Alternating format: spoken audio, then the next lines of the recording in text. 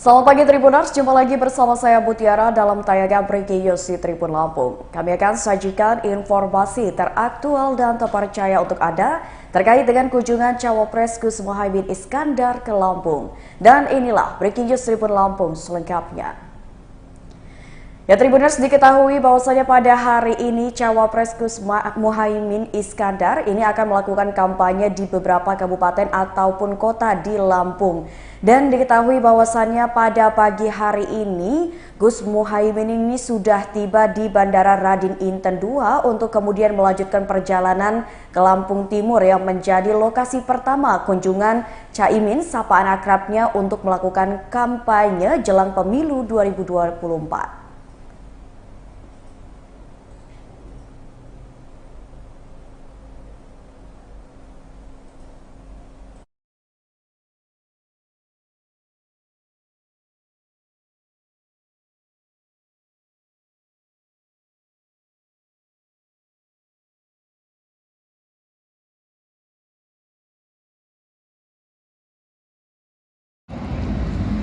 Halo, selamat pagi rekan-rekan.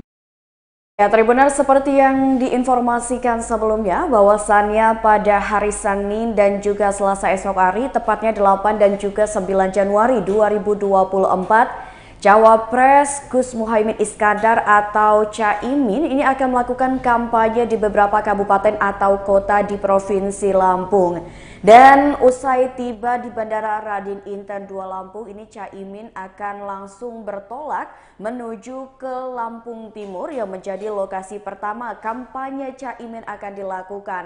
Selain itu Tribuners, setelah melakukan kunjungan ataupun kampanye di lapangan Sekampung Lampung Timur, Caimin ini dijadwalkan untuk bertemu dengan Gen Z dan juga milenial di acara Slepet Imin yang berlokasi di Kota Metro. Ya Tribuners, bisa kita saksikan bahwasannya Gus Muhaimin Iskandar atau Caimin ini sudah tiba di Bandara Raden Inten II disambut dengan tim pemenangan daerah Provinsi Lampung untuk pasangan Anies Baswedan dan juga Caimin. Dan bisa terlihat juga bahwasannya ini pada saat kedatangan Caimin di Bandara Raden Inten II ini disambut langsung juga oleh mantan Wagub Lampung yakni Nuni.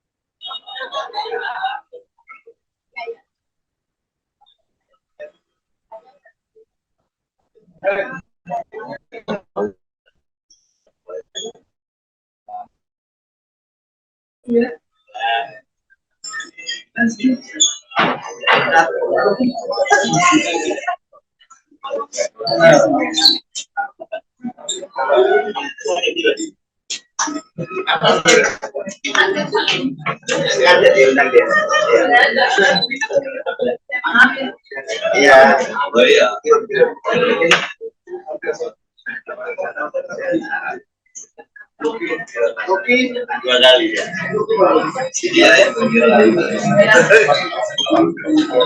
Ayo main.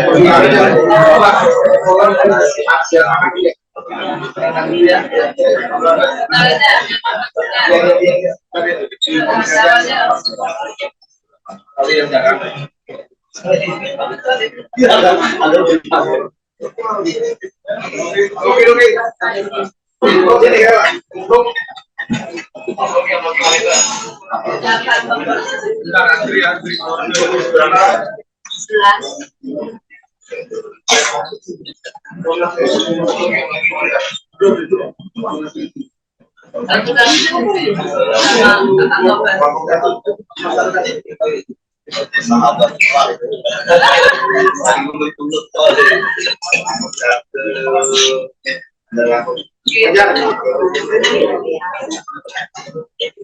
yang di besok di Amadin. Amadin.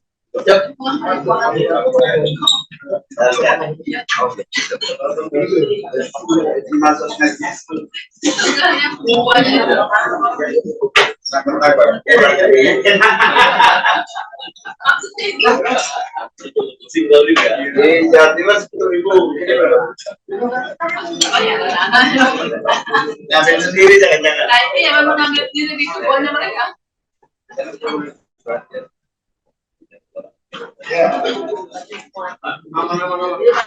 Bang, ini mana bang?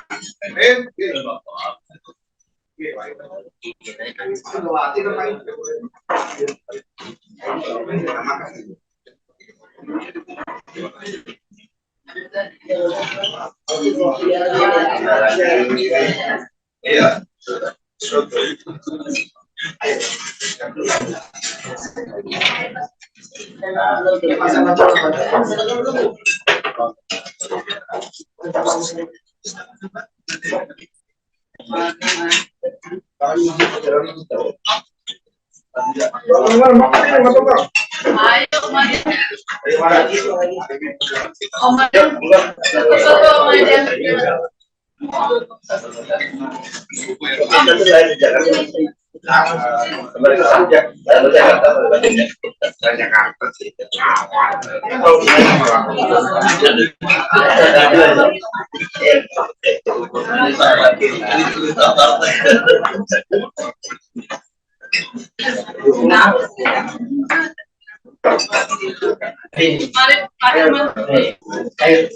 Bupati puasa. Oh iya, tahun. Kalau nggak puasa, kosong.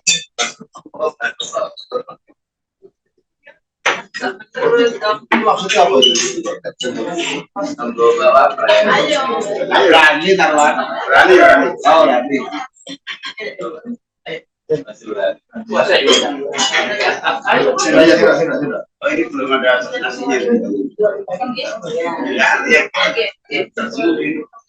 Oh iya, tambah nasi tambah dulu ya. Bisa Pak, ya Pak. Ada Mas?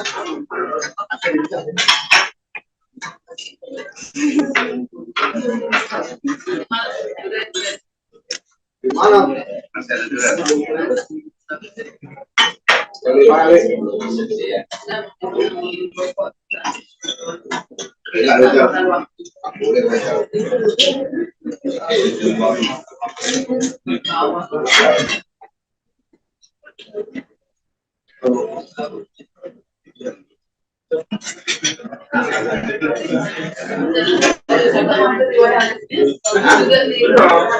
Ambil aja, dosa aja lah.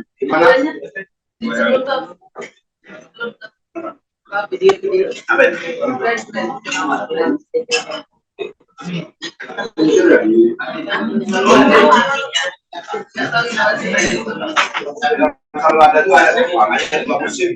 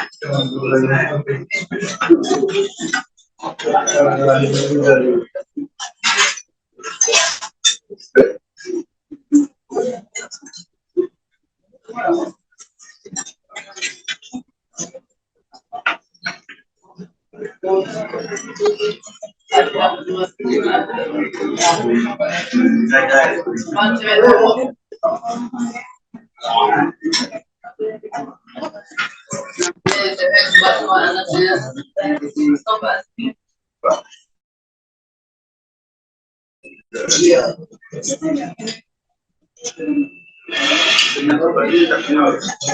Iya.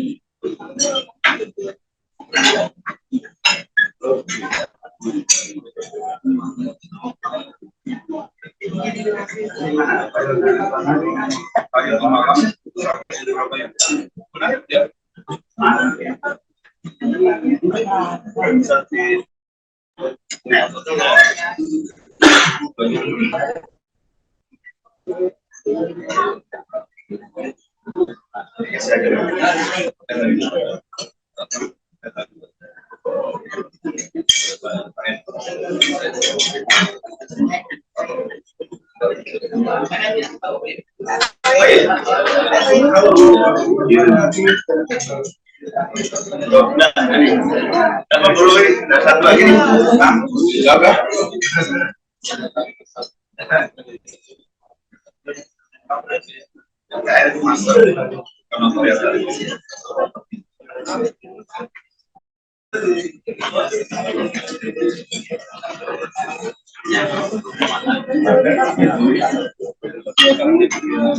Jadi udah belum nih? Mau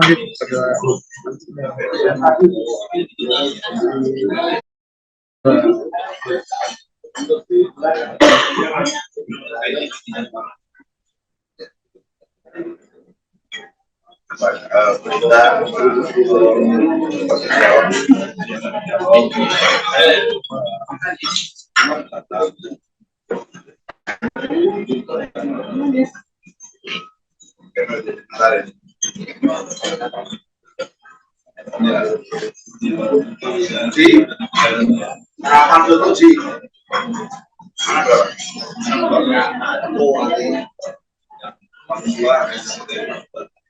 Kamu Pak,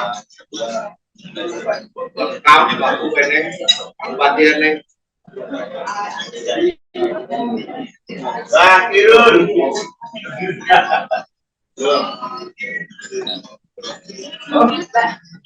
Sarapan sih Pak, sarapan ya. Nggak kenal, karena Bupati kenal ya Pak. Tanggung jawab deh.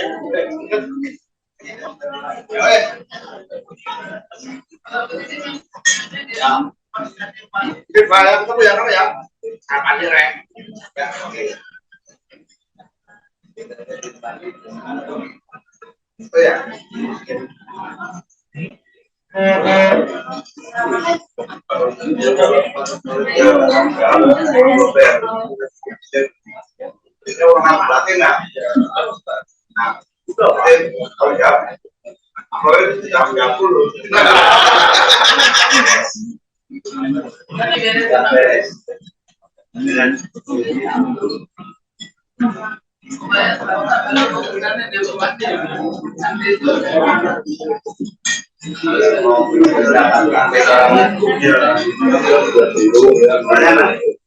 Kenapa? Royal. Rayu apa aja? Aneh. Berarti kan mana di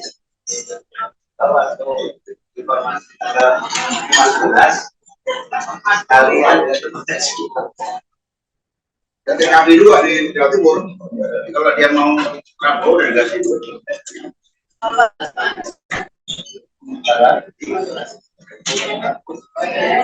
Kemarin ini lagi, 17 ini.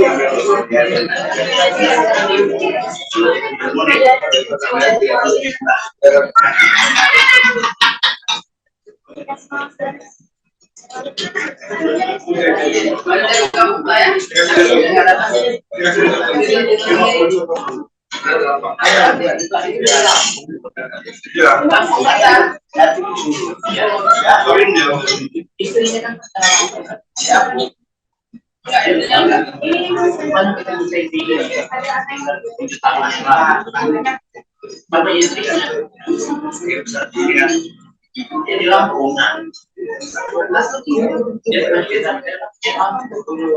Yang pertama bahwa dia Lampung saya. Jadi dia bilang, Pak itu di mana-mana ada yang mengenal aku. Aku bilang, ini tahun yang lalu Mei dia sama istrinya.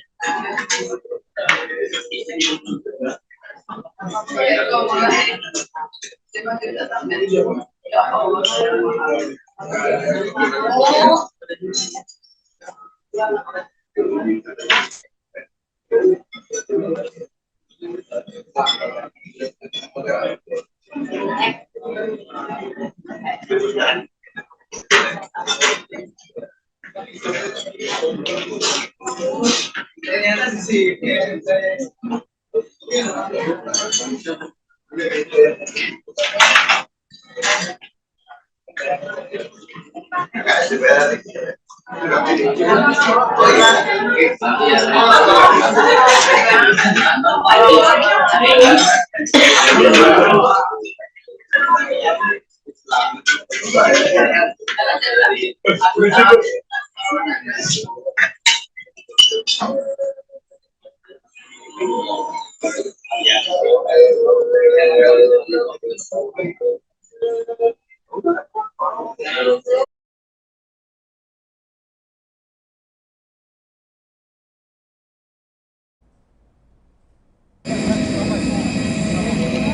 Pada saat kedatangan Caimin di Bandara Raden Inten II Lampung, ini Caimin mendapatkan sambutan yang luar biasa sekali dari tim pemenangan daerah Amin Lampung dan juga sejumlah tokoh partai pendukungnya seperti Husnulia Salim atau yang akrab disapa Nuni yang merupakan mantan wakil gubernur Lampung. Selain itu juga ada beberapa tokoh partai politik lain seperti Herman HN dan juga Taufik Basari. Nah, pada saat datang di Bandara Raden Inten II Lampung ini Caimin pun menyempatkan untuk memberikan tanda tangannya kepada para relawan dan juga tim pendukungnya yang memang sudah menunggu-nunggu kedatangan Caimin ini di Bandara Raden Inten II Lampung. Pada saat tiba, Caimin pun langsung diarahkan oleh tim pemenangannya untuk menuju ke ruang VVIP dari Bandara Raden Inten II. Di mana pada saat di sana ini Caimin ini disuguhkan dengan beberapa makanan ataupun sajian yang memang dikhususkan untuk menyambut kedatangan dari Caimin ke Provinsi Lampung. Selain itu Tribuners bisa terlihat bahwasannya Caimin ini mengenakan pakaian serba hitam dan juga memakai peci ataupun kopea dengan bermotifkan tapis khas Lampung serta memakai selendang bermotifkan tapis yang merupakan khas Lampung ya. Selain itu Tribuners ini bisa dilihat juga memang antusiasme dari para tim pendukung dan juga relawan ini luar biasa sekali menyambut kedatangan Caimin untuk melakukan kampanyenya ya setelah Caimin ini dideklarasikan sebagai calon wakil presiden yang akan mendampingi Anies Baswedan di Pilpres 2024 mendatang. Selain itu Tribuners, ini Caimin pun saat ini sedang menikmati sarapan atau makan pagi yang memang sudah disuguhkan oleh tim pendukungnya. Terlihat bahwasannya Caimin ini sangat ramah sekali menyapa para tim pendukungnya dan berjabat tangan, bersuah foto, bahkan memberikan tanda tangan kepada tim pendukungnya. Dan saat ini pun Caimin dan juga tim ini masih istirahat untuk kemudian melakukan perjalanan bertolak menuju ke Lampung Timur yang menjadi lokasi pertama kampanye Caimin akan dilakukan di Provinsi Lampung.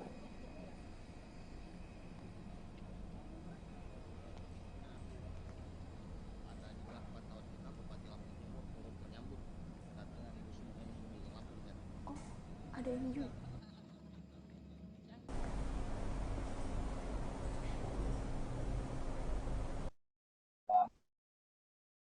Iya.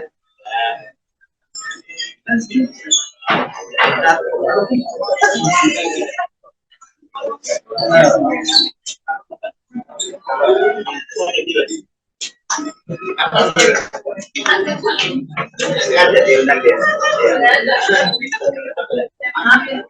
Iya. Oh iya.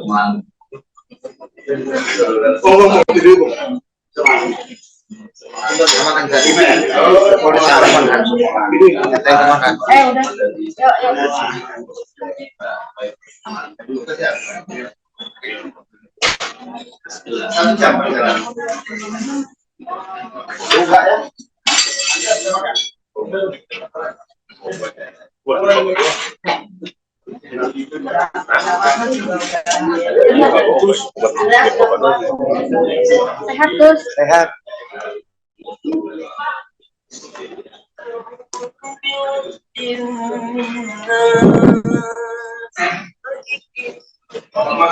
Kita langsung jalan.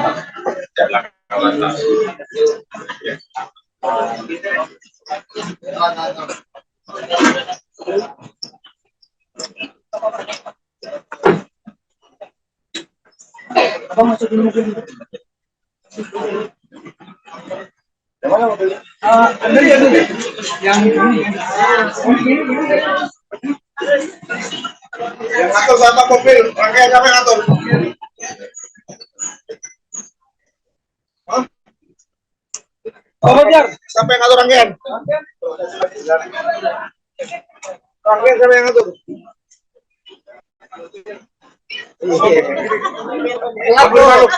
Ini sebelah sini. Onca mobilnya di sana, Onca.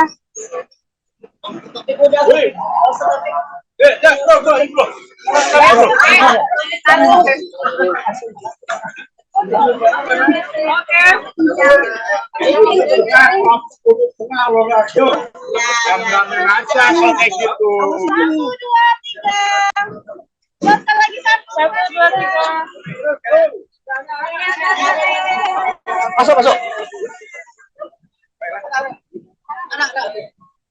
Cek. Jadi kita udah mau geser.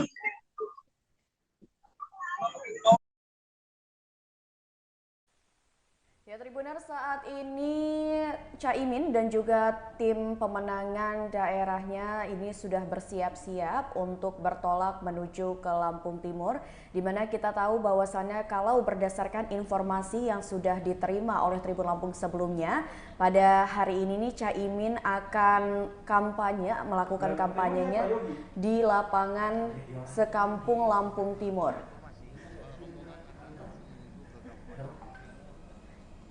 Ya, selain itu Tribuners bisa terlihat juga bahwasannya ini terlihat beberapa tokoh politik, bahkan ada Bupati Lampung Timur Dawam Raharjo yang juga ikut menemani dan juga menyambut kedatangan dari Cawapres Caimin, di mana kita tahu bahwasannya ini Caimin mengenakan baju serba hitam dengan memakai kopiah dan juga yang berputih habis. Tribuners, saat ini Caimin pun sudah selesai menyantap makanan yang disuguhkan oleh tim pemenangannya. Ini diketahui bahwasannya Caimin ini asik ya makan soto yang disediakan oleh tim pemenangannya.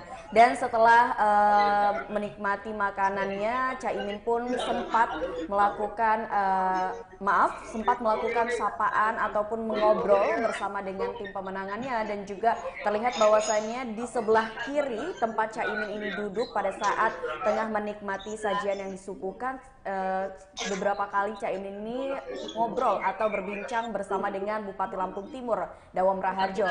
Nah, untuk saat ini sendiri, ini Caimin dan juga timnya sudah bergegas untuk bertolak menuju ke Lampung Timur yang menjadi lokasi pertama di mana Caimin ini akan melakukan kampanye jelang Pilpres 2024. Nah, Tribuners, selain Caimin akan berkunjung ke lapangan Sekampung yang berlokasi di Lampung Timur, setelah selesai melakukan kegiatannya di Lampung Timur, Caimin pun diketahui bahwasannya akan dijadwalkan untuk bertemu dengan Gen Z dan juga milenial di acara Selepet Imin yang akan dilangsungkan di Metro pada pukul 10.30.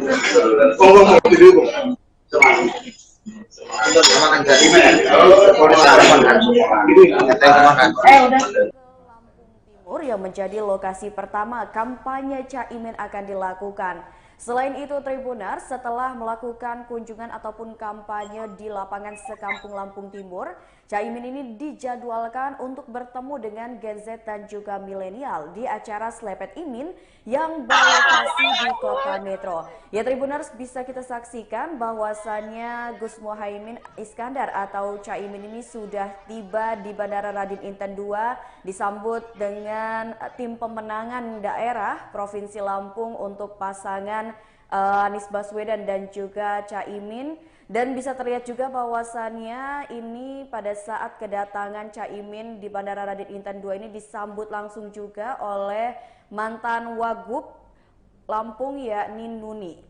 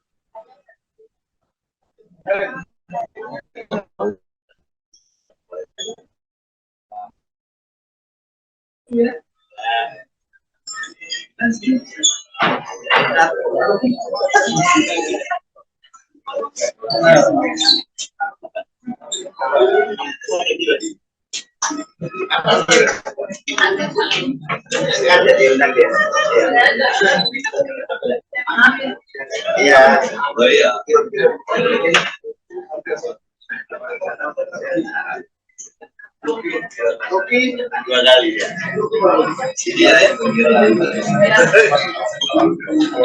Ayo main.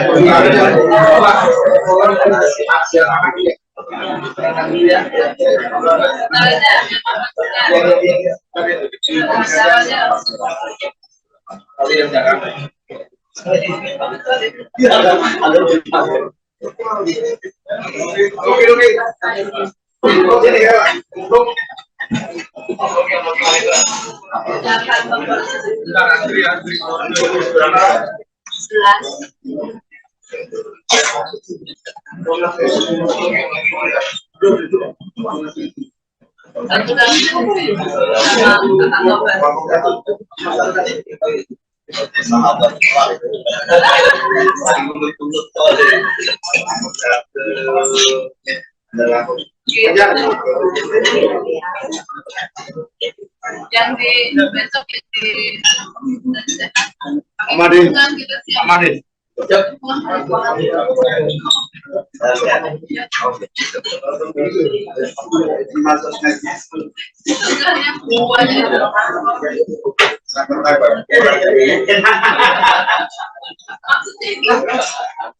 Single juga. Di Jawa Timur 10.000. Ngambil sendiri jangan-jangan. Nah, ini yang memang ngambil sendiri di kebunnya mereka.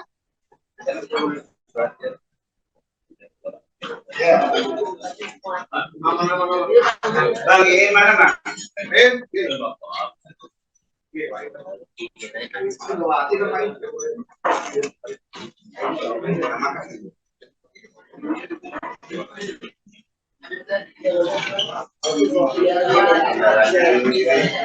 Iya.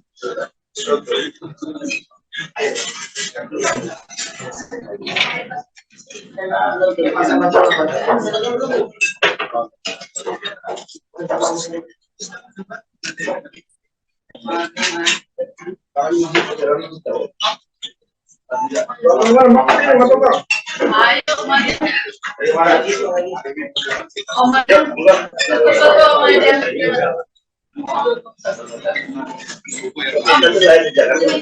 Kembali ke saja.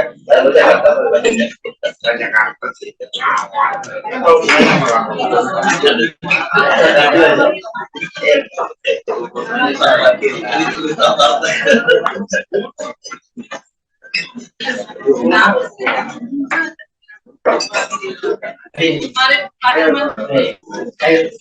Tahu pasti. Pati kuasa. Oh iya, daun. Jadi kalau nggak bisa terkuasa, kosong.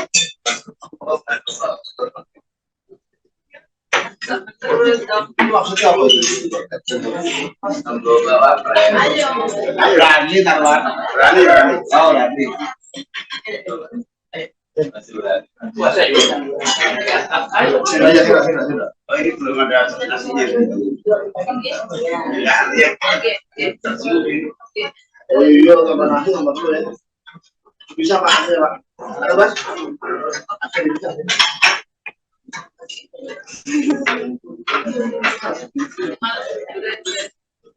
Gimana?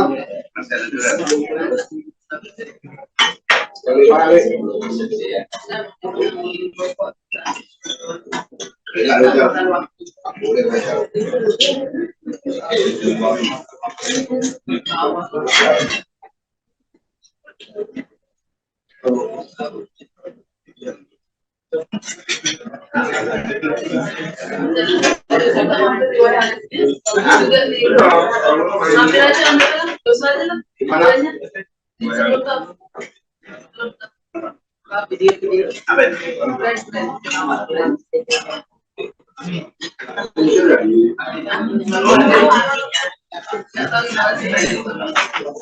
Kalau ada tuh ada musim.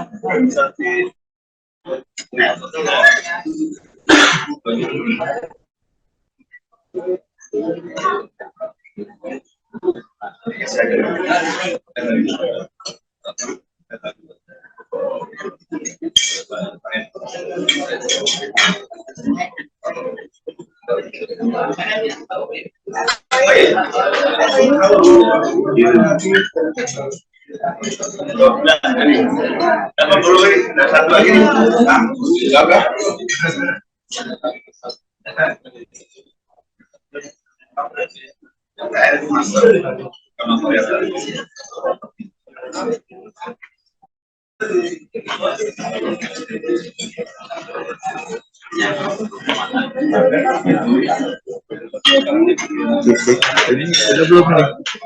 Mau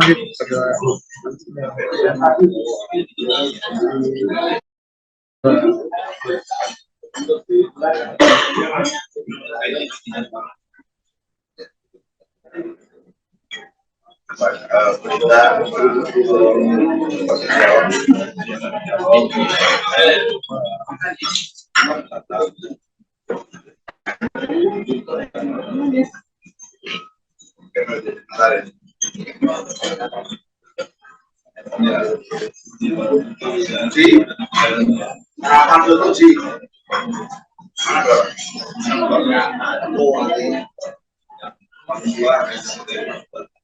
Kamu Pak, kami Pak Bupene, Bupati ini. Pak Kirun.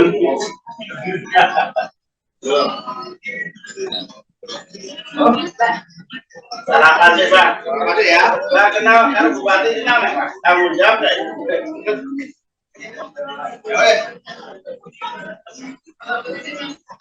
Ya. Ini bayar ketemu ya kan ya? Sarapan sih Rek. Ya, oke. Oh ya.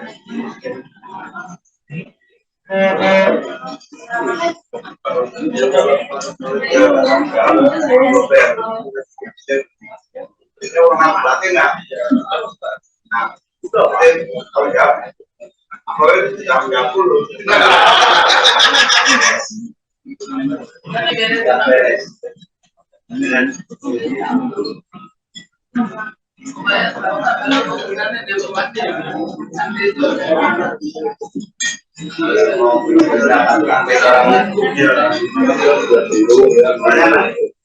Kenapa?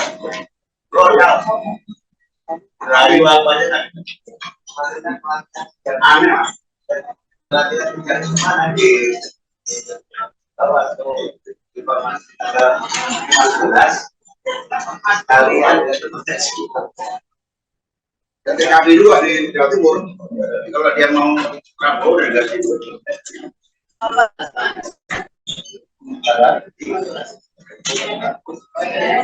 Kemarin ini lagi, 17 ini.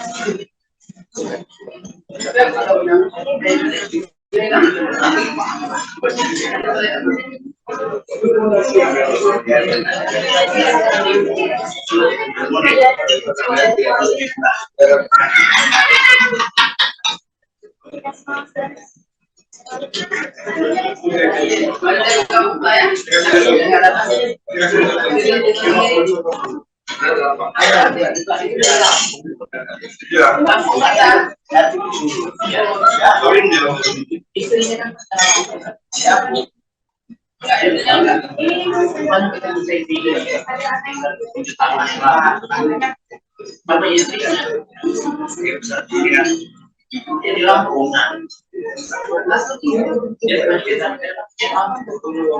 Yang pertama bahwa dia orang saya. Jadi dia bilang, Pak itu kali mana-mana ada yang mengganggu aku. Aku bilang, ini tahun yang lalu Mei dia sama istrinya.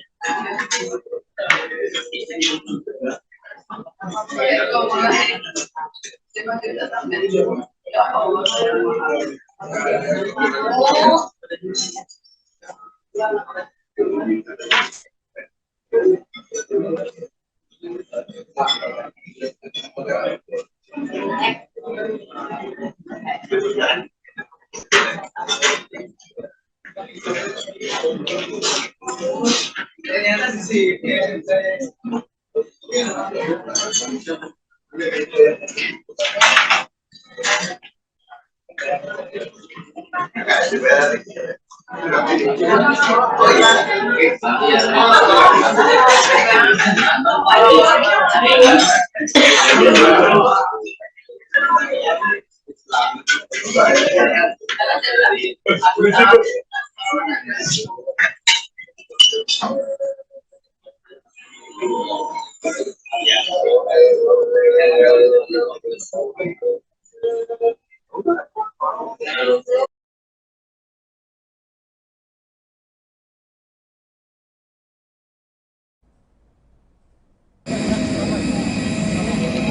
Pada saat kedatangan Caimin di Bandara Raden Inten II Lampung, ini Caimin mendapatkan sambutan yang luar biasa sekali dari tim pemenangan daerah Amin Lampung dan juga sejumlah tokoh partai pendukungnya seperti Husnulia Salim atau yang akrab disapa Nuni yang merupakan mantan wakil gubernur Lampung. Selain itu juga ada beberapa tokoh partai politik lain seperti Herman HN dan juga Taufik Basari. Nah, pada saat datang di Bandara Raden Inten II Lampung ini Caimin pun menyempatkan untuk memberikan tanda tangannya kepada para relawan dan juga tim pendukungnya yang memang sudah menunggu-nunggu kedatangan Caimin ini di Bandara Raden Inten II Lampung. Pada saat tiba, Caimin pun langsung diarahkan oleh tim pemenangannya untuk menuju ke ruang VVIP dari Bandara Raden Inten II. Di mana pada saat di sana ini Caimin ini disuguhkan dengan beberapa makanan ataupun sajian yang memang dikhususkan untuk menyambut kedatangan dari Caimin ke Provinsi Lampung. Selain itu Tribuners bisa terlihat bahwasannya Caimin ini mengenakan pakaian serba hitam dan juga memakai peci ataupun kopea dengan bermotifkan tapis khas Lampung serta memakai selendang bermotifkan tapis yang merupakan khas Lampung ya. Selain itu Tribuners ini bisa dilihat juga memang antusiasme dari para tim pendukung dan juga relawan ini luar biasa sekali menyambut kedatangan Caimin untuk melakukan kampanyenya ya setelah Caimin ini dideklarasikan sebagai calon wakil presiden yang akan mendampingi Anies Baswedan di Pilpres 2024 mendatang. Selain itu Tribuners, ini Caimin pun saat ini sedang menikmati sarapan atau makan pagi yang memang sudah disuguhkan oleh tim pendukungnya. Terlihat bahwasannya Caimin ini sangat ramah sekali menyapa para tim pendukungnya dan berjabat tangan, bersuah foto, bahkan memberikan tanda tangan.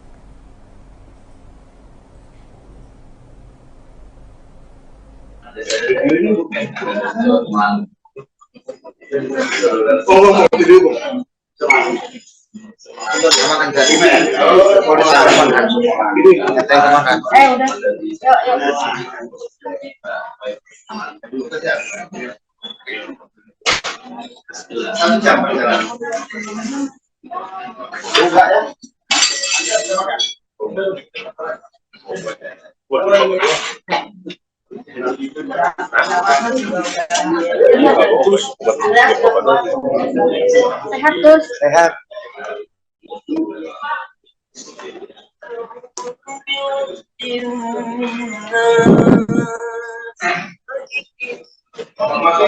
Dalam perjalanan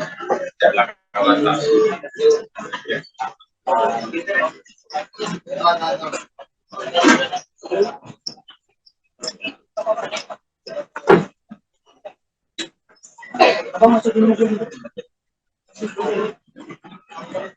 Yang mana mobilnya? Anda lihat dulu deh. Yang ini. Yang ngatur sama mobil, rangkaian siapa yang ngatur? Hah? Siapa yang ngatur rangkaian? Rangkaian siapa yang ngatur?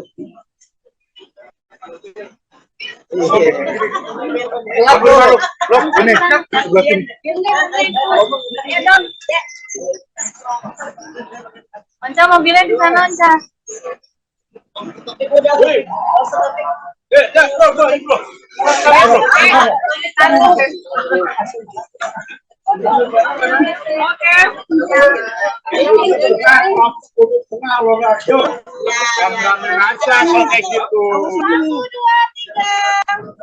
Satu lagi, satu. 1, 2, 3. Masuk, masuk. Cek. Jadi kita udah mau geser.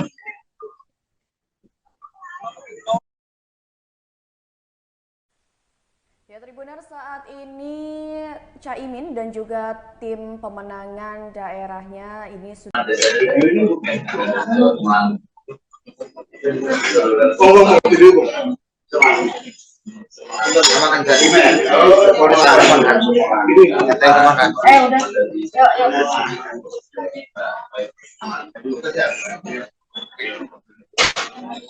Satu jam perjalanan. Buka ya.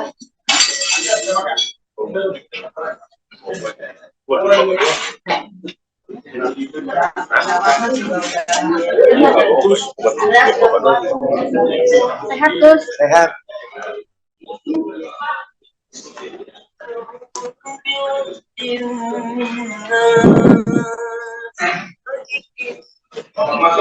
Dalam jalan.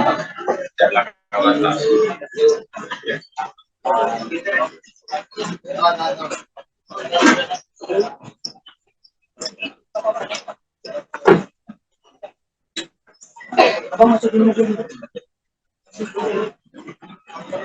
Yang mana mobilnya? Anda lihat dulu deh. Yang ini. Yang ngatur sama mobil, rangkaian siapa yang ngatur? Hah? Siapa yang ngatur rangkaian? Rangkaian siapa yang ngatur? Ini sebelah sini. Onca mobilnya di sana, Onca.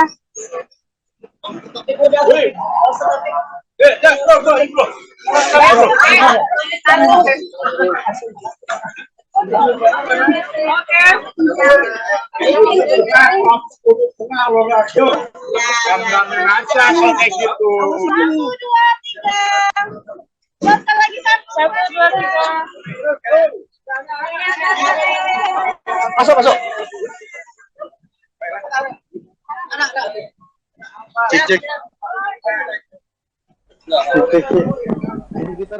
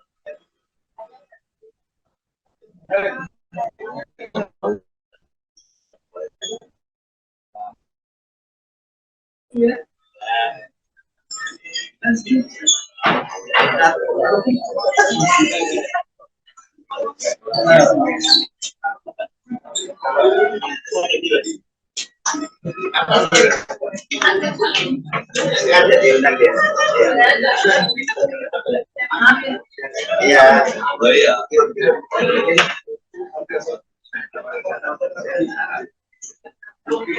Kopi 2 kali ya.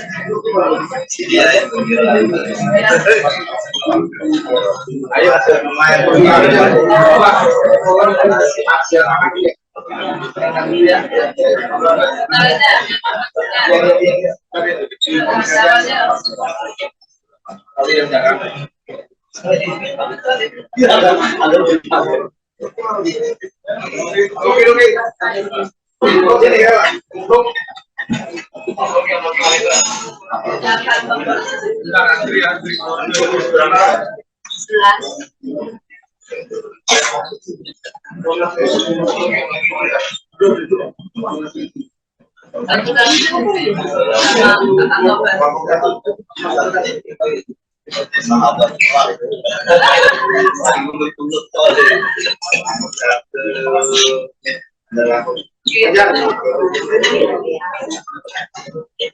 Yang di besok di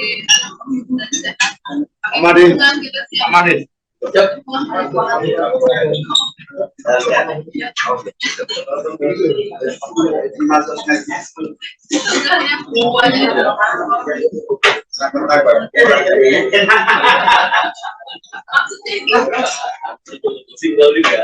Jawa Timur 10.000. Ngambil sendiri jangan-jangan. Nah, ini yang memang ngambil diri di kebunnya mereka. Ya. Bang, ini mana, Bang?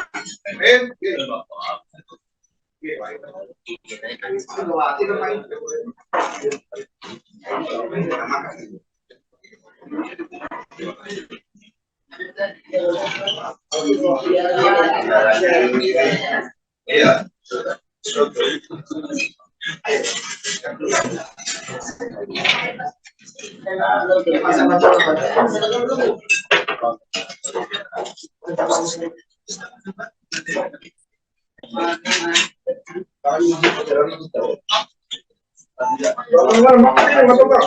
Ayo, kemarin.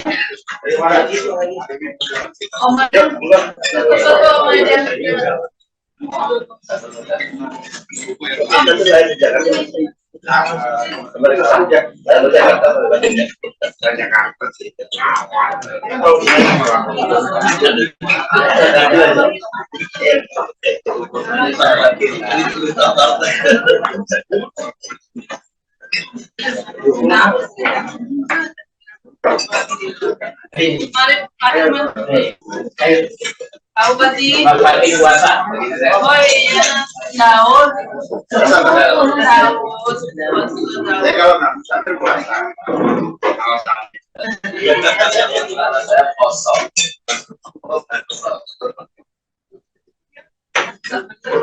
Maksudnya apa itu? Berani taruhan. Berani. Oh, berani. Puasa juga. Sudah. Oh, ini belum ada nasinya. Oh iya, tambah nasi tambah dulu ya. Bisa Pak, Pak. Ada Mas?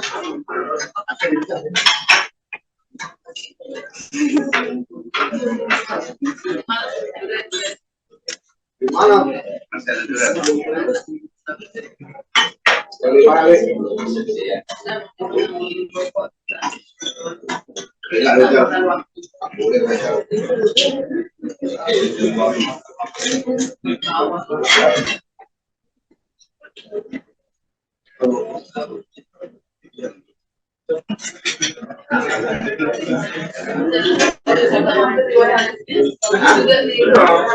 Ambil aja, terus aja lah.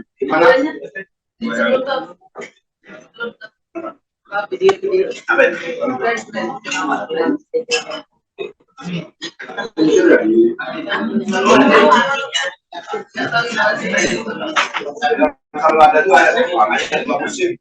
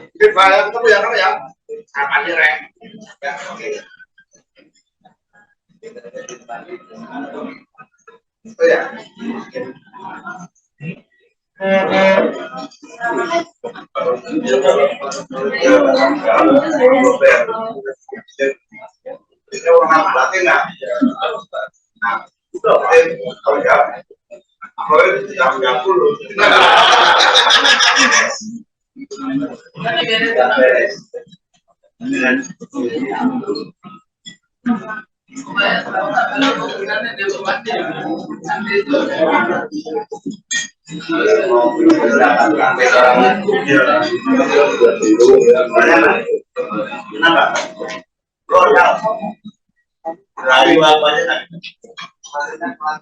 aneh. Latihan tinggal cuma di bawah tuh informasi tanggal 15 kalian dan TKP dua di Jawa Timur. Kalau dia mau Prabowo dan dari situ.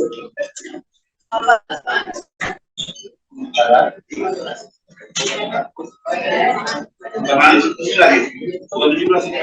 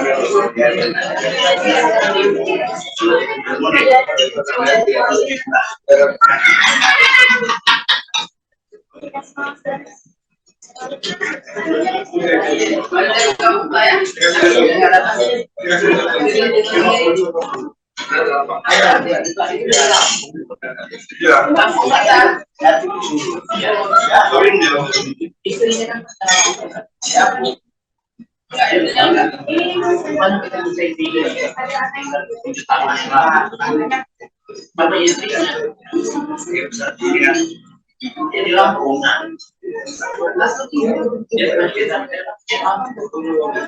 pertama bahwa dia Lampung saya, jadi dia bilang Pak itu kali mana-mana ada yang undang Lampung, aku bang.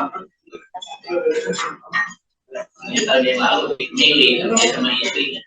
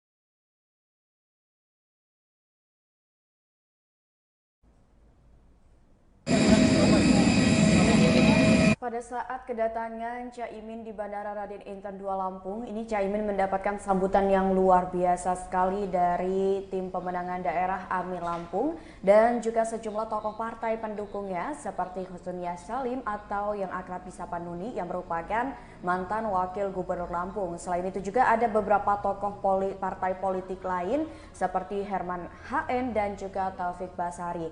Nah, pada saat datang di Bandara Raden Inten 2 Lampung ini Caimin pun menyempatkan untuk memberikan tanda tangannya kepada para relawan dan juga tim pendukungnya yang memang sudah menunggu-nunggu kedatangan Caimin ini di Bandara Raden Inten 2 Lampung. Pada saat tiba, Caimin pun langsung diarahkan oleh tim pemenangannya untuk menuju ke ruang VVIP dari Bandara Raden Inten 2. Di mana pada saat di sana ini Caimin ini disuguhkan dengan beberapa makanan ataupun sajian yang memang dikhususkan untuk menyambut kedatangan dari Caimin ke Provinsi Lampung.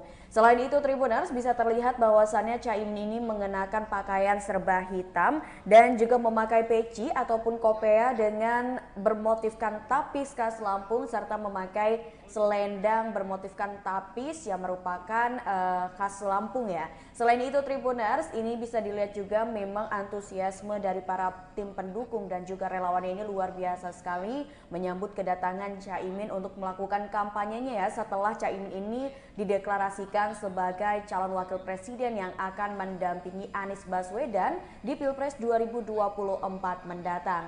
Selain itu Tribuners, ini Caimin pun saat ini sedang menikmati sarapan atau makan pagi yang memang sudah disuguhkan oleh tim pendukungnya. Terlihat bahwasannya Caimin ini sangat ramah sekali menyapa para tim pendukungnya dan berjabat tangan, bersuah foto, bahkan memberikan tanda tangan.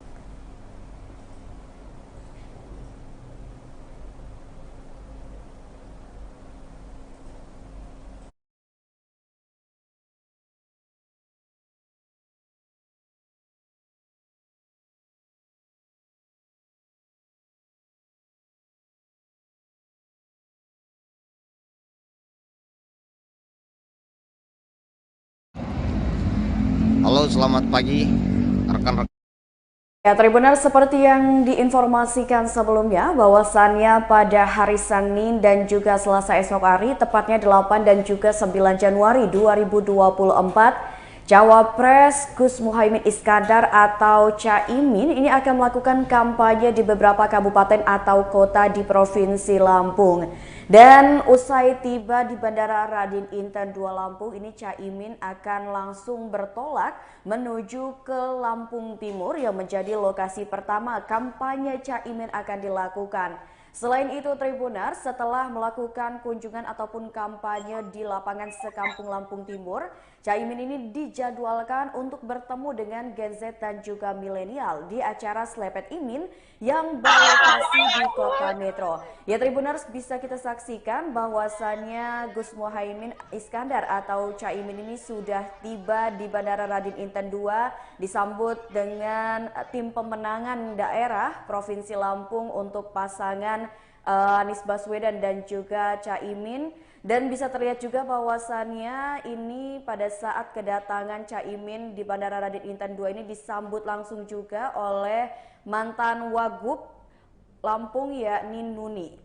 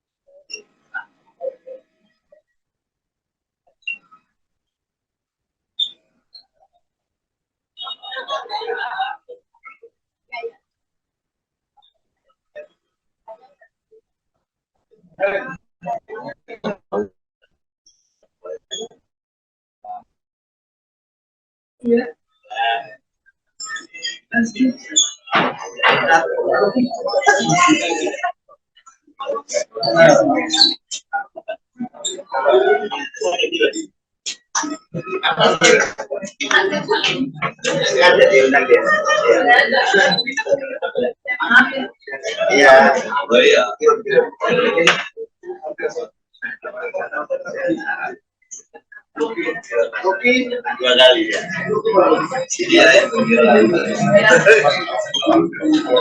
Ayo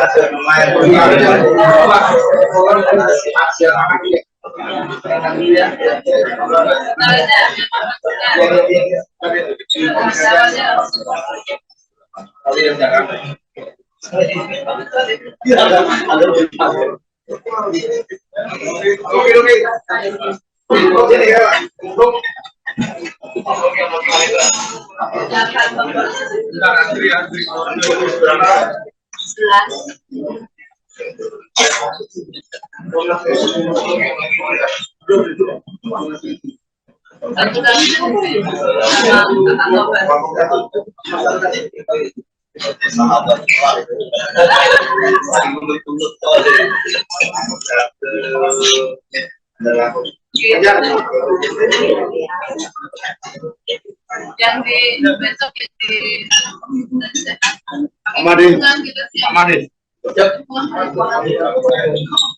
Jawa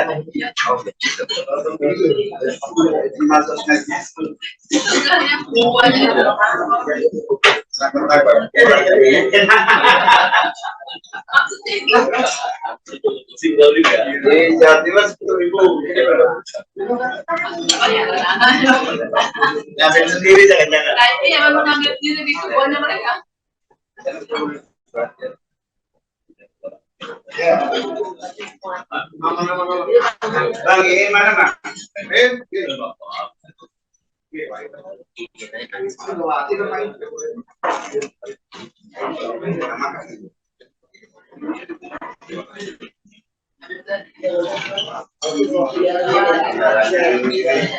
Iya.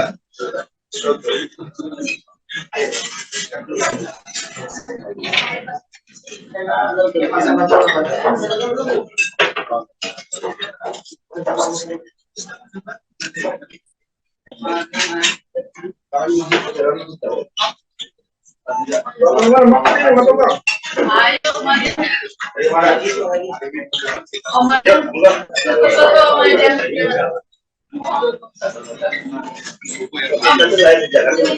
Kembali ke saja. Jakarta Jakarta sih.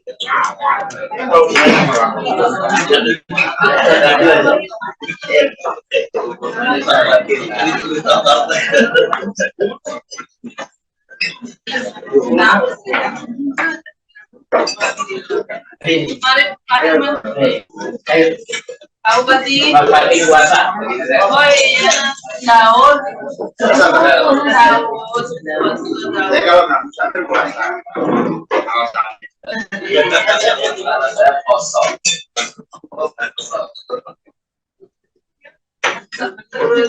Maksudnya apa? Berani taruhan. Berani. Oh, berani. Puasa juga. Sudah. Oh, ini belum ada nasinya. Ya, Tribuners, kita mereview sedikit bahwasannya selain Cawapres Caimin yang sudah berkunjung atau melakukan kunjungan ke Provinsi Lampung pada hari ini, seperti kita ketahui sebelumnya bahwa Capres dan juga Cawapres lainnya pun sudah ada yang pernah mengunjungi Provinsi Lampung seperti Capres nomor 3 Ganjar Pranowo, Cawapres nomor 2 Gibran Rakabuming Raka, dan juga Capres dari Ganjar Pranowo nomor salah satu yakni Anies Baswedan. Nah, untuk Ganjar Pranowo sendiri kita tahu bahwasannya telah berkunjung ke Provinsi Lampung ini pada tanggal 25 dan juga 26 Oktober 2023 lalu. Nah, kedatangan Ganjar Pranowo sendiri ini merupakan kedatangan pertamanya usai Ganjar Pranowo dideklarasikan secara resmi sebagai calon presiden yang diusung oleh Partai PDI Perjuangan. Selain itu, Tribuners, untuk Ganjar Pranowo sendiri memiliki beberapa agenda pada saat melakukan kunjungan pertama kalinya ke Provinsi Lampung, di mana Ganjar Pranowo ini melakukan kunjungan ke Provinsi Lampung selama kurun waktu 2 hari, terhitung mulai dari tanggal 25 Oktober hingga 26 Oktober 2023 lalu. Pada saat tiba di Bandara Raden Inten II, Ganjar Pranowo diketahui langsung bertolak menuju ke kota Bandar Lampung karena pada pukul 13 waktu Indonesia Barat, tepatnya pada tanggal 25 Oktober lalu, ini Ganjar Pranowo dijadwalkan untuk memberikan kuliah umum di Universitas Bandar Lampung, di mana pada saat itu pula Ganjar ini memberikan kuliah umum kepada para peserta, kurang lebih ada ratusan peserta yang berasal dari berbagai kalangan, mulai dari mahasiswa, relawan pendukungnya, dan kalangan lainnya. Selain itu, setelah melakukan atau memberikan kuliah umum di Universitas Bandar Lampung, Ganjar Pranowo juga berkunjung ke TPI Lempasing. Di sana Ganjar Pranowo mendapatkan sambutan yang luar biasa sekali dari para nelayan, dan juga pada saat di TPI Lempasing, Ganjar Pranowo ini disuguhkan dengan makanan-makanan seafood khas Lampung yang menunjukkan bahwasannya Lampung ini kaya akan hasil dari laut ya. Dan pada saat usai melakukan kunjungan ke TPI Lempasing, ini Ganjar Pranowo pun dijadwalkan pada saat itu untuk berkunjung ke Lampung Tengah, di mana Ganjar melakukan pengajian bersama dengan para relawan dan juga masyarakat yang ada di Lampung Tengah. Untuk di hari keduanya Tribuners, ini kan seharusnya pada hari kedua ini Ganjar dijadwalkan pada pagi hari ini untuk lari bersama dengan beberapa komunitas, namun ternyata hal itu pun dibatalkan dan kemudian Ganjar pada pukul setengah 9 pagi di tanggal 26 Oktober 2023 lalu Ganjar ini mengunjungi salah satu warung kopi yang terkenal, tepatnya yang berada di Jalan Kartini, Bandar Lampung. Nah, pada saat berkunjung ke warung kopi, Ganjar pun menyempatkan waktu untuk berbincang dengan masyarakat, terkhusus para pengunjung yang pada saat itu kebetulan bertemu Ganjar di warung kopi. Nah, Tribuners, setelah menikmati santapan pagi di warung kopi tersebut, Ganjar pun melanjutkan perjalanannya menuju ke keuskupan yang berlokasi di Pahoman, Bandar Lampung. Pada saat berkunjung di Keuskupan Pahoman Bandar Lampung sendiri, ini Ganjar berkunjung dan juga menyapa serta melihat seperti apa kondisi di sana, dan juga waktunya tidak terlalu lama, dan pada saat itu Ganjar pun harus bertolak menuju ke Lampung Tengah untuk menghadiri gebyar budaya yang diselenggarakan oleh para komunitas-komunitas yang ada ataupun sanggar budaya yang ada di Lampung Tengah. Nah, pada saat berkunjung di Lampung Tengah ini, antusiasme masyarakat sangat luar biasa. Ribuan masyarakat memadati lapangan yang menjadi lokasi di mana gebyar budaya tersebut dilaksanakan. Usai melakukan atau menghadiri gebyar budaya sekitar 15 menit dan juga memberikan sambutan kepada masyarakat dan juga mengapresiasi untuk penyelenggara acara, Ganjar pun melanjutkan perjalanannya menuju ke Lampung Timur untuk kemudian berdialog bersama dengan petani dan juga mendengarkan keluh kesah dari petani-petani yang ada di Lampung Timur.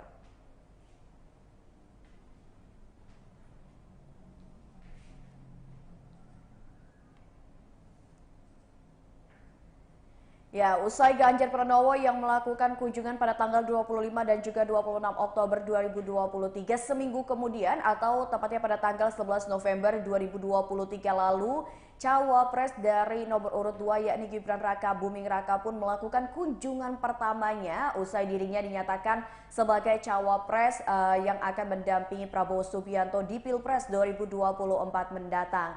Nah, diketahui bahwasannya Provinsi Lampung ini menjadi provinsi pertama di Sumatera yang dikunjungi oleh Gibran Raka Buming Raka.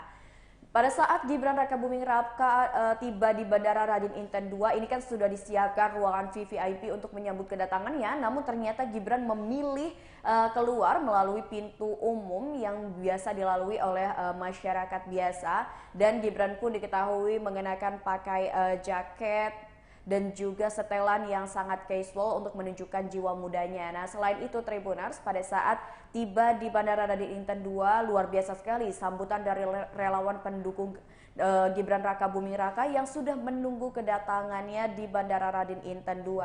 Dan pada saat itu juga Gibran Raka Buming Raka ini dipakaikan peci atau kopiah dengan motif tapis dan juga selendang tapis khas Lampung. Usai menerima sambutan dari para relawan dan juga pendukungnya yang berada di Bandara Raden Inten II, ini Gibran Raka Buming Raka pun melanjutkan perjalanannya untuk menuju ke lokasi pertama, ini yakni ada di Pasar Natar Lampung Selatan. Pada saat ke Pasar Natar Lampung Selatan, ternyata ribuan warga dan juga pedagang di pasar tersebut sangat antusias sekali untuk menyambut kedatangan Gibran Raka Buming Raka.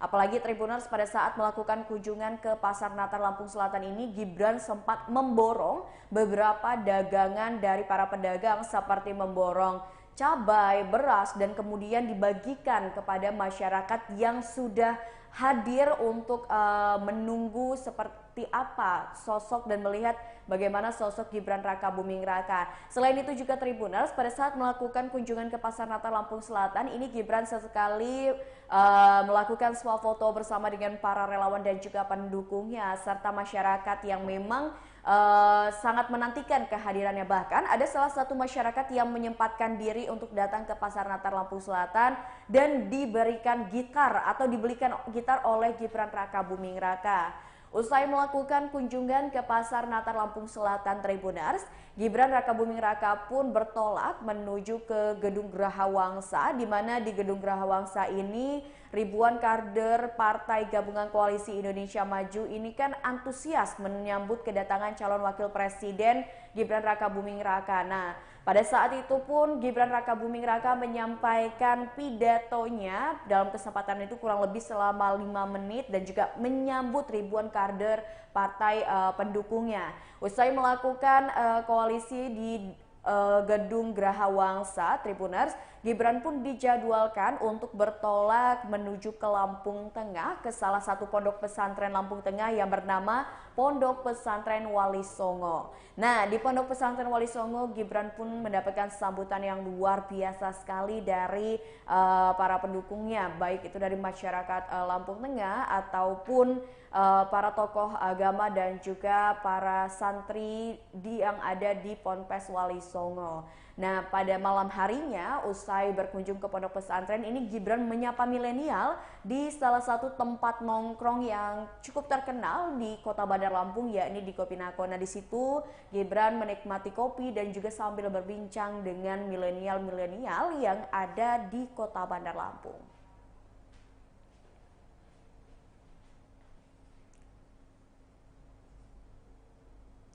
Ya, Tribuners, usai Gibran Rakabuming Raka melakukan kunjungan ke Lampung, kemudian dilanjutkan dengan kunjungan yang dilakukan oleh Capres Anies Baswedan pada tanggal 7 dan juga 8 Desember 2023 lalu. Atau tepatnya sudah 1 bulan yang lalu ya, Anies Baswedan ini melakukan kunjungan pertama kali ke Provinsi Lampung usai dirinya dideklarasikan sebagai calon presiden di Pilpres 2024 mendatang. Hampir sama dengan beberapa capres dan juga cawapres lainnya yang sudah melakukan kunjungan ke Provinsi Lampung, Anies Baswedan memilih Pasar Natal Lampung Selatan sebagai lokasi pertama yang dikunjunginya pada saat tiba di Provinsi Lampung. Nah, Tribuners, pada saat kedatangan Anies Baswedan ke Pasar Natal juga ini mendapatkan sambutan yang luar biasa sekali dari masyarakat dan juga para pedagang.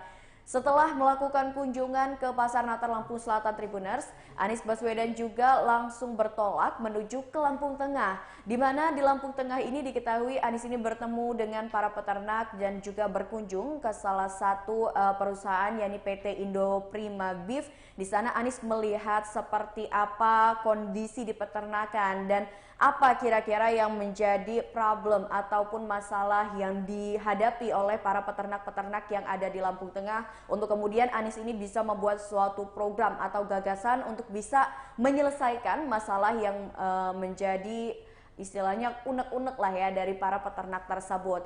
Nah, Tribuners, pada saat di Lampung Tengah ini Anies pun tak melewatkan kesempatan untuk mencoba bagaimana memerah susu sapi secara langsung yang ada di peternakan yang dikunjunginya. Selain itu, pada saat kunjungan Anies Baswedan ke salah satu peternakan yang di Lampung Tengah, ini Anies ditemani oleh Ketua Tim Pemenangan Daerah Amin Lampung yakni Husnunia Salim yang selalu mendampingi kunjungan Anies Baswedan kemanapun pada saat berada di Provinsi Lampung. Ya, usai ke Lampung Tengah Tribuners, Anies Baswedan kemudian melanjutkan perjalanannya untuk bertolak ke Kota Bandar Lampung atau tepatnya berkunjung ke Masjid Ad-Du'a untuk melaksanakan sholat berjamaah. Usai itu Anies pun dijadwalkan untuk berbincang bersama dengan milenial. Ini kan kita tahu ya bahwasannya pada saat Anies Baswedan ini kampanye ataupun melakukan kunjungan ke beberapa provinsi yang ada di Indonesia, Anies ini selalu menggelar agenda Desak Anies. Nah, kebetulan pada saat Anies berkunjung ke Provinsi Lampung ini, Anies berkunjung ke Cafe Bento untuk melaksanakan agenda Desak Anies yang dihadiri oleh ribuan orang dari berbagai kalangan, mulai dari mahasiswa, mungkin aktivis, juga komunitas-komunitas yang ada di Kota Bandar Lampung. Usai acara Desak Anies, Anies pun kemudian melakukan agenda lainnya, yakni dialog Anies dengan mahasiswa yang ada di Universitas Malahayati.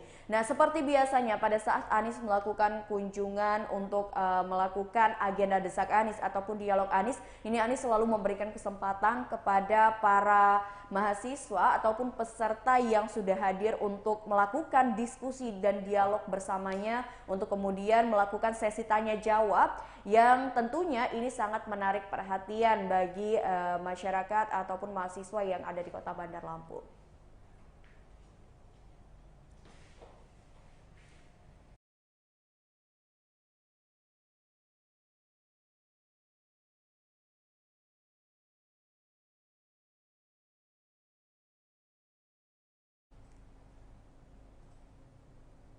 Ya, Tribuners, pada saat ini Caimin atau yang saat ini Caimin kita tahu lah ya, pada saat Caimin tiba di Bandara Raden Inten II ini, Caimin mendapatkan sambutan yang luar biasa sekali dari tim pemenangan daerah Amin Provinsi Lampung. Dan saat ini sendiri Caimin ini sedang dalam perjalanan untuk bertolak menuju ke lapangan sekampung yang ada di Kabupaten Lampung Timur untuk berkampanye dan bertemu dengan para relawan serta pendukungnya. Nah, Tribuners, pada saat tiba dan turun dari pesawat, Caimin ini langsung disambut dengan para politisi ataupun para tim pemenangan, relawannya, pendukungnya yang memang sudah menunggu-nunggu kehadirannya di Bandara Raden Inten II. Dan sesekali Caimin pun berjabat tangan, bersuah foto, bahkan memberikan tanda tangan kepada tim ataupun relawan pendukungnya.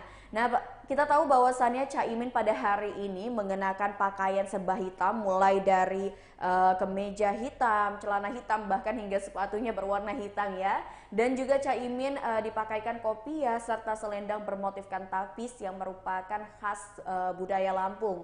Setelah itu Tribuners, Caimin pun diarahkan menuju ke ruangan VVIP yang berada di Bandara Raden Inten II untuk kemudian melakukan santap pagi ataupun sarapan, di mana Caimin ini sudah disuguhkan soto dengan menu lainnya. Tentu bisa kita lihat bahwasannya pada saat Caimin ini menikmati sajian yang diberikan oleh tim pendukungnya, Caimin itu begitu menikmati sambil sesekali berbincang dengan tim pemenangannya.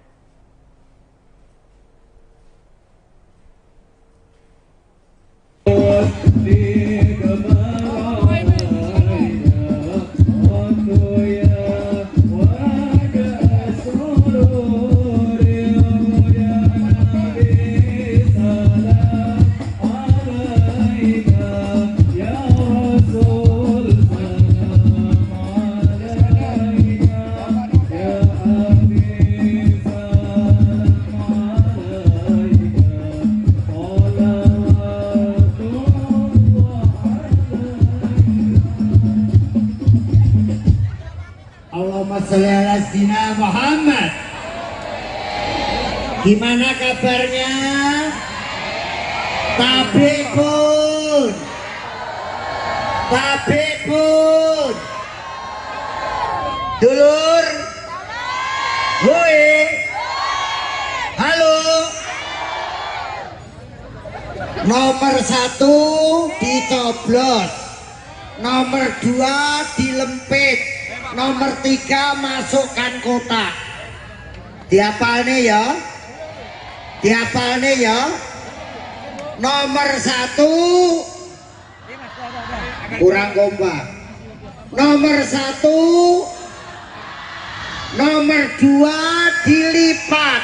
Nomor 3. Ya, Tribuners, bisa kita lihat bahwasannya pada saat ini Caimin dan juga tim pemenangannya sudah tiba di lapangan sekampung Lampung Timur untuk kemudian berkampanye dan juga menyapa masyarakat pendukungnya. Dan pada saat Caimin ini tiba di Lampung Timur, bisa kita lihat bahwasannya Ketua Tim Pemenangan Daerah Amin Lampung, Husnulia Salim, selalu mendampinginya dan juga beberapa tokoh partai seperti Herman HN. Dan juga kebetulan kita bisa melihat bahwasannya kunjungan Caimin kali ini mendapatkan sambutan yang cukup hangat dari Bupati Bupati Lampung Timur yakni Dawam Raharjo. Ribuan masyarakat terlihat memadati lokasi lapangan sekampung untuk menyambut kedatangan dari Caimin yang merupakan cawapres dari nomor urut 1 yang akan maju di Pilpres 2024 mendatang. Antusiasme warga luar biasa sekali Tribuners, bisa kita lihat ini di tenda yang sudah disediakan oleh panitia. Ini sudah dipadati oleh ribuan warga yang memang sejak tadi pagi sudah menantikan kehadiran dari Caimin, yang kita tahu bahwasanya Caimin ini merupakan kunjungan pertamanya ke Provinsi Lampung usai dirinya dideklarasikan sebagai cawapres yang akan mendampingi Anies Baswedan. Nah, kali ini berbeda, pada saat tiba kan Caimin menggunakan kopiah dengan bermotifkan tapis, namun pada saat tiba di Lampung Timur ini nampaknya Caimin mengganti kopiahnya dengan kopiah hitam biasa yang biasa dia kenakan saat melakukan kunjungan kemanapun. Dan di kanan kiri Caimin juga bisa terlihat bahwasannya ada tokoh agama yang mendampinginya, dan juga bisa dilihat juga di sini Tribuners bahwasannya Caimin ini pada saat datang langsung menyapa para masyarakat yang sudah menunggu kehadirannya di lapangan sekampung Lampung Timur.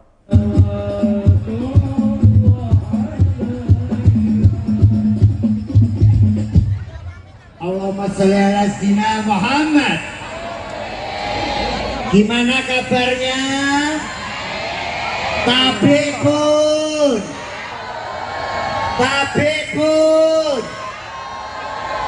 Dulur, woi, halo. Nomor 1 dicoblos, nomor 2 dilempit, nomor 3 masukkan kotak. Diapani ya?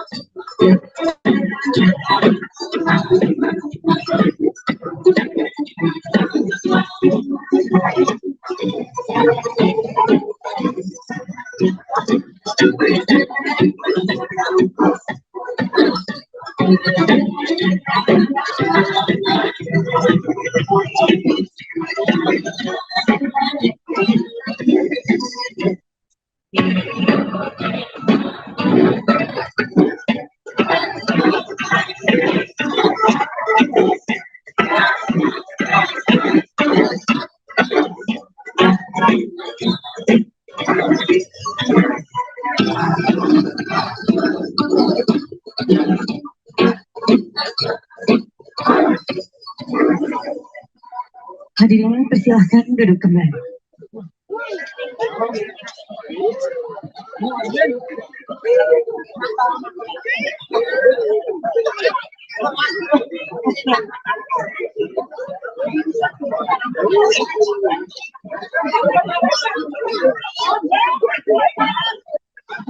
Kembali kita ucapkan selamat datang kepada calon wakil Presiden Republik Indonesia Gus Muhaimin Iskandar beserta rombongan.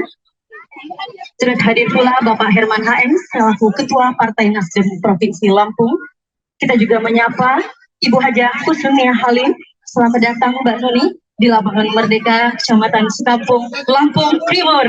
Selamat. Pagi-pagi makan gulali bareng Caimin dan Mbak Nuni. Perkenalkan saya Eli, akan memandu acara pada hari yang istimewa ini. Bismillahirrahmanirrahim. Assalamualaikum warahmatullahi wabarakatuh.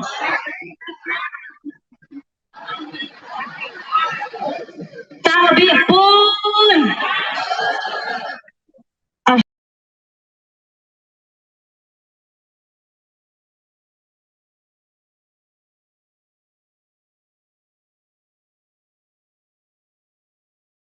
Kita panjatkan puja dan puji syukur kehadirat Allah Subhanahu wa Ta'ala karena atas rahmat dan karunia-Nya pada hari ini Senin 8 Januari 2024 bertempat di Lapangan Merdeka, Kecamatan Sekampung, Kabupaten Lampung Timur.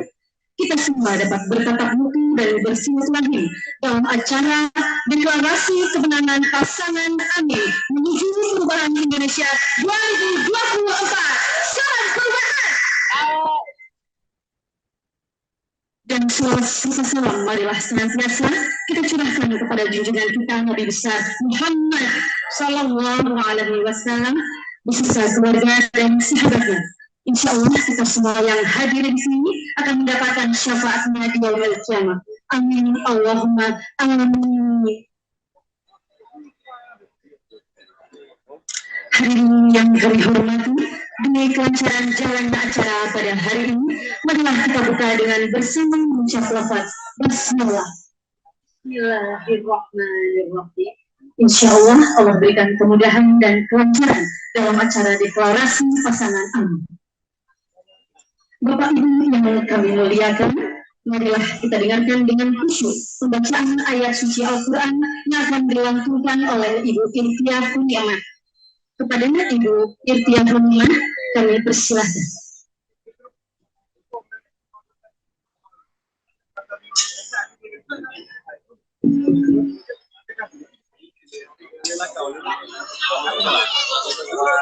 Assalamualaikum warahmatullahi wabarakatuh.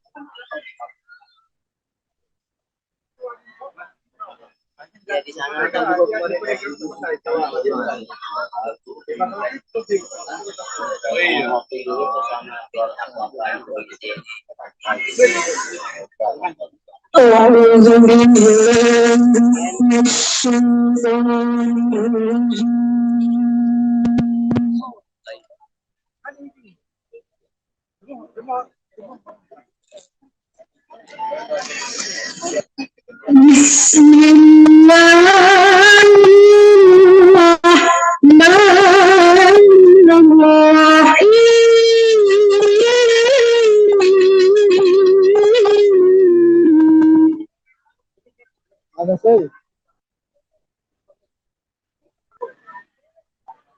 masjid, ada di masjid.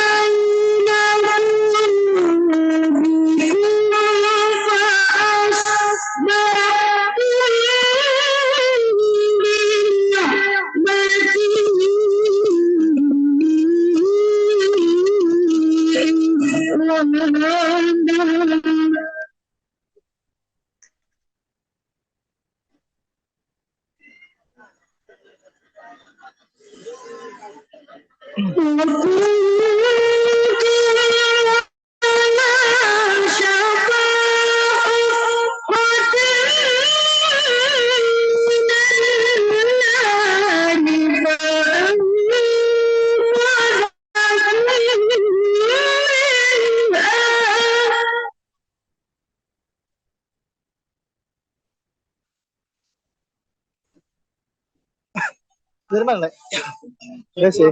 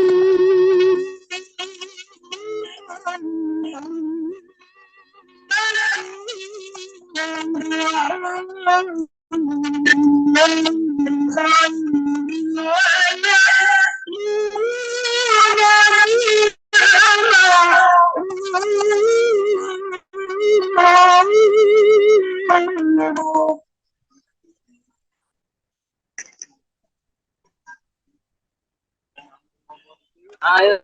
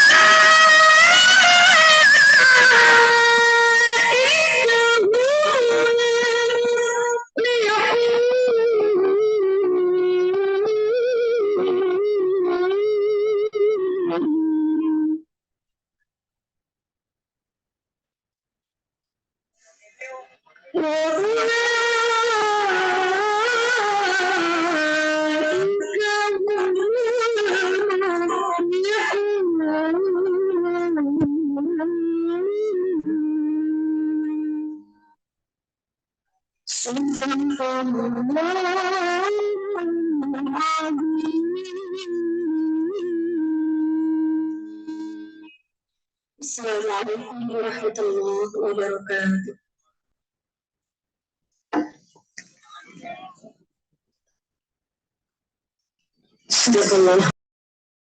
Semoga baik yang membenci maupun yang mendengarkan senantiasa mendapatkan berkah dari Allah Subhanahu wa Ta'ala. Bapak Ibu yang berbahagia, mengingat kita simak sambutan Ketua TKD Provinsi Lampung yang kami hormati, Ibu Muslimah Halim, kami persilakan. Tepuk tangan Bapak Ibu semuanya.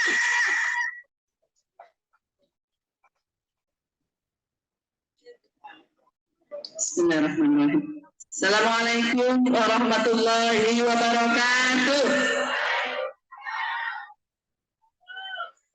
Sing nengguri kayane urung sarapan lan urung jawab. Assalamualaikum warahmatullahi wabarakatuh. Tapi pun Bismillah, alhamdulillah, assalatu wassalamu ala sayyidina wa maulana wa habibina rasulillah, la hawla wa la quwwata illa billah. Qala rabbi shrah li sadri wa yassir li amri wa hlul 'uqdatam min lisani yafqahu qawli. Ma ba'du. Hadirin kiram, para alim, para ulama, sesepuh, penyesepuh, khusus panjenenganipun Romo Kiai Haji Mukhtar Sya'roni Maksum Sulawesi para yang beralim yang betul sakit kalau tugas-tugasipun yang tidak bisa kita sebut satu persatu, yang kita hormati, kita banggakan, kita doakan, dan kita akan perjuangkan beliau calon wakil presiden kebanggaan kita, Bapak Dr. Abdul Muhaimin Iskandar, dan seluruh rombongan dari Jakarta yang saya hormati, seluruh kawan-kawan TKD, ada senior saya Bapak Herman HF, Pak Mufti Salim, ada Kakak Taubas, walaupun dapurnya bukan di sini Kakak, ada juga Ibu Pak Bupati, lagi bahaya lagi Kak disebut, dan Ibu Ketua Temburak PKK, Ibu Yusdaria, kemudian Umi Hajah binti Amanah Adnan, kemudian juga anggota DPR RI sama kayak Kakak Tobas, Mbak Hajah Ella Situndariama. Tentu kebanggaan kita juga Cak Kiai Kirun, selalu tunggu warga Lampung Timur. Semua yang hadir di sini ada, semuanya tidak bisa saya sebutkan satu persatu. Ada Bang Novelis Mansufi, ini Lampung Timur dapilnya, sama kayak Bu Am, sama kayak Bu Yus. Kemudian ada Dr. Jam, dan semuanya, seluruh pengurus-pengurus partai koalisi, partai Nasdem, partai PKS, partai PKB, semua yang hadir di sini, dan semua jamaah yang hadir, semua perempuan-perempuan yang menginginkan perubahan yang hari ini akan mendeklarasikan dukungan, dan seluruh penyelenggara yang mungkin hadir mengawasi dari Bawaslu, dari TNI Polri. Alhamdulillah, syukurnya hari ini kita kedatangan tamu agung ya, jadi satu anugerah yang luar biasa. Saya mau bacain pantun. Pagi-pagi pergi ke pasar, beli sayur sama ketupat. Selamat datang Bapak Muhaimin Iskandar, insya Allah wakil presiden kita 2024. Bapak Ibu yang saya hormati, terkhusus warga Lampung Timur, khususnya Sekampung dan sekitarnya, saya nggak mau panjang lebar. Wis zamanku kae jenengan sing ngrasake, sing ngewangi, sing dukung sampai tadi pemimpin di Lampung Timur, terus dikongkon mangkat naik provinsi karena kita punya PR, iya Pak? Terus diganti Pak Bupati Pak Dawang karena kita juga masih punya PR belum tuntas, iya Pak? Iya Pak? Takkan dari rahasia ini, sing tak omongin rahasia aja tandake sapa-sapa ya. Kita yang di daerah ini, jangankan yang di kabupaten, yang di provinsi, nggak akan bisa membangun dengan maksimal daerah kita kalau nggak ada dekengan pusat. Iya Pak? Iya Pak? Dan kalau sudah dapat dekengan pusat, insya Allah pembangunannya jauh lebih baik. Iya Pak? Saiki minta tekak kene-kene ora mung dekengane pusat, tapi pusate dekengan. Nggak muluk-muluk. Pak Muhaimin nanti kalau terpilih memimpin negeri ini, jangan hanya membangun Jawa, luar Jawa juga butuh dibangun. Iya Pak? Jangan anggarannya hanya habis untuk membangun di Jawa, tapi luar Jawa juga harus lebih perhatiannya. Iya Pak? Nomor berapa? Nomor berapa? Tempat ya, semangat ya. Lampung Timur tempat. Nomor berapa? Karena terus terang saya mengalami menjadi pemimpin daerah, apalagi senior kami, kalau nyari anggaran di Jakarta kayak ngemis-ngemis kita. Mohon banget. Kadang-kadang iri Pak, karena sesama pemimpin daerah di Jawa, koyone kok rasa-rasane sawangane anggarane turah-turah. Di kami ini anggaran kayak mencet balon, dibesarin yang sedikit sudah kepencet, dibesarin pembangunannya anggaran untuk ibu hamil kepencet, anggaran untuk anak-anak kepencet, besarin anak-anak gizi dan sebagainya anggaran bangunannya kepencet. Sekali lagi titipan aspirasi kita karena kita masih punya PR banyak bangunan titik. Nanti kalau Pak Muhaimin jadi pemimpin di Indonesia, titip anggaran untuk membangun di Lampung, khususnya Lampung Timur. Sepakat? Sepakat nomor berapa? Nomor berapa? Nah, salawat bismillah. Mohon salawatnya dan mengiringi langkah semoga langkah perjuangan Pak Muhaimin. Pak Anies dan Pak Muhaimin diberkahi dan mendapatkan syafaat Nabi, lancar, menang, sukses, dilantik. Amin Allahumma. Amin Allahumma.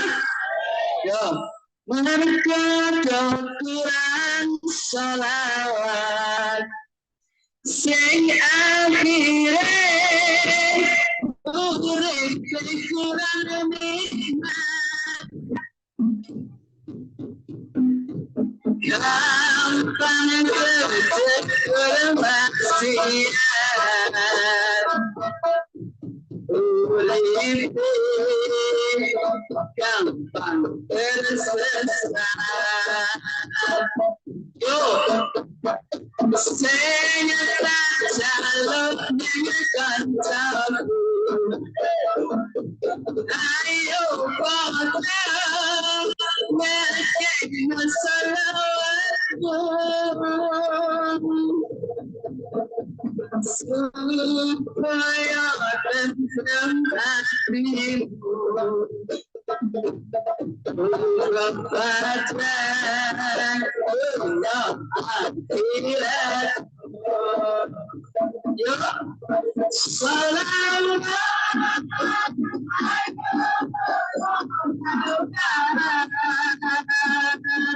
Wakus aini tuare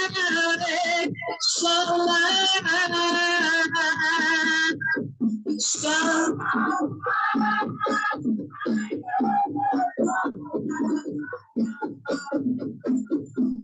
Wang jawab seware salam menjadi hargamati salam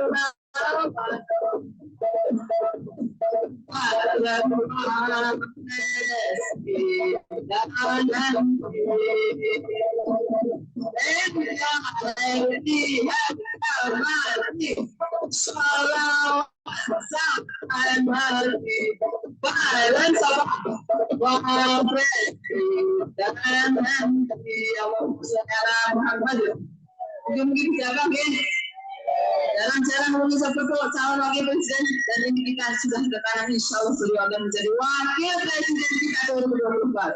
Sepakat? Cacat nomor berapa? Nomor berapa? Alhamdulillah. Allahumma amin. Bapak Ibu, insya Allah lah karena juga waktu sudah sempit. Kami berterima kasih khususnya Lampung Timur Timur Keempat. Bismillah karena kita ingin berubah lebih baik. Mungkin hasil. Amin. Tak tutup pantun Muhammad. Menyeberang ke kampung halaman. Bawa bingkisan, bolu, keju, cheddar. Doa kami dan dukungan warga Lampung semuanya tercurah kepada Pak Muhaimin Iskandar. Cukup ya? Bolone mana itu lagi? Bolone mana nih? Bolone mana nih angkat tangan? Bolone mana nih untuk jadi bolone Pak Muhaimin? Cacat? Cacat? Wajib ya? Dimungkin menang. Allahumma demikian dari kami. Assalamualaikum warahmatullahi wabarakatuh.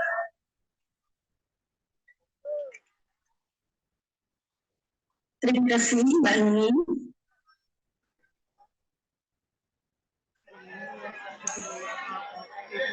Baik hadirin masyarakat Lampung Timur yang kami banggakan, selanjutnya kita saksikan bersama deklarasi kemenangan pasangan Amir dan masyarakat Lampung Timur yang akan dibacakan oleh Ibu Nyai Bibi Amanah. Hadirin kami persilakan berdiri.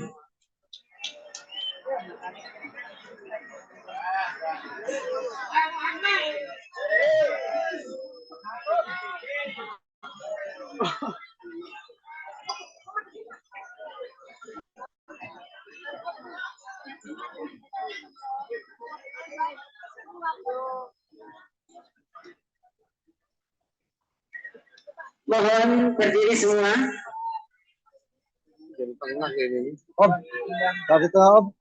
Yang kami mohonkan sekali lagi kepada seluruh warga Lampung Timur harap berdiri.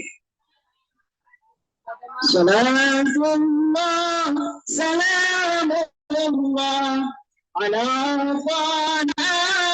Rasulillah. Salatullah, salamullah ala Yasin Habibillah. Tawassalna bismillah wa bil hadi Rasulillah wa kulli mujahidillah ya ahlil badri ya Allah ilahi sallimil ummah minal afati wan niqmah wa min hammi wa min ummah ya ahlil badri ya Allah. Sallu ala Nabi Muhammad. Assalamualaikum warahmatullahi wabarakatuh.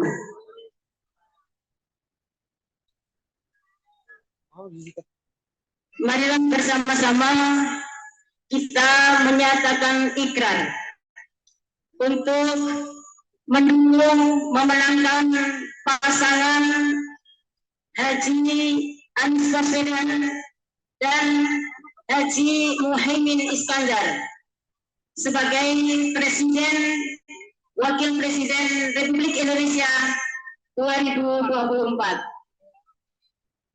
Semuanya sudah siap? Alhamdulillahirabbil alamin. Mohon untuk mengikuti kalimat yang saya baca. Bismillahirrahmanirrahim. Asyhadu an la ilaha illallah wa asyhadu anna Muhammadar Rasulullah. Raditu billahi rabban wa bil islami dinan wa bi Muhammadin nabiyyan wa rasulah. Kami segenap majelis taklim, majelis zikir, majelis sholawat, serta masyarakat Lampung Timur menyatakan sikap mendukung serta memenangkan pasangan Anies Baswedan dan Gus Muhaimin Iskandar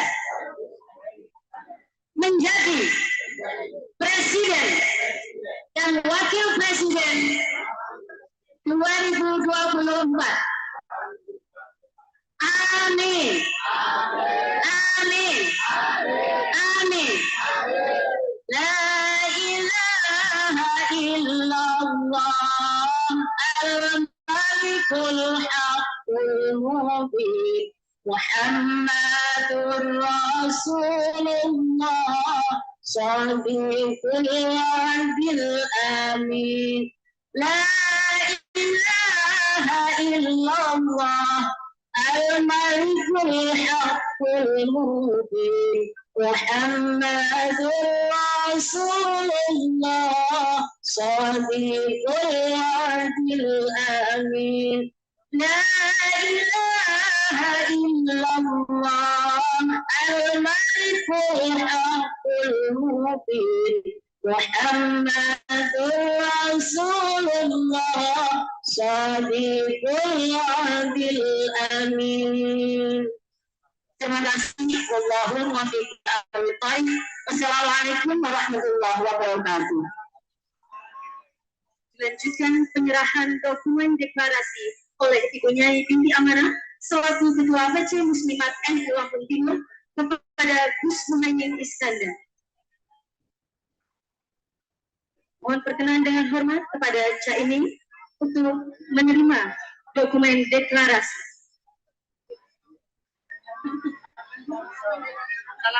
Baik, digantikan dengan bersalaman secara simbolis. Nomor berapa Bapak Ibu? 1.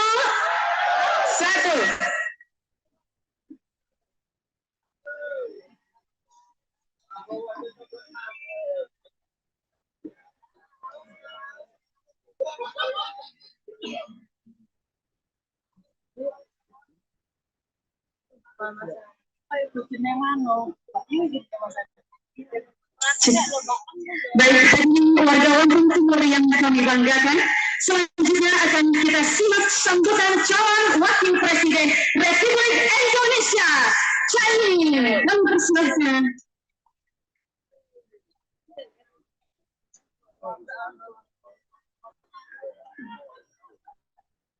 Dan sedikit Bapak.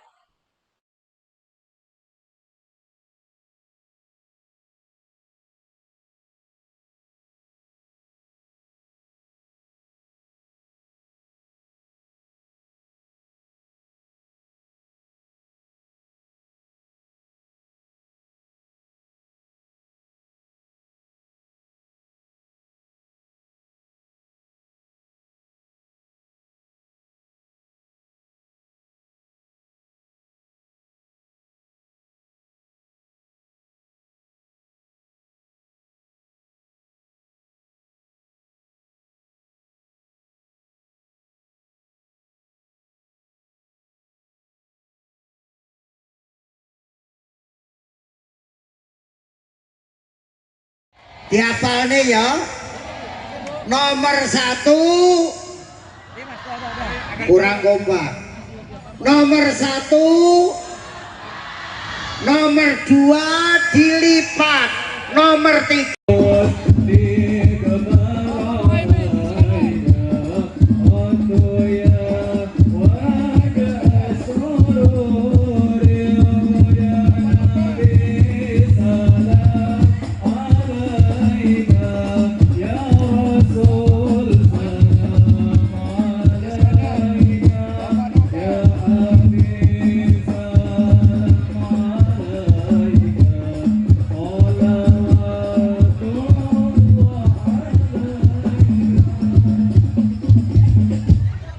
Allahumma sholli ala sayyidina Muhammad. La ilaha illallah al-malikul haqqul mubin Muhammadur Rasulullah shadiqul wa'dil amin. La ilaha illallah al-malikul haqqul mubin Muhammadur Rasulullah shadiqul wa'dil amin. La ilaha illallah al-malikul haqqul mubin Muhammadur Rasulullah shadiqul wa'dil amin. Terima kasih. Wallahul muwaffiq. Wassalamualaikum warahmatullahi wabarakatuh. Dilanjutkan penyerahan dokumen deklarasi oleh Ibu Nyai Binti Amanah selaku Ketua PC Muslimat NU Lampung Timur kepada Gus Muhaimin Iskandar. Mohon perkenan dengan hormat kepada Caimin untuk menerima dokumen deklarasi.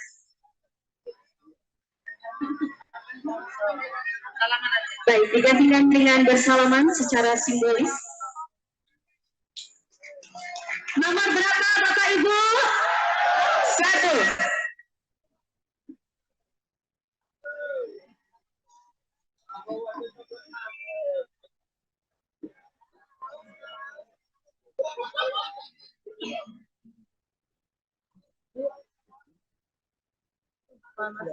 Baik,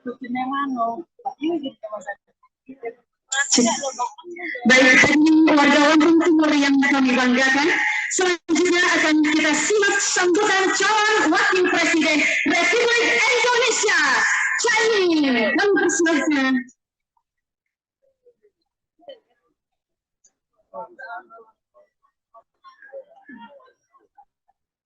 Sedikit, Bapak.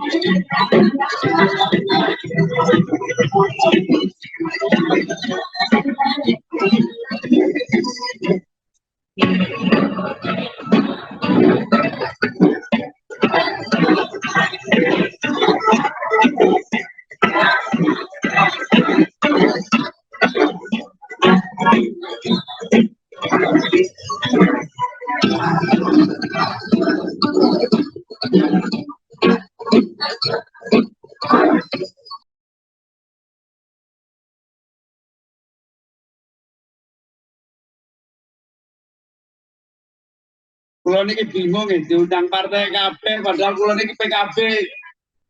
Jawabannya Gus Dur napa? Wes lah, Pak Kirun istiqomah wae, ojo nanti. Alhamdulillah dari tahun ke tahun Abah Sakirun ini orang paling istiqomah bersama PKB hingga hari ini. Moga-moga sehat terus Abah Kirun, umur panjang, rezeki berlimpah ruah. Pernah ngeluh sama saya, nek aku gak diundang partai-partai terus rezekiku piye rek. Alhamdulillah istiqomah nok PKB tambah sugih. Allahumma matur nuwun Abah Kirun. Sampai sekarang istiqomah, bahkan menjadi tim pemenangan Amin Jawa Timur sekaligus tim pemenangan nasional, Timnas. Beliau ini patut menjadi contoh kita semua karena selalu istiqomah.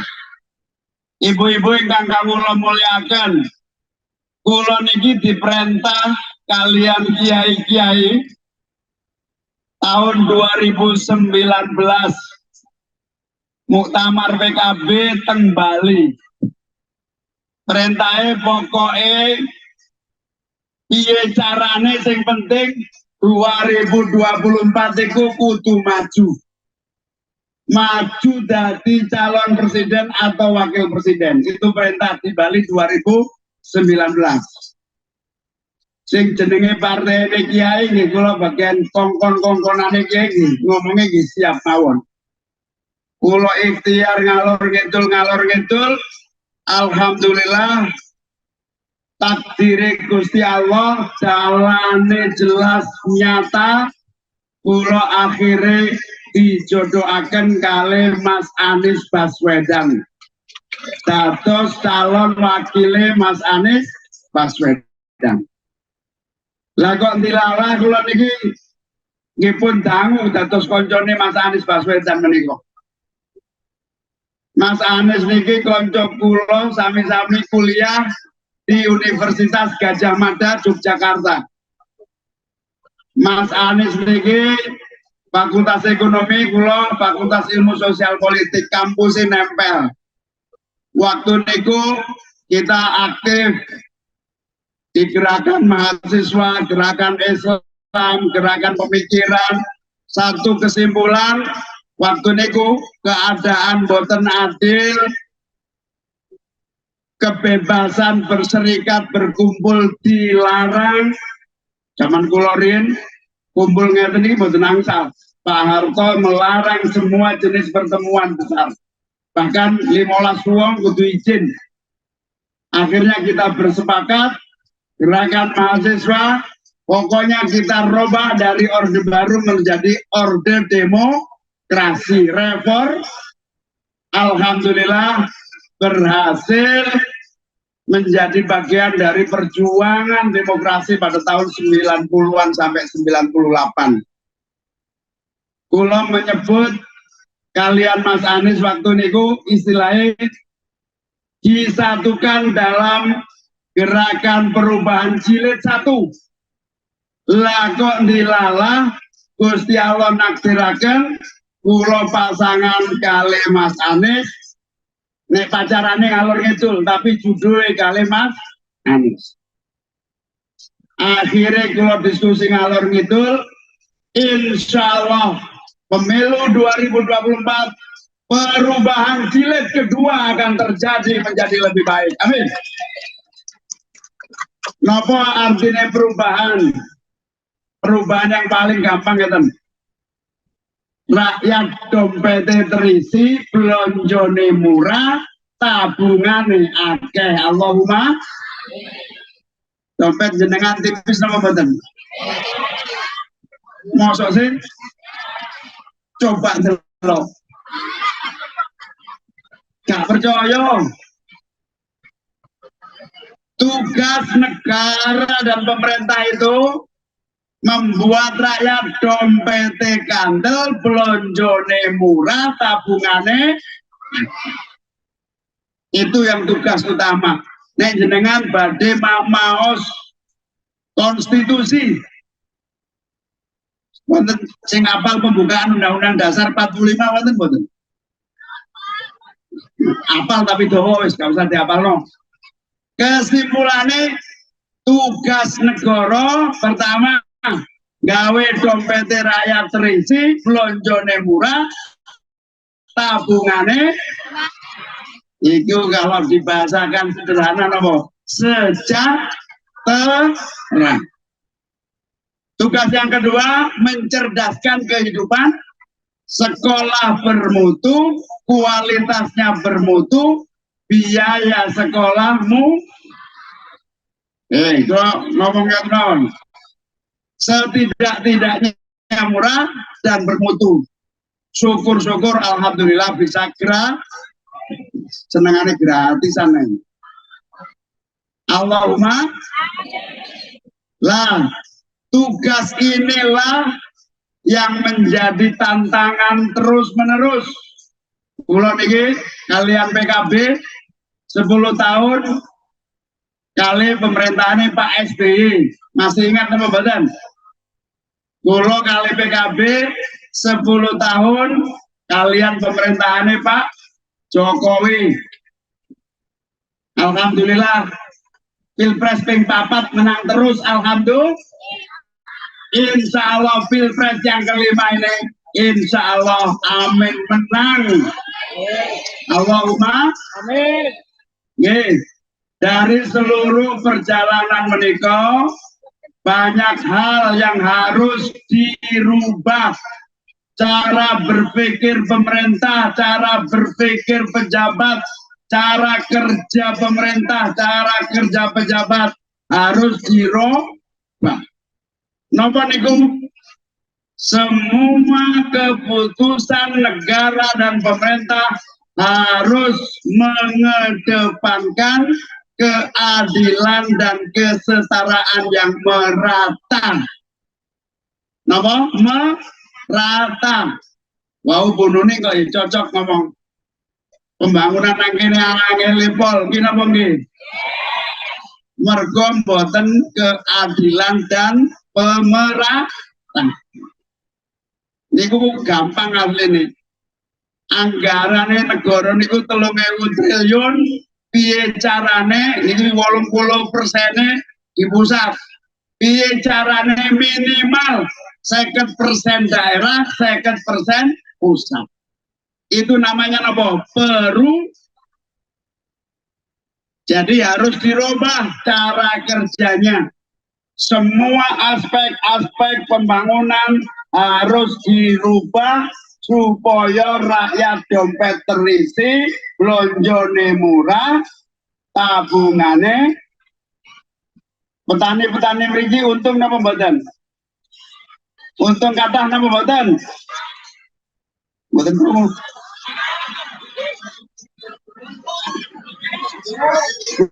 Blonjo larang napa mboten? Larang nggih. Lah ngeten.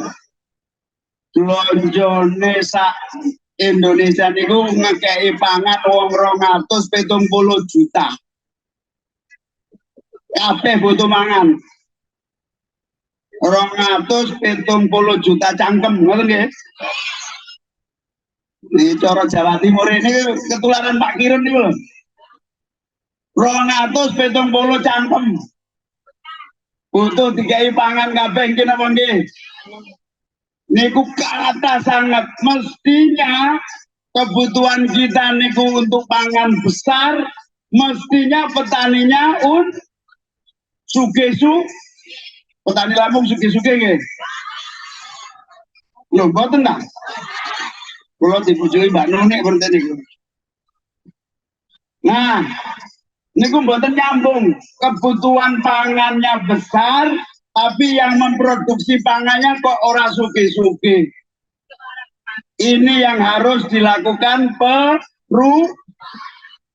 petani untung, bisa menabung, harga bisa terjangkau dan murah.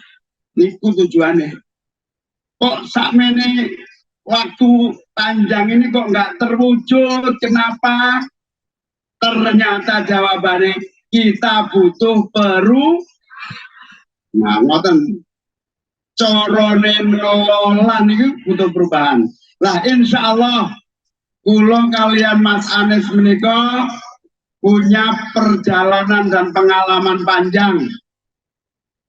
Mulai dari legislatif, eksekutif, kabinet, terakhir Mas Anies dados napa Gubernur DKI. Alhamdulillah, kula dados saksi, insya Allah Gubernur paling sukses sa Indonesia yaitu Anies Baswedan. Alhamdulillah. Nyata, perubahan itu dimulai dari cara berpikir, cara memahami kebutuhan rakyat, dan cara bekerjanya. Insya Allah, kalau Amin memimpin, insya Allah yang kita lakukan pertama adalah tugas petani menanam, berproduksi sebaik-baiknya dan sebanyak-banyaknya disediakan seluruh kebutuhan pupuknya. Pupuk gampang apa angel? Pun pinten tahun angel niku? 10 tahun. Luwe. Lah kok meneng mawon? Makanya sudah kayak begitu tidak perlu dilanjutkan, harus dilakukan baru niku perubahan niku sampean pupuk angel ya meneng. Nah, carane iso pupuk gampang, coblos nomor 1 pada pemilu 2024. Amin. Saya sama Mas Anies sudah punya rencana. Salah satu di bidang pertanian adalah ketersediaan pupuk untuk membuat para petani berproduksi sebaik-baiknya dan tidak boleh khawatir soal penjualan hasil pertanian. Pemerintah dan pihak ketiga mulai dari pusat akan menjadi kekuatan penyangga harga. Pokoknya petani berproduksi, pemerintah yang tanggung jawab untuk membeli dengan harga yang menguntungkan para petani kita. Soalnya apa? Pemerintah bertanggung jawab ngekei mangan wong 270 juta. Jenengan pirsa bulog napa mboten? Bulog niku perannya harus dirubah beserta partner swasta. Insya Allah seluruh produk pertanian akan diambil alih oleh pemerintah dan pihak ketiga. Petani gak usah pusing, yang penting nandur subur panen, hasilnya menguntungkan. Allahumma niku yang namanya soalnya kalau ngipun gatel ngerasano usaha nyediakan pupuk niku bertahun-tahun lewat DPR gagal, lewat menteri-menteri gagal. Saya berkesimpulan yang bisa melakukan hanya presiden dan wakil presiden. Dongaken nggih. Wonten sing ngomong Gus ini janji doa. Saya tidak janji, kalau saya menang tidak terlaksana, datangi dan demo saya. Lawang kula niki pingin daftar wapres niku mergo gatel niku lho, Bu. Nek jenengan gatel lak diobati to. Nek kula gatel ndelok keadaan gak berubah. Piye carane berubah? Presiden dan wakil presiden kudu wong sing niate apik. Allahumma.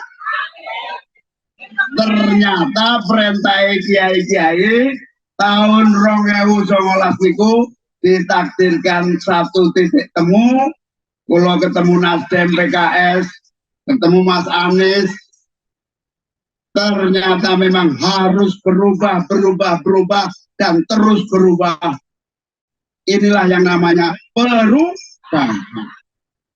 Nek jenengan pun kapok, uripe gak untung-untung, wonten jalan lain kecuali presiden wakil presiden yang bisa merubah nasib petani menjadi lebih cepat lagi. Allahumma amin. Ibu-ibu sedaya yang kawula muliakan, pendapatan harus meningkat. Jenengan pun gadai dulur nganggur napa mboten? Kata dulur napa anak? Pun suwi nganggure. Lah kok meneng ae? Niku nggih pun kula pelajari. Kula pun nate dados menteri.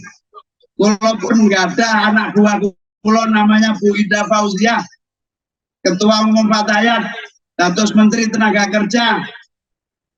Semua ini hanya perangkat yang bisa membuat perubahan agar terbuka lapangan kerja sebanyak-banyaknya hanya presiden dan wakil presiden. Makanya kula gatel piye carane gampang, sing penting niat dan sungguh-sungguh kita buka lapangan kerja minimal 15 juta untuk periode kepemimpinan. Amin. Allahumma. Ini serius. Walaupun nanti dados Menteri Tenaga Kerja, anak buah kula pun telu sing dadi Menteri Tenaga Kerja. Herman Suparno, Ida Fauzia, Hanif Dakiri. Ora iso apa-apa sing iso mek presiden karo wakil presiden. Tunggaken nggih. Amin, menang, kita buka lapangan kerja sebanyak-banyaknya. Allahumma. APBN kita itu terutama anak-anak jenengan, ponakan jenengan, konco jenengan, dulur jenengan, sing usia muda. Saat ini banyak pengangguran usia muda, betul napa betul? Ya tuwek bareng ki ono. Pengangguran muda niku salah besar karena anak muda kekuatan energinya luar biasa. Dulu zaman kalau menteri niku namanya bonus demografi. Zaman Pak SBY 10 tahun, bagaimana memikirkan bonus demografi. Zaman Pak Jokowi juga gitu, tapi nggak ada solusinya. Cuman didiskusikan terus. Amin, bertekad. Kita tidak mau diskusi lagi. Kita langsung action. Anak muda yang sebesar ini, dan ini pun 51% lebih anak muda penduduk kita ini. Dari 30 triliun, 5%-nya minimal harus digunakan untuk anak-anak muda supaya bekerja dan membuat kekuatan ekonomi baru. Pinten katae, insya Allah 1,50 triliun kangge anak-anak muda Indonesia. Supaya terserap, tidak nganggur, dados bisa kerja dan mendapatkan penghasilan yang layak. Allahumma.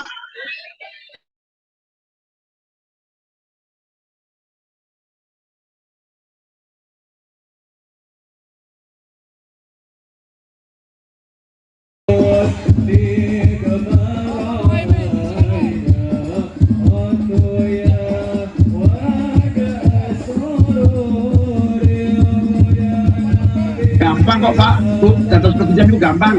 Bahan itu merubah dari coro-coro lawas menjadi coro-coro baru agar terjadi percepatan perubahan nasib rakyat Indonesia. Allahumma.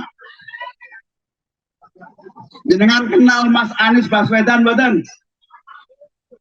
Kenal mboten?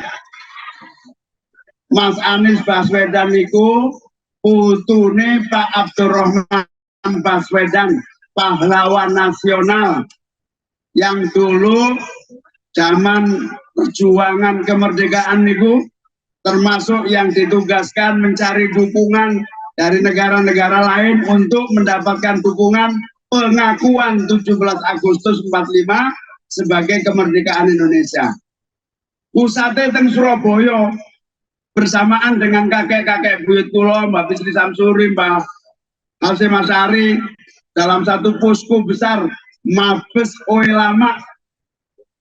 Insya Allah kakek-kakek buyut kita semua itu adalah pahlawan-pahlawan yang melahirkan negeri ini, dan kita semua tidak boleh diam, harus ambil peran agar rakyat kita mendapatkan haknya yang nyata atas pengabdian para kakek-kakek kita. Gini apa gini?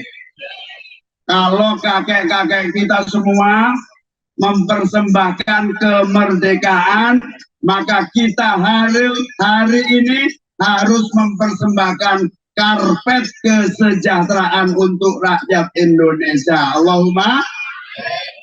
Nah, terus boten usah ragu-ragu, Mas Anies Baswedan turunan pejuang yang tidak akan main-main membawa amanah kepemimpinan. Allahumma. Nah, terus nek wonten fitnah Mas Anies begini, Mas Anies begitu pun, percaya kula kali Mbak Nuni mawon nggih. Kula jaminane insya Allah duet amin niki duwi tunggal santri yang akan mengatasi masalah-masalah negeri. Ngertos duit tunggal apa mboten? Duet. Nek basa dangdute niku duet.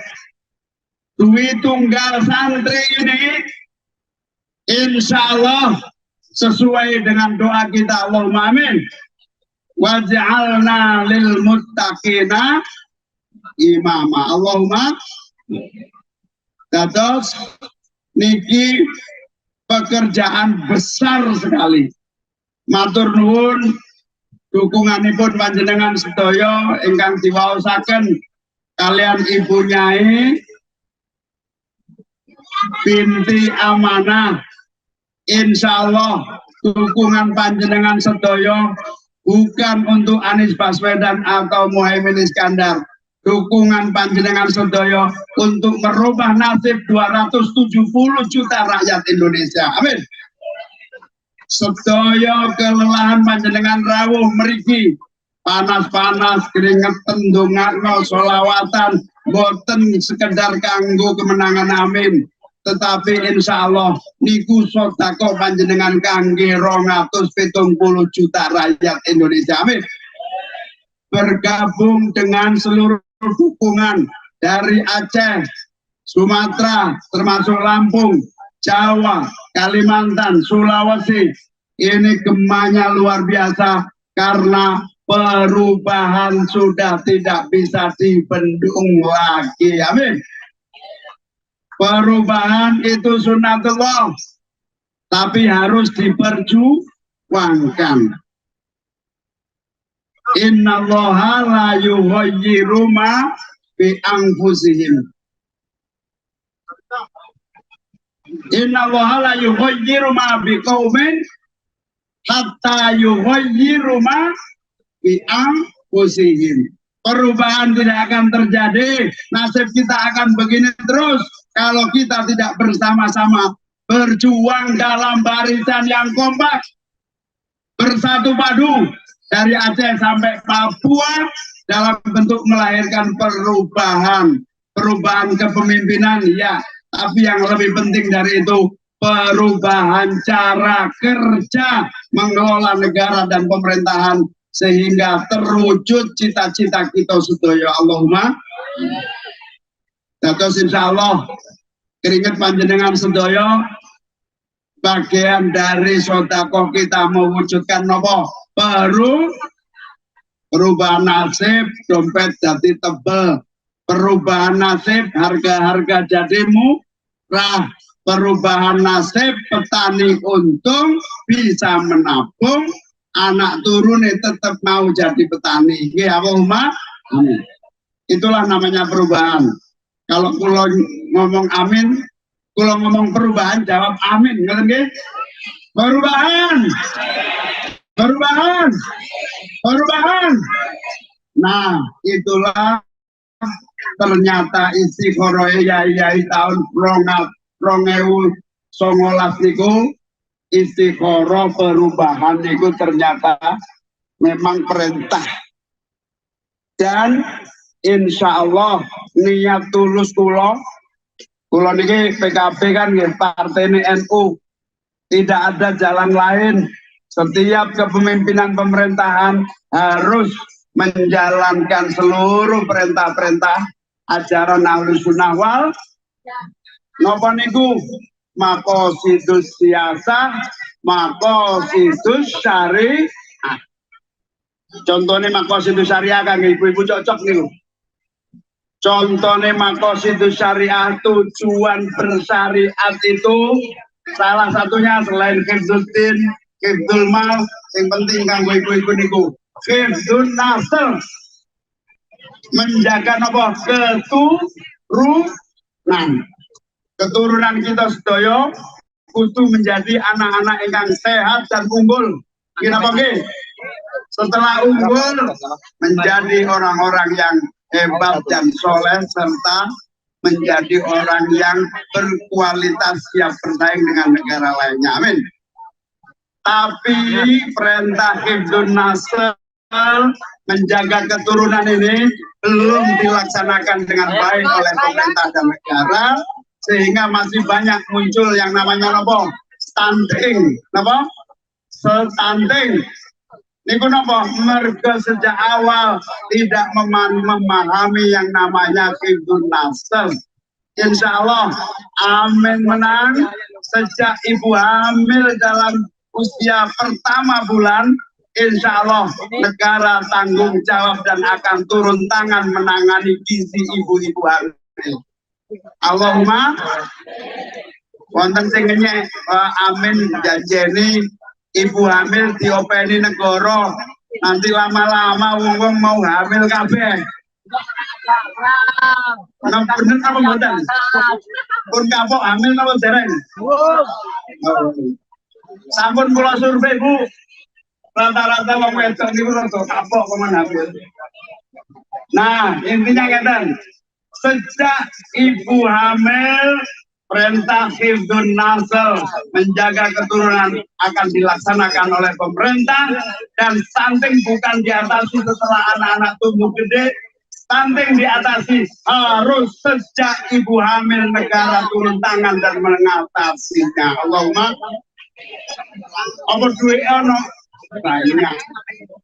Stunting aja itu 40 triliunan. Dan dipakai rapatnya juga banyak duit untuk rapat. Gak ada rapatan. Yang penting anggarannya harus digunakan meningkatkan gizi dan kualitas hidup ibu hamil di seluruh Indonesia. Allahumma, itu contoh nama. Itu namanya apa? Peru.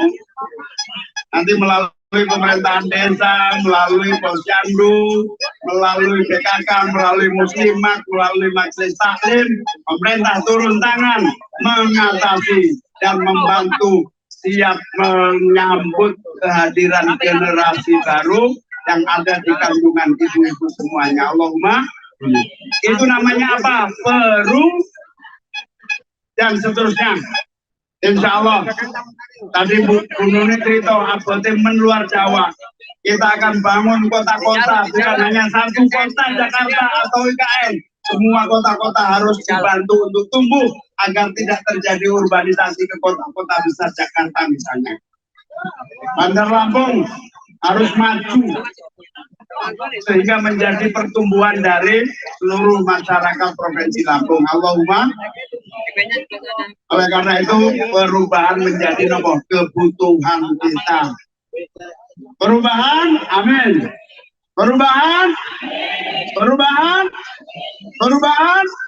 Nggih, niku mawon nek cerita panjang tapi kesimpulannya ngoten riyen. Kula nderek nyuwun donga panjenengan sedaya. Muga-muga niat saya menika dikabulkan oleh Allah Subhanahu wa taala.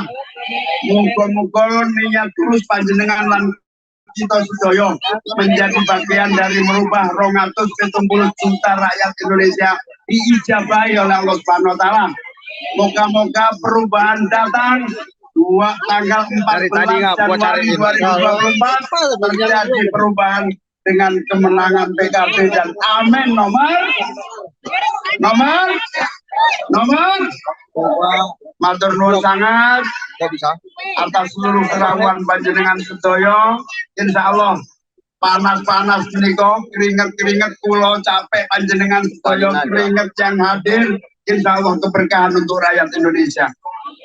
Capek-capek pemikiran kita, doa kita sedaya insyaallah menjadi jalan bagi bangsa Indonesia menjadi adil, makmur, merata dan sejahtera. Allahumma. Yang kaya boleh kaya, tapi yang miskin harus berubah naik kelas menjadi kaya. Yang kaya boleh tetap kaya, tapi jangan menghambat yang bawah, yang kecil untuk naik kelas menjadi kaya. Itu namanya keadilan. Keadilan harus diwujudkan, keadilan harus diperjuangkan. Tidak ada jalan lain kecuali perubahan itu merubah nasib kita sedaya. Insya Allah diberkati diridhoi oleh Allah Subhanahu wa taala. Amin. Mekaten nyuwun agunge pangapunten, matur nuwun. Kula nderek titip setiap tahajud panjenengan 1 bulan ke depan nitip dongaaken amin Anies Baswedan Muhaimin menang pemilu 2024. Amin. Mangke teng TPS mboten wonten nami amin nggih, wonten Anies Baswedan Muhaimin. Singkatane walad golin. KPU ngelarang kampanye teng masjid gini apa nggih? Tapi nek wonten jamaah maghrib, isya, subuh waladhdallin. Amin, tidak bisa dibendung lagi, akan menjadi perubahan Indonesia menjadi lebih baik. Allahumma muwaffiq ila aqwamit thoriq. Wassalamualaikum warahmatullahi wabarakatuh. Perubahan,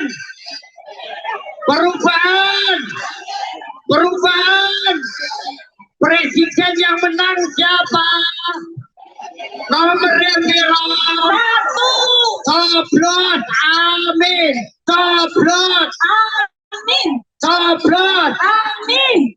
Lanjutkan. Baik, sekali lagi beri tepuk tangan yang paling meriah untuk calon Wakil Presiden Republik Indonesia 2024.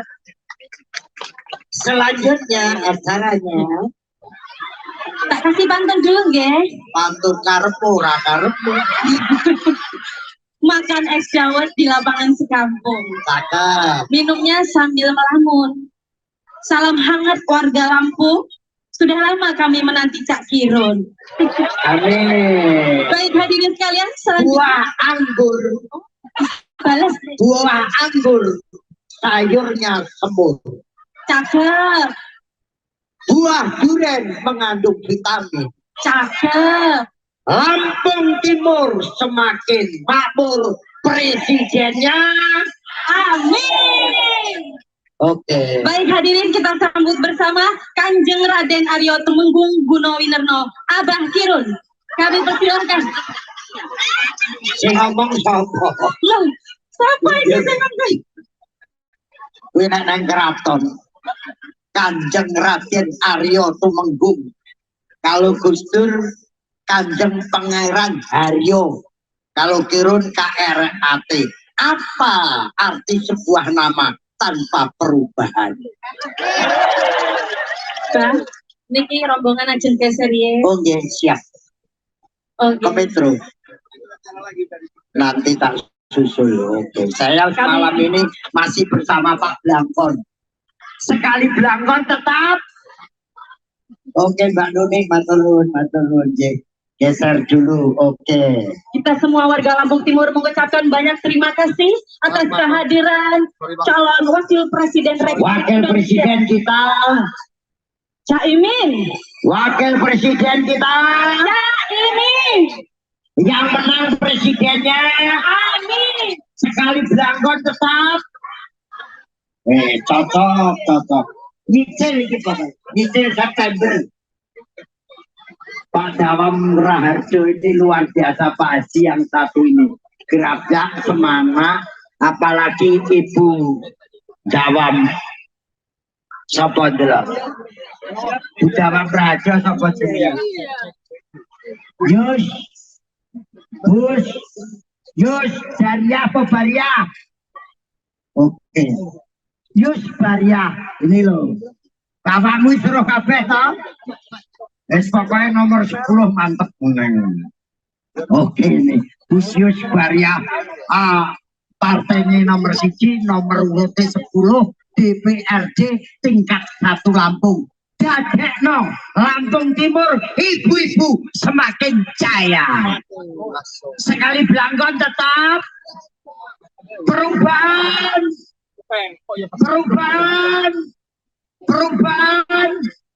Hadramasi ya. Siap. Padang bulan, padangnya. Bocor Budi. Belok. Rembulan, padang bulan.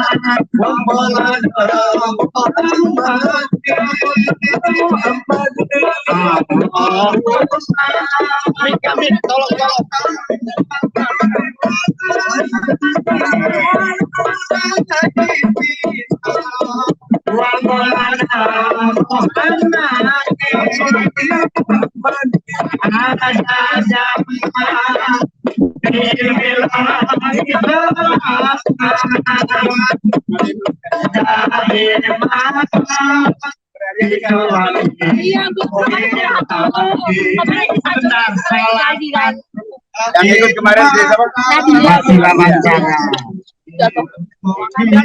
Oke, tadi endangnya Pak.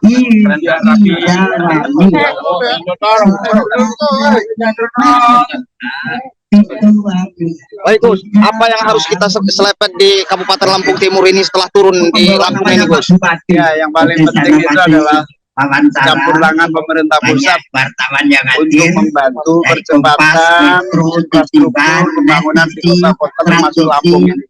Majalah Lampung Timur dengan petani yang besar, mulai dari jumlahnya mau sebetulnya potensi produksinya betul-betul disiapkan kebutuhannya, mulai penggunaan irigasi, pembenahan jalan-jalan menuju produksi pertanian, pembelian hasil pertanian terutama pupuk yang harus tersedia. Partainya Tadi kan Bapak juga soal pembangunan area di Jawa ya, anggaran ke Jakarta kayak mungkin. Nanti Amin sendiri kalau terpilih seperti apa pemerataan pembangunan? Ya, struktur APBN kita memang masih belum adil, terlalu banyak tersentralisasi ya di dalam kementerian dan lembaga.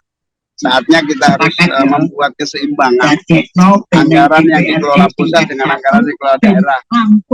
Dana desa itu kecil sekali, hanya sekitar 70 triliun dan belum Pemda provinsi kabupaten. Karena itu harus minimal 50-50 dari 3,3 triliun itu pusat dan daerah. Gus, tadi yang rela di demo tadi Gus itu bisa disebutkan lagi? Ya, ada yang protes. Pak Muhaimin, Mas Anies banyak janjinya, ya kita bukan janji. Yang namanya juga calon yang menyiapkan konsep kepemimpinan yang akan datang harus sebuah perencanaan. Nah, kalau perencanaan itu tidak dilaksanakan, tutup saja kami. Banyak-banyak kami diingatkan. Insya Allah seluruh konsep yang kita rencanakan sudah berdasarkan kajian tim ekonomi yang bagus, yang insya Allah layak dilaksanakan. Gus Anies kemarin sempat mengatakan akan ya, transportasi kereta itu seperempatnya jalan tol harganya. Nah, jalurnya bisa lebih panjang, lebih murah angkotnya, dan seterusnya. Nah, nanti akan salah satunya di seluruh daerah-daerah yang memungkinkan dibikin jalur percepatan infrastruktur jalan dan transportasi publik kereta. Gus, juga tanggapan terkait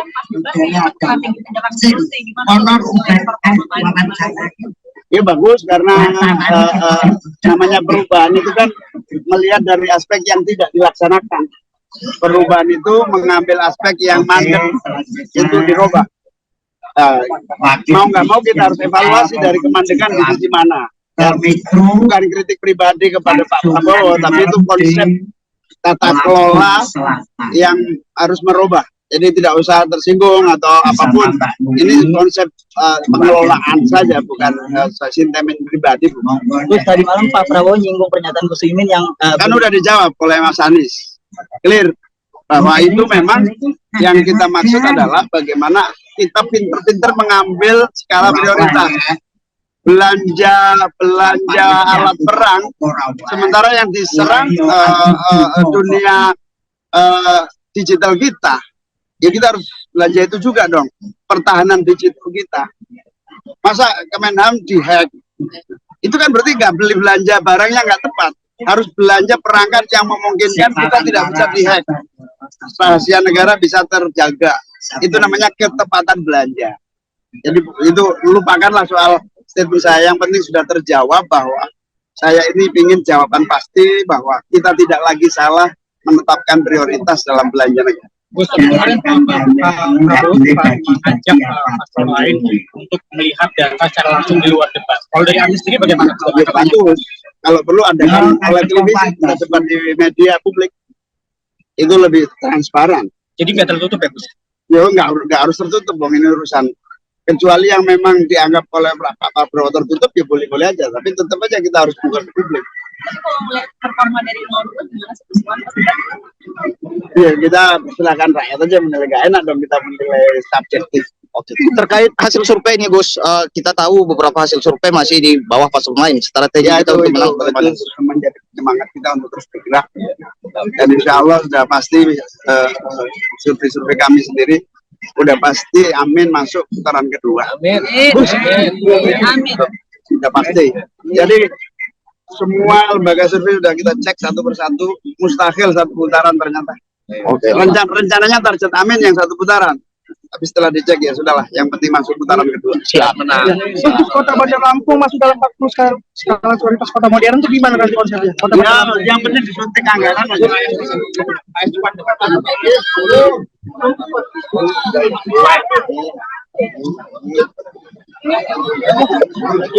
Allahumma sholli ala Muhammad. Allahumma sholli ala Sayyidina Muhammad. Hadro bersama Mas Pelok. Ayo loh, satu nada buat semuanya saja. PKB jangan balik Gus Dur apa? Wes lah, Pak Kirun istiqomah wae, ojo nanti. Alhamdulillah dari tahun ke tahun Abah Sakirun ini orang paling istiqomah bersama PKB hingga hari ini. Moga-moga sehat terus Abah Kirun, umur panjang, rezeki berlimpah ruah. Pernah ngeluh sama saya, nek aku gak diundang partai-partai terus rezekiku piye rek. Alhamdulillah istiqomah nok PKB tambah sugih. Allahumma matur nuwun Abah Kirun. Sampai sekarang istiqomah bahkan menjadi tim pemenangan Amin Jawa Timur sekaligus tim pemenangan nasional, Timnas. Beliau ini patut menjadi contoh kita semua karena selalu istiqomah. Ibu-ibu ingkang kawula mulyaken, kula niki diperintah kalian kiai-kiai tahun 2019 muktamar PKB teng Bali. Perintahnya pokoknya piye carane sing penting 2024 itu kudu maju dadi calon presiden atau wakil presiden. Itu perintah di Bali 2019. Sing jenenge partai kiai nggih kula bagian kongkon-kongkonane kiai ngomongnya nggih siap mawon. Kula ikhtiar ngalor ngidul, alhamdulillah takdire Gusti Allah jalane jelas nyata, kula akhire dijodohaken kali Mas Anies Baswedan dados calon wakile Mas Anies Baswedan. Lah kok dilalah kula niki nggih pun dangu dados koncone Mas Anies Baswedan menika. Mas Anies niki kanca kula sami-sami kuliah di Universitas Gadjah Mada Yogyakarta. Mas Anies niki Fakultas Ekonomi, kula Fakultas Ilmu Sosial Politik, kampusnya nempel. Waktu niku kita aktif di gerakan mahasiswa, gerakan Islam, gerakan pemikiran. Satu kesimpulan, waktu niku keadaan boten adil, kebebasan berserikat berkumpul dilarang. Zaman kula riyen kumpul ngeten iki mboten angsal. Pak Harto melarang semua jenis pertemuan besar. Bahkan 15 wong kudu izin. Akhirnya kita bersepakat gerakan mahasiswa, pokoknya kita robah dari orde baru menjadi orde demokrasi, alhamdulillah berhasil menjadi bagian dari perjuangan demokrasi pada tahun 90-an sampai 98. Kula menyebut kalian Mas Anies waktu niku istilahnya disatukan dalam gerakan perubahan jilid 1. Lah kok dilalah Gusti Allah naksiraken kula pasangan kali Mas Anies nek pacarane ngalor ngidul tapi judulnya kali Mas Anies. Akhirnya kula diskusi ngalor ngidul, insya Allah pemilu 2024 perubahan jilid kedua akan terjadi menjadi lebih baik. Amin. Napa artinya perubahan? Perubahan yang paling gampang ya, rakyat dompetnya terisi, belonjone murah, tabungane akeh. Allahumma. Dompet jenengan tipis nama boten? Mosok sih? Coba delok. Gak percaya. Tugas negara dan pemerintah itu membuat rakyat dompetnya kandel, belonjone murah, tabungane itu yang tugas utama. Nek jenengan badhe maos konstitusi. Wonten sing apal pembukaan Undang-Undang Dasar 45 wonten mboten? Apal tapi dawa wis gak usah diapalno. Kesimpulannya tugas negara pertama gawe dompet rakyat terisi, belonjone murah, tabungane itu kalau dibahasakan sederhana apa? Sejahtera. Tugas yang kedua mencerdaskan kehidupan, sekolah bermutu, kualitasnya bermutu, biaya sekolahmu kok ngomongnya non setidak-tidaknya murah dan bermutu. Syukur-syukur alhamdulillah bisa senengannya gratisan nih. Allahumma lah tugas inilah yang menjadi tantangan terus-menerus. Kula niki kalian PKB 10 tahun kali pemerintahannya Pak SBY. Masih ingat nama badan? Kula kali PKB 10 tahun kalian pemerintahannya Pak Jokowi. Alhamdulillah Pilpres ping 4 menang terus, alhamdulillah. Insya Allah Pilpres yang kelima ini insya Allah amin menang. Allahumma amin. Yes. Dari seluruh perjalanan menikah banyak hal yang harus dirubah. Cara berpikir pemerintah, cara berpikir pejabat, cara kerja pemerintah, cara kerja pejabat harus dirubah. Napa niku? Semua keputusan negara dan pemerintah harus mengedepankan keadilan dan kesetaraan yang merata. Napa? Merata. Wau bunune kok cocok ngomong. Pembangunan nang kene angel pol ki napa nggih? Mergo mboten keadilan dan pemeratan. Niku gampang asline. Anggarane negara niku 3.000 triliun, piye carane iki 80% di pusat. Piye carane minimal 50% daerah, 50% pusat. Itu namanya apa? Jadi harus dirubah cara kerjanya. Semua aspek-aspek pembangunan harus dirubah supaya rakyat dompet terisi, belonjone murah, tabungane. Petani-petani mriki untung napa mboten? Untung kathah napa mboten? Mboten krungu.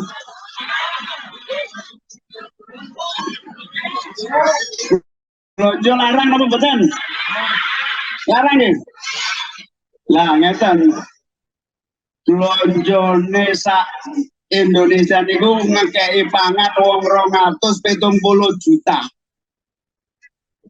Kabeh butuh mangan. 270 juta cangkem, ngoten nggih. Ini cara Jawa Timur ini ketularan Pak Kirun niku lho. 270 cangkem. Butuh dikai pangan kabeh nggih napa nggih? Niku kata sangat mestinya kebutuhan kita niku untuk pangan besar, mestinya petaninya suge-suge, petani Lampung suge-suge nggih. Lho mboten ta? Kula dibujuki Mbak Nuni mboten niku. Nah, niku mboten nyambung. Kebutuhan pangannya besar, tapi yang memproduksi pangannya kok ora suge-suge. Ini yang harus dilakukan petani untung, bisa menabung, harga bisa terjangkau dan murah. Niku tujuannya. Kok sakmene waktu panjang ini kok nggak terwujud? Kenapa? Ternyata jawabannya kita butuh nah, ngoten. Corone ngelola niku butuh perubahan.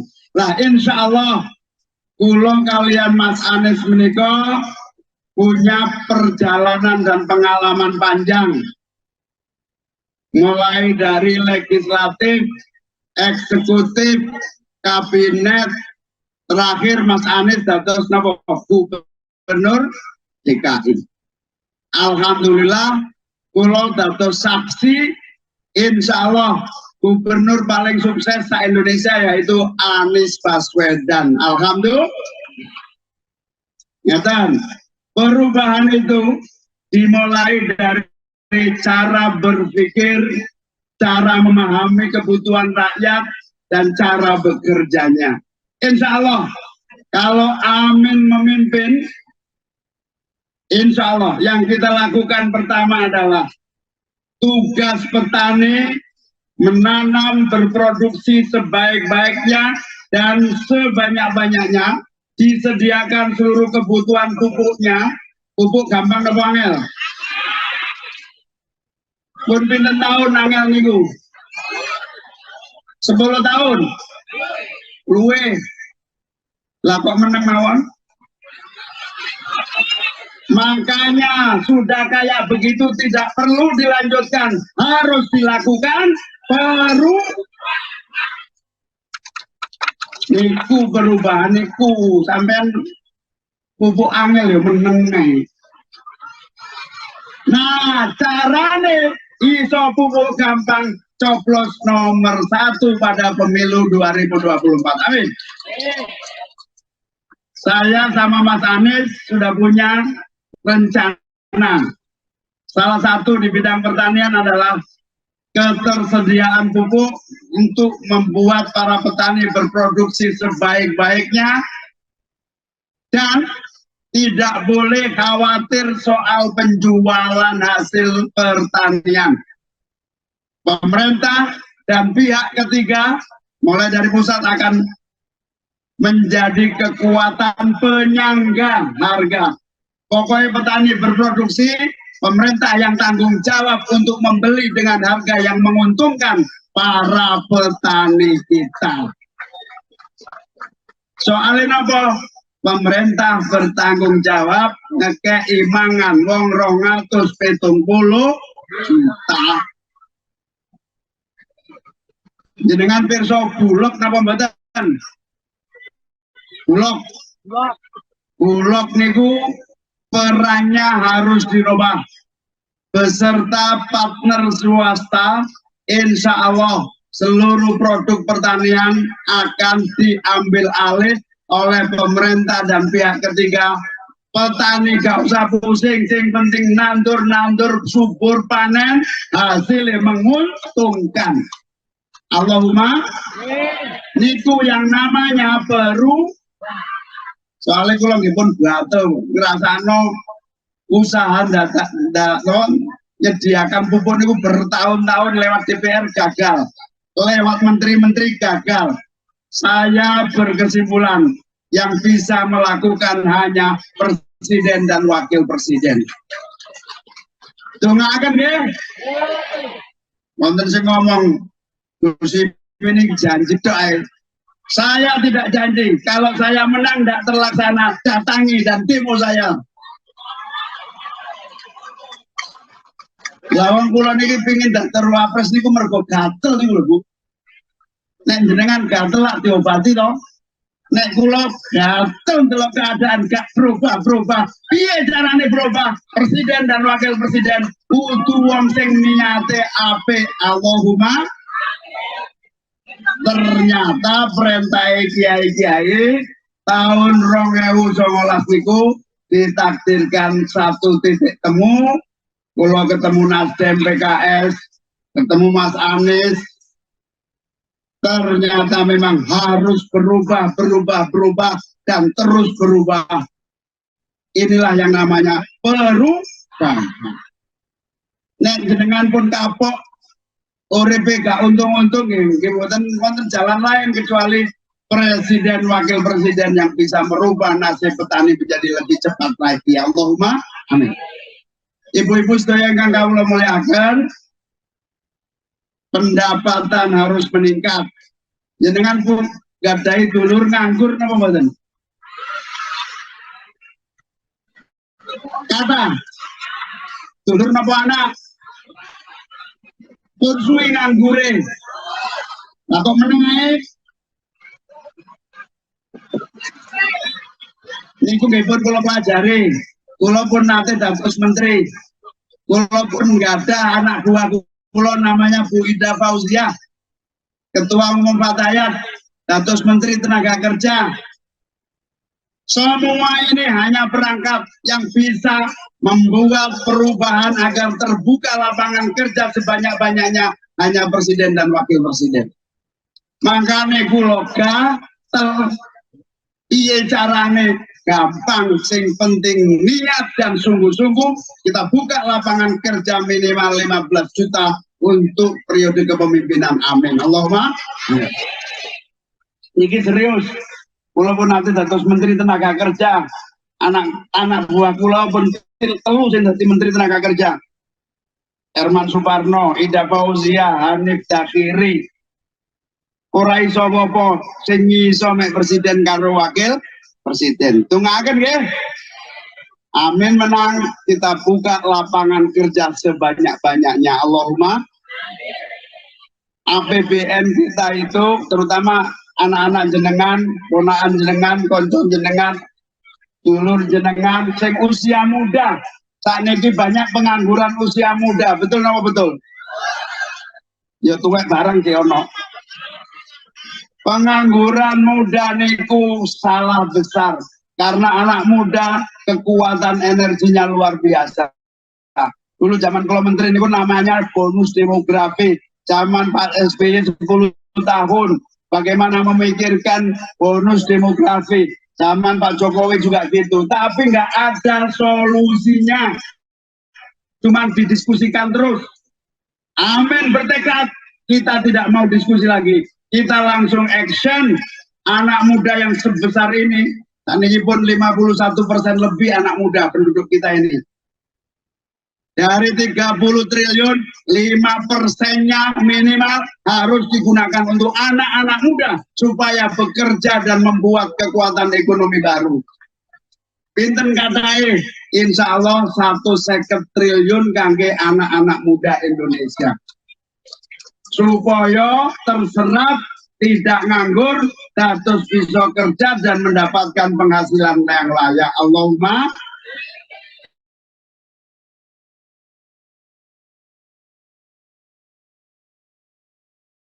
Maka kita hari ini harus mempersembahkan karpet kesejahteraan untuk rakyat Indonesia. Allahumma. Dados boten usah ragu-ragu. Mas Anies Baswedan turunan pejuang yang tidak akan main-main membawa amanah kepemimpinan. Allahumma. Terus nek wonten fitnah Mas Anies begini, Mas Anies begitu pun percaya kula kali Mbak Nuni mawon nggih. Kula jaminane insyaallah duet amin niki duwi tunggal santri yang akan mengatasi masalah-masalah negeri. Ngertos duit tunggal apa mboten? Duet. Nek basa dangdute niku duet. Duit tunggal santri ini insyaallah sesuai dengan doa kita, Allahumma amin. Waj'alna lil muttaqina imama. Allahumma. Dados niki pekerjaan besar sekali. Matur nuwun dukunganipun panjenengan sedaya ingkang diwaosaken kalian Ibu Nyai binti amanah. Insyaallah dukungan panjenengan sedaya bukan untuk Anies Baswedan atau Muhaimin Iskandar. Dukungan panjenengan sedaya untuk merubah nasib 270 juta rakyat Indonesia. Amin. Sedaya kelelahan panjenengan rawuh mriki panas-panas keringetan ndongakno selawatan boten sekedar kanggo kemenangan amin, tetapi insyaallah niku sedekah panjenengan kangge 270 juta rakyat Indonesia. Amin. Bergabung dengan seluruh dukungan dari Aceh, Sumatera, termasuk Lampung, Jawa, Kalimantan, Sulawesi. Ini gemanya luar biasa karena perubahan sudah tidak bisa dibendung lagi. Amin. Perubahan itu sunatullah, tapi harus diperjuangkan. Innallaha la yughayyiru ma bi anfusihim. Innallaha la yughayyiru ma bi qaumin hatta yughayyiru ma bi anfusihim. Perubahan tidak akan terjadi, nasib kita akan begini terus kalau kita tidak bersama-sama berjuang dalam barisan yang kompak, bersatu padu dari Aceh sampai Papua dalam bentuk melahirkan perubahan kepemimpinan, ya, tapi yang lebih penting dari itu perubahan cara kerja mengelola negara dan pemerintahan sehingga terwujud cita-cita kita sedaya. Allahumma. Dados insyaallah keringet panjenengan sedaya bagian dari sedekah kita mewujudkan napa? Perubahan nasib, dompet jadi tebel. Perubahan nasib, harga-harga jadi murah. Perubahan nasib, petani untung bisa menabung, anak turunnya tetap mau jadi petani. Ya Allahumma. Itulah namanya perubahan. Kalau kulo ngomong amin, kulo ngomong perubahan, jawab amin. Ngerti? Perubahan.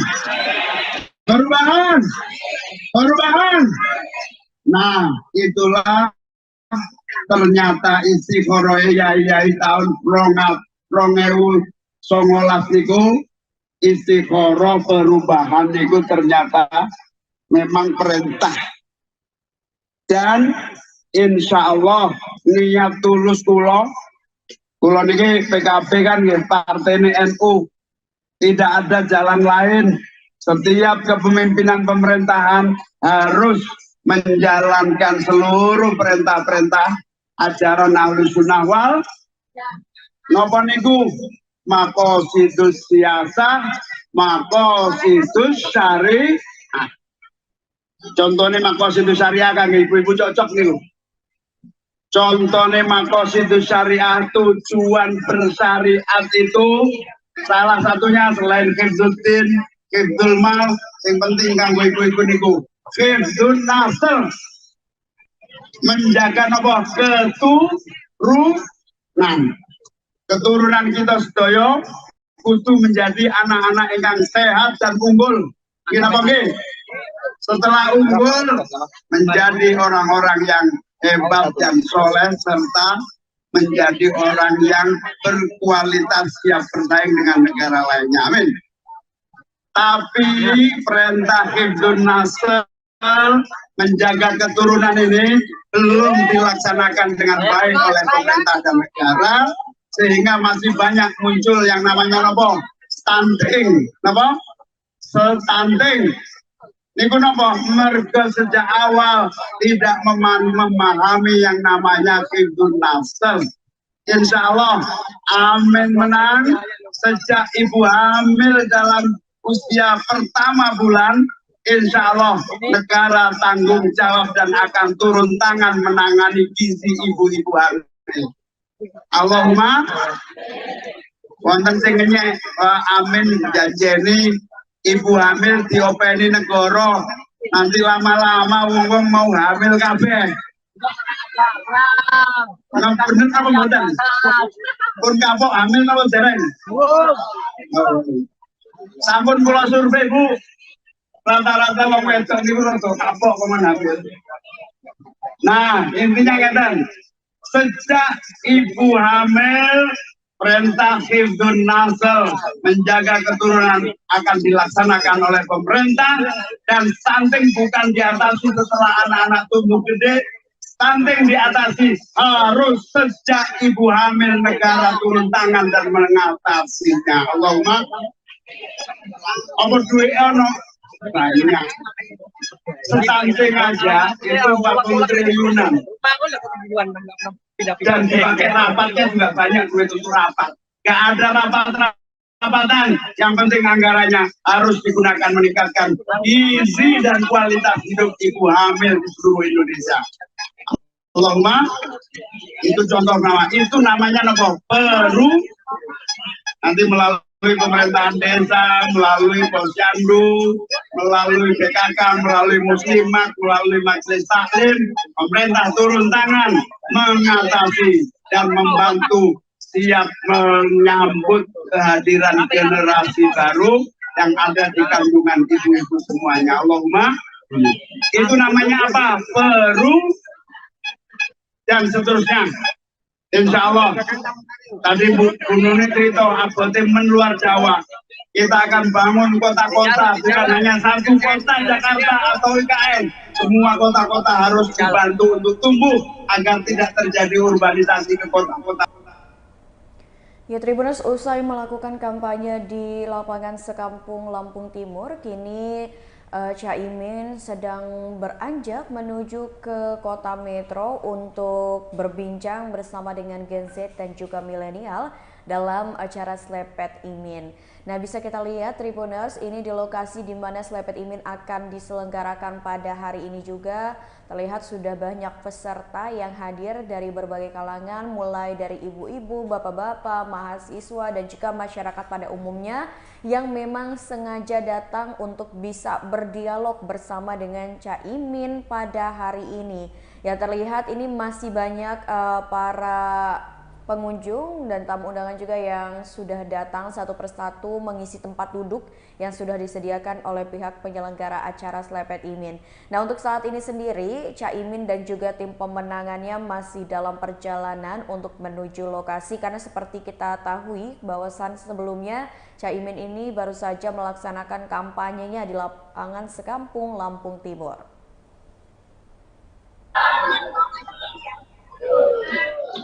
Saya pengen kota metro suaranya menggelegar, kedengeran sampai ke Bandar Lampung sana. Assalamualaikum warahmatullahi wabarakatuh. Selamat siang kota metro. Perkenalkan, saya Rizal Pratama yang akan memandu acara kita hari ini. Acara yang bertema dan berjudul Slepet Imin. Yang dari Jakarta. Ada yang tahu nggak kenapa nama acara ini Slepet Imin? Sarung, oke, sarung. Ada lagi selain sarung apa?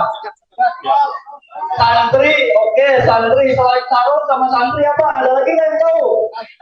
Saya ngirim yang di Gak mau punya pasangan lain, Pak. ngambil lokal. Lokal. Pasangan lain, nggak mau kita selesai ini. Selain tadi santri sarung apa lagi? Marwan, nih ceritanya kayak gini. Kenapa Gus Imin punya acara namanya Selamat Imin? Kalau kemarin di Bandar Lampung kan ada namanya Desak Anies. Ada yang datang Desak Anies, boleh tepuk tangan yang datang. Wih, banyak juga ya yang mendesak Anies Baswedan. Jadi kalau di sana Anies Baswedannya kita desak, kita bikin terdesak, kita bikin terpojok, dia harus jawab apa yang kita tanya dan apa yang kita tuntut. Nah, kalau di Selamat Imin, kenapa namanya Slepet? Jadinya sakdok enak. Nggak gitu. Slepet itu syaratnya ada 2, teman-teman. Yang pertama, syaratnya Slepet itu harus bunyinya keras, benar nggak? Kalau bunyinya nggak keras, nggak bisa orang yang nyepet. Gagal itu Slepetnya. Karena setiap nyepet, bunyinya harus keras. Itu yang pertama. Jadi semua orang yang hadir di sini, kita mau bunyinya yang keras, ngomong yang keras, bicara kasih pertanyaan-pertanyaan atau tuntutan yang tegas buat Gus Imin. Sepakat nggak? Yang kedua, itu adalah rasanya. Orang kalau diselesaikan kan nggak enak-enak aja, nggak nyaman diselesaikan. Kenapa? Karena rasanya pedas. Bunyinya harus keras, dan kalau dia sampai rasanya harus pedas, ada efek panasnya. Jadi nanti siapapun nanti yang dapat kesempatan aja, siapapun yang dapat kesempatan bicara, apapun yang dibicarakan syaratnya ada 2 di acara ini. Di Kabupaten Lampung Timur ini setelah turun di Lampung ini, Gus? Ya, yang paling penting itu adalah campur tangan pemerintah pusat untuk membantu percepatan infrastruktur pembangunan di kota-kota termasuk Lampung ini.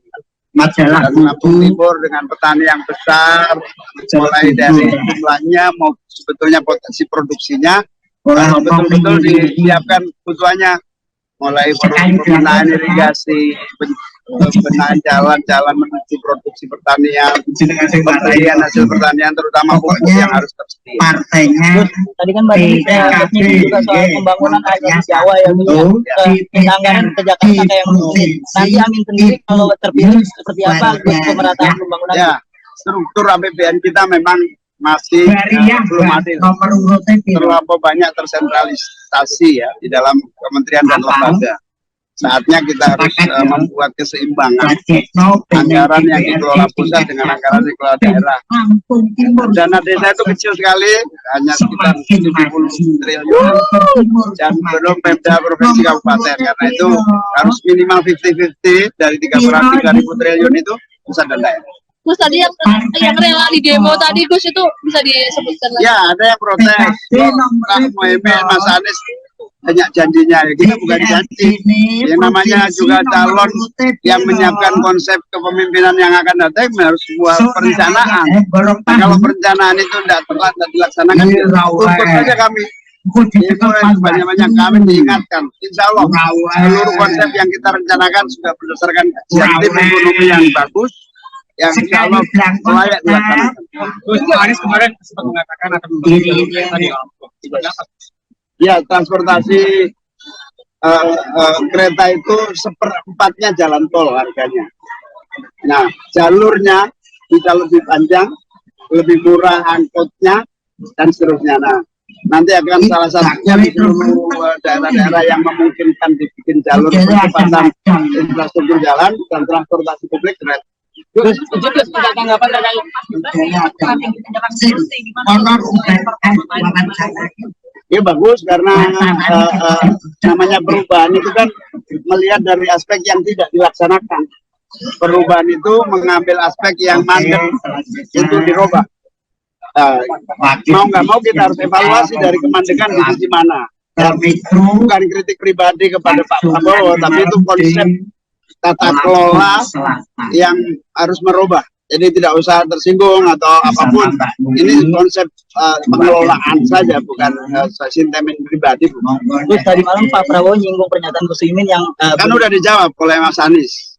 Clear bahwa itu memang yang kita maksud adalah bagaimana kita pinter-pinter mengambil skala prioritas. belanja alat perang, sementara yang diserang dunia digital kita. Ya kita harus belanja itu juga dong, pertahanan digital kita. Masa Kemenham dihack? Itu kan berarti nggak beli belanja barang yang nggak tepat. Harus belanja perangkat yang memungkinkan kita tidak bisa dihack. Rahasia negara bisa terjaga. Itu namanya ketepatan belanja. Jadi itu lupakanlah soal statement saya. Yang penting sudah terjawab bahwa saya ini ingin jawaban pasti bahwa kita tidak lagi salah menetapkan prioritas dalam belanja negara. Gus, kemarin Pak Prabowo mengajak pasar lain untuk melihat data secara langsung di luar debat. Kalau dari Anies sendiri bagaimana? Bagus. Kalau perlu ada. Terima kasih. Sudah ada yang mau kita selesai, teman-teman? Sudah ada yang mau kita selesai? Tolong dijawab nih. Kalau saya bilang Muhaimin, dijawab Muhaimin Iskandar. Bisa semua? Karena yang kita selesai sudah hadir di sini. Muhaimin. Muhaimin. Selamat datang Gus Imin. Tepuk tangan untuk Gus Imin.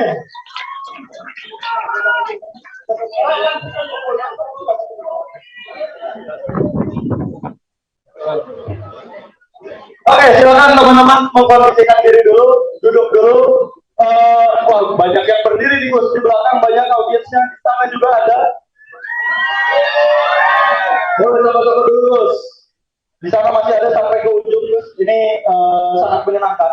Ini kunjungan pertama saya ke Kota Metro dan sangat menyenangkan melihat banyak sekali orang yang antusias untuk hadir di Selatan Imin. Tadi ada yang bilang juga kalau Selatan Imin ini beda katanya Gus, lebih menyenangkan dibanding acara bagi-bagi susu di Gus. Jadi di sini kita membuktikan orang-orang ini harapannya bukan memuja-muji tapi menguji Gus Imin.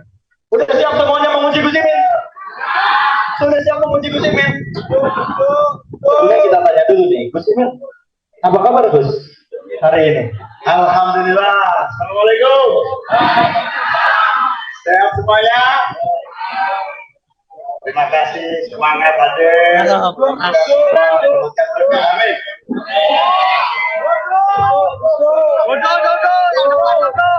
Nah, coba duduk dulu. Mau naik di sini nggak apa-apa. Boleh kita sangat terbuka ini.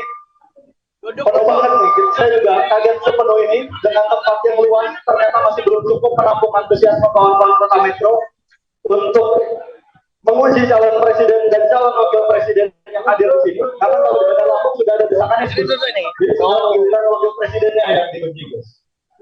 Sebelum memulai, saya mau nanya dulu.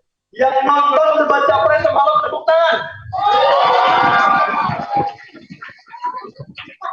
Yang post dengan performa Anies Baswedan tepuk tangan. Gus, gimana debat kemarin Gus? Ceritanya, apa yang Gus ingin rasakan debat kemarin Gus? Ya, yang pertama saya nyapa dulu. Silakan dulu. Para anggota DPR RI, Pak Al-Muzamil, mana Pak Al-Muzamil? Di sini dulu lagi. Tepuk tangan untuk Pak Al-Muzamil. Bu Ella, anggota DPR, tepuk tangan untuk Bu Ella. Sahabat saya, Pak Toba, Taufik Basari. Sudah, DPR tiga aja ya. Saya juga ingin menyapa teman-teman PKS, pengurus PKS, itu mana? Teman-teman pengurus Nasdem Metro, teman-teman pengurus PKB Metro.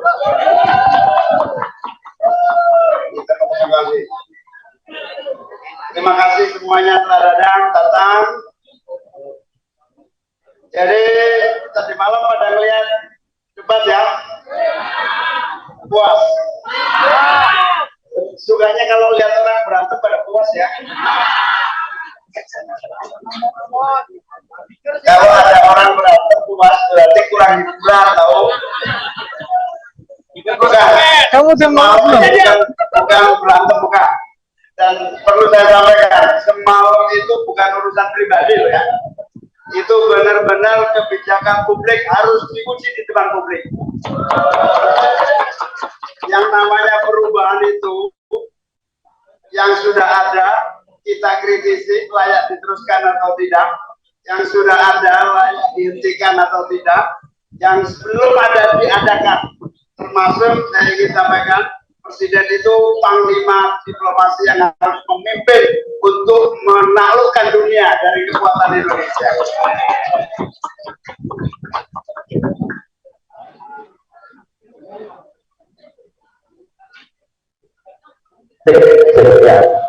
Presiden panglima diplomasi Gus, kemarin Pak Anies tanyain ke Pak Ganjar, coba dong pilih kalau Mentan itu berapa katanya. Nah, sekarang saya mau kasih tantangan ke Gus ini.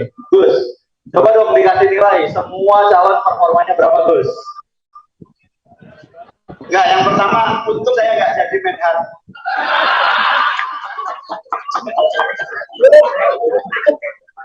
Kalau jadi Menhan, masa cuma dapat angka 11 dari 100? Nah, yang mana penilaian? Penilaian Gus, sampai 1 sampai 10. Kalau Pak Anies berapa, Pak Prabowo berapa, Pak Ganjar? Oh, enggak fair dong nanya saya.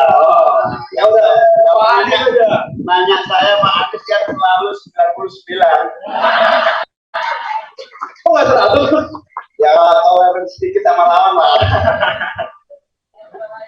Oke, yang menarik teman-teman mungkin tadi teman-teman juga udah banyak yang menyaksikan debat capres, seru sekali. Dan tentu ke depan akan ada jatahnya Gus Imin nih di 2 minggu lagi Gus ya. Jatahnya Gus Imin di debat cawapres yang di debat keempat. Tapi kita nggak akan ngomongin debat di sini, tapi kita akan ngomongin apa sih yang ada di pikiran dan pandangan Gus Imin soal kebijakan-kebijakan. Sudah siap Pak Metro? Sudah siap Pak Metro? Kita masuk ke segmen 1. Apa nih, Min?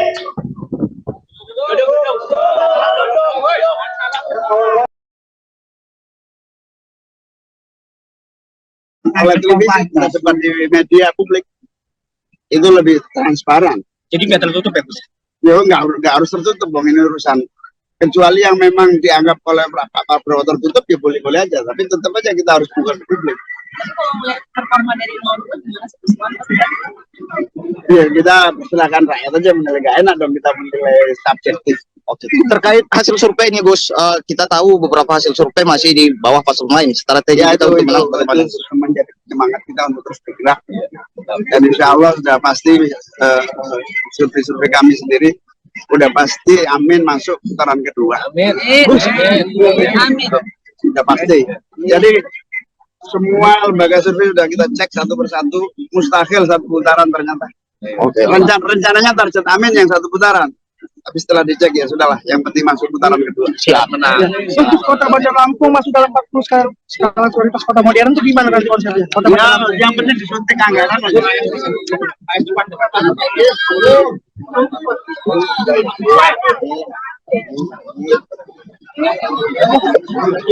Allahumma sholli ala Muhammad.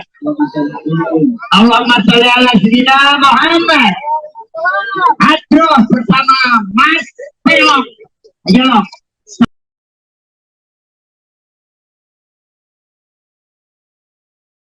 Hadir di sini, Boy Muhammad. Boy Muhammad. Selamat datang Gus Imin. Boleh tepuk tangan untuk Gus Imin.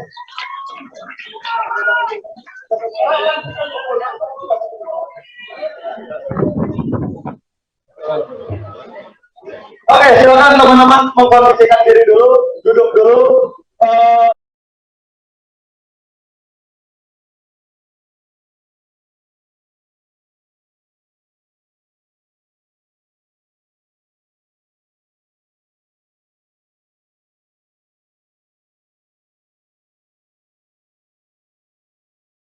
Apa PD karena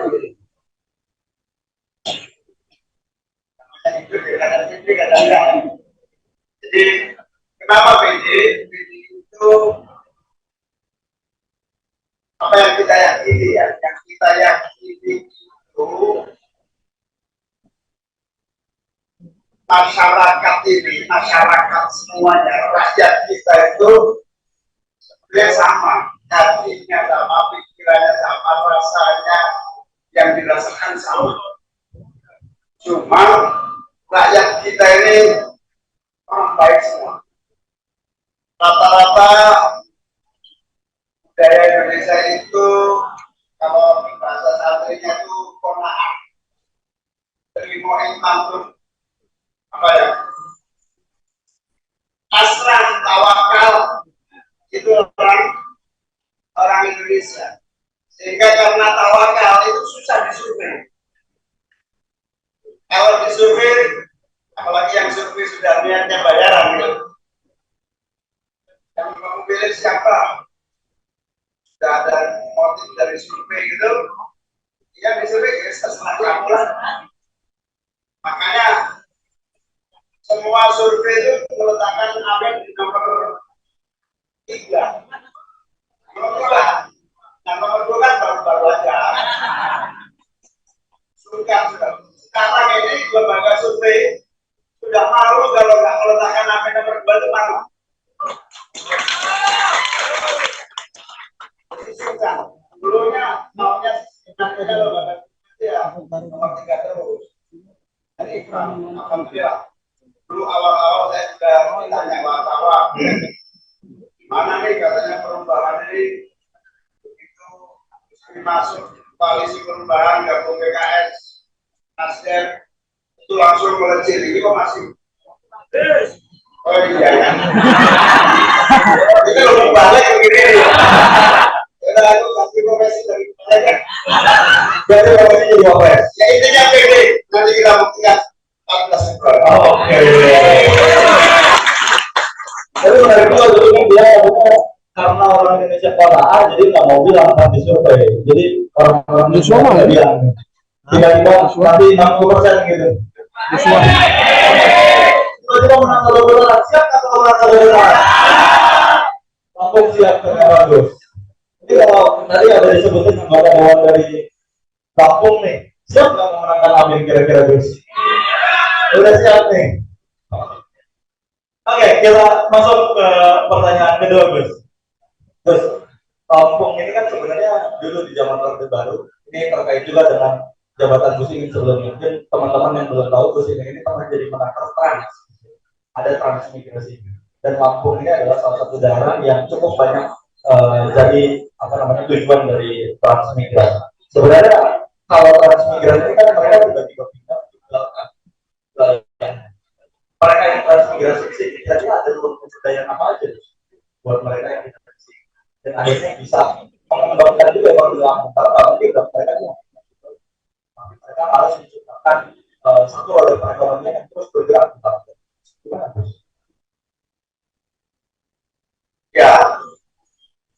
Ya, betul. Saya dulu menangani transmigrasi itu sekitar 2009-2014. Dan alhamdulillah Lampung ini adalah legenda transmigrasi tertua, terbanyak, tersukses. Kalau Lampung itu kira-kira karena transmigrasi itu bangun dan dari bawah. Tepuk tangan anak-anak transmigran di Lampung yang luar biasa. Jadi begini,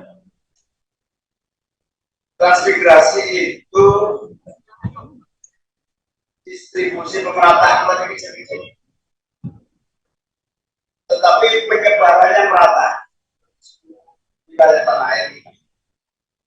Yang perlu kita ambil inspirasi dari transmigrasi itu adalah motivasi fighter berangkat dari titik nol, lalu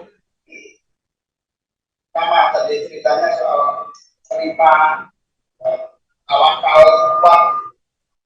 Nah, ini kita perlu kembangkan perubahan yang lebih besar lagi, yaitu percepatan pengembangan kota-kota baru yang dulu sebenarnya juga sudah pernah muncul, namun kota-kota kecil.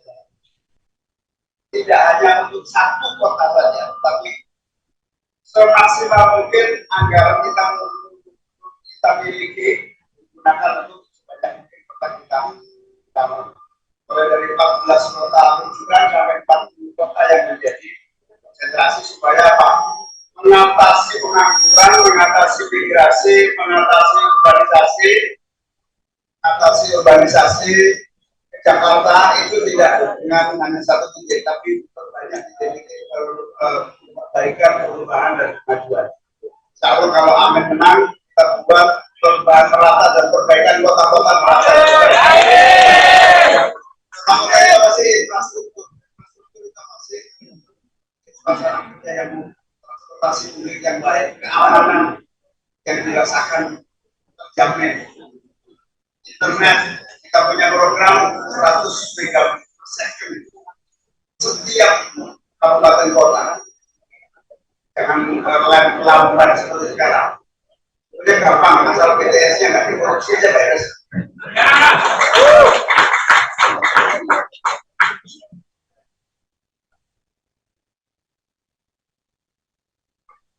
Oke. Tadi satu hal yang menarik. Itu soal pembangunan 10 kota ini yang sudah dibicarakan juga nih sama Gus Imin ketika debat cawapres, yang berarti menggeser prioritas Gus ya, dari membangun kota dari nol menjadi membangun kota-kota yang sudah ada menjadi berdaya. Oke, ini yang ketiga ini agak menarik Gus. Saya belum tahu nih pandangan orang Lampung seperti apa, tapi banyak stigma nih yang mengatakan bahwa di Lampung ini banyak begal katanya. Benar nggak? Benar apa nih? Oke. Ini ada yang bilang benar, ada yang enggak nih. Saya bingung nih. Mimpin katanya Gus. Oke, nah dengan banyaknya ya ada stigma tersebut, salah satunya karena banyaknya kasus kejahatan. Nah, kemarin kan salah satu yang dibicarakan Gus adalah soal keamanan di dalam debat. Kalau misalkan Amin terpilih Gus, apa strategi yang akan dilakukan untuk menekan angka kriminalitas? Ya, yang pertama kejahatan, kriminalitas, pelanggaran itu akibat. Sebabnya adalah keadilan akses pada makmuran. Karena itu selain penegakan hukum, tanda amal, amal juga harus jelas. Yaitu jangan ekonomi, sekaligus tanda amal. Nah, kalau tahu akar masalahnya di situ, maka banyaknya pengangguran, banyaknya kesulitan ekonomi tidak perlu digambar.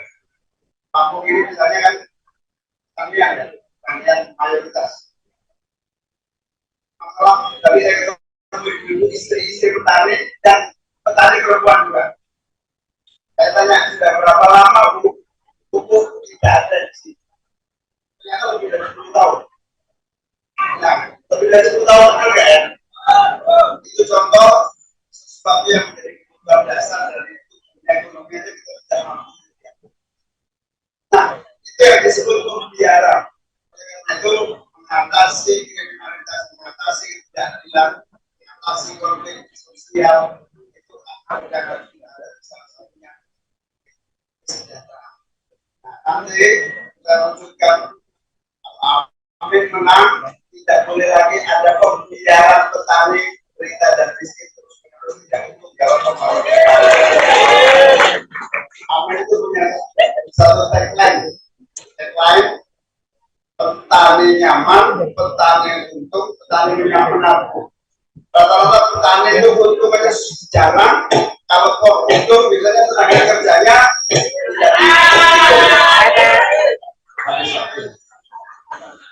Tapi satu hal tadi yang menarik Gus, karena kita jarang mendengar juga ketika kita bicara tentang kriminalitas, bicaranya biasanya polisinya dibanyakin, misalkan penegakan hukum dan lain sebagainya.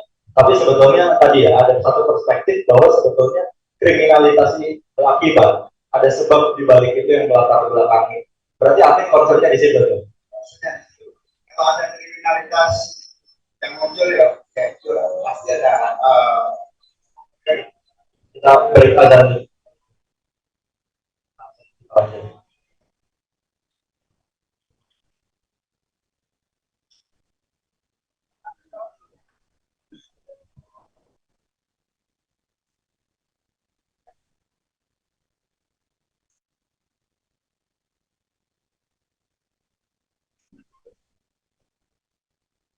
Oh, ikut rombongan. Mana-mana.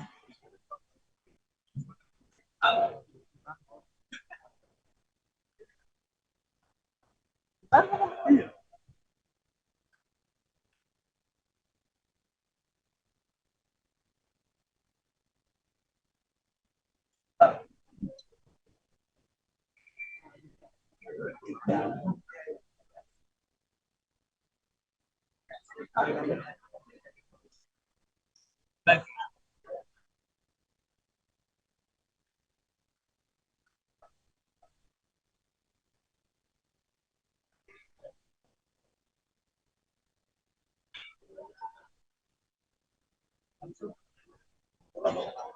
Aman, aman.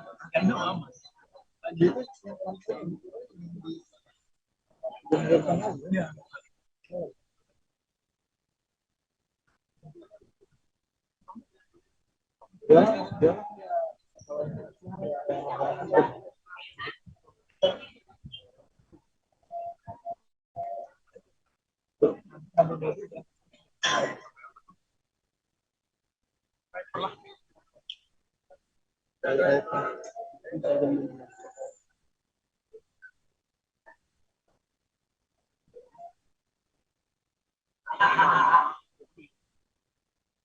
Nyalain nggak bang? Bang, baru masuk soal.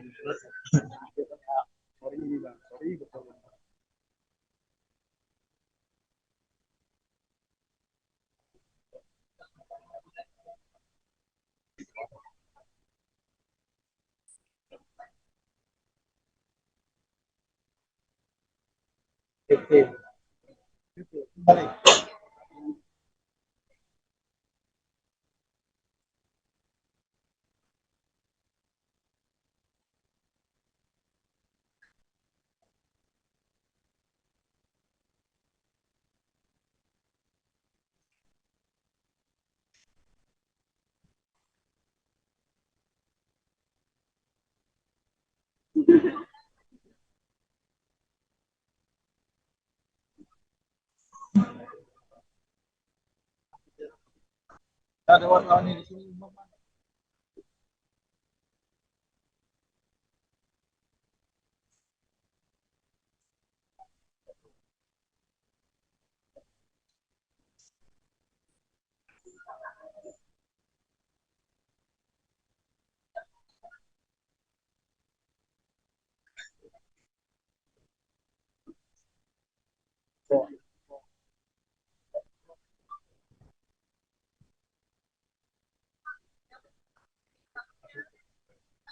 Oke, kita lanjut lagi kawan-kawan.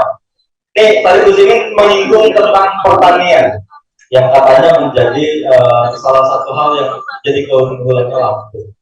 Nah, soal pertanian ini kayaknya agak ramai juga kemarin bagaimana Kementerian Pertahanan fokusnya di beristik. Tapi pasangan Amin ini nggak mau solusi soal ketahanan pangannya itu adalah beristik. Padahal Gus Imin sendiri yang bilang kalau pertahanan itu katanya dua, militer sama satu lagi pangan gitu ya. Nah, yang jadi pertanyaan Gus, di Lampung ini kan ada banyak komoditas Gus, ada nanas, lada, kopi, dan katanya mau menggunakan kontrak farming.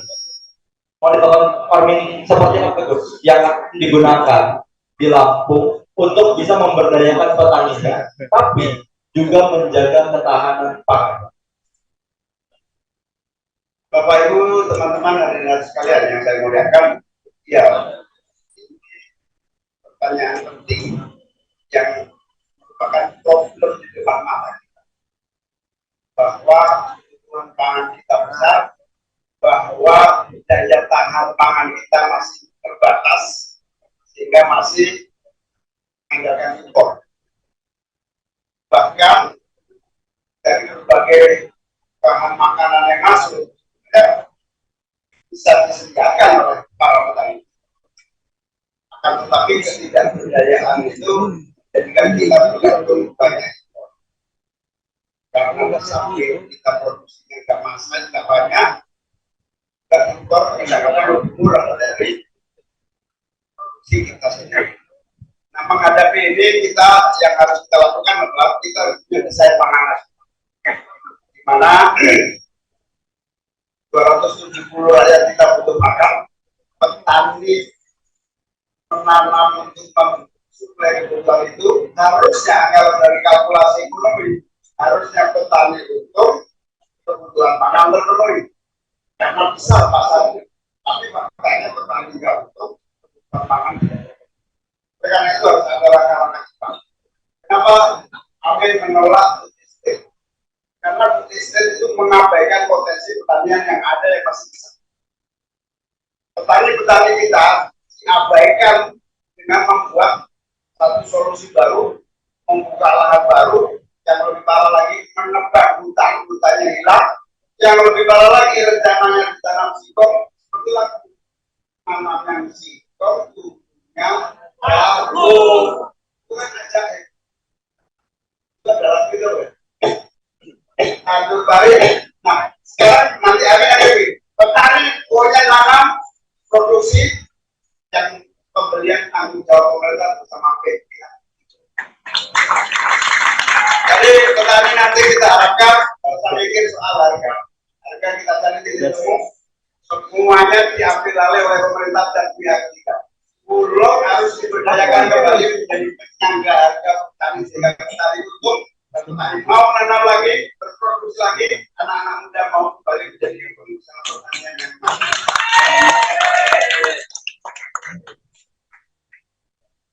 Berarti benar teman-teman, tanah Indonesia ini tanah surga. Bahkan nanam singkong pun jadinya bisa jagung.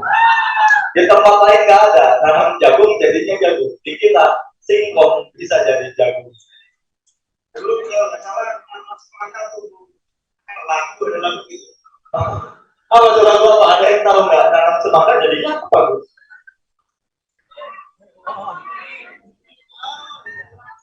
Buat semangka berjalan sendiri. Oh, ternyata lagu itu sekarang nyata lagu. Singkong berbuah jagung. Oke, kita masuk ke pertanyaan terakhir di sesi ini, teman-teman. Sebelum nanti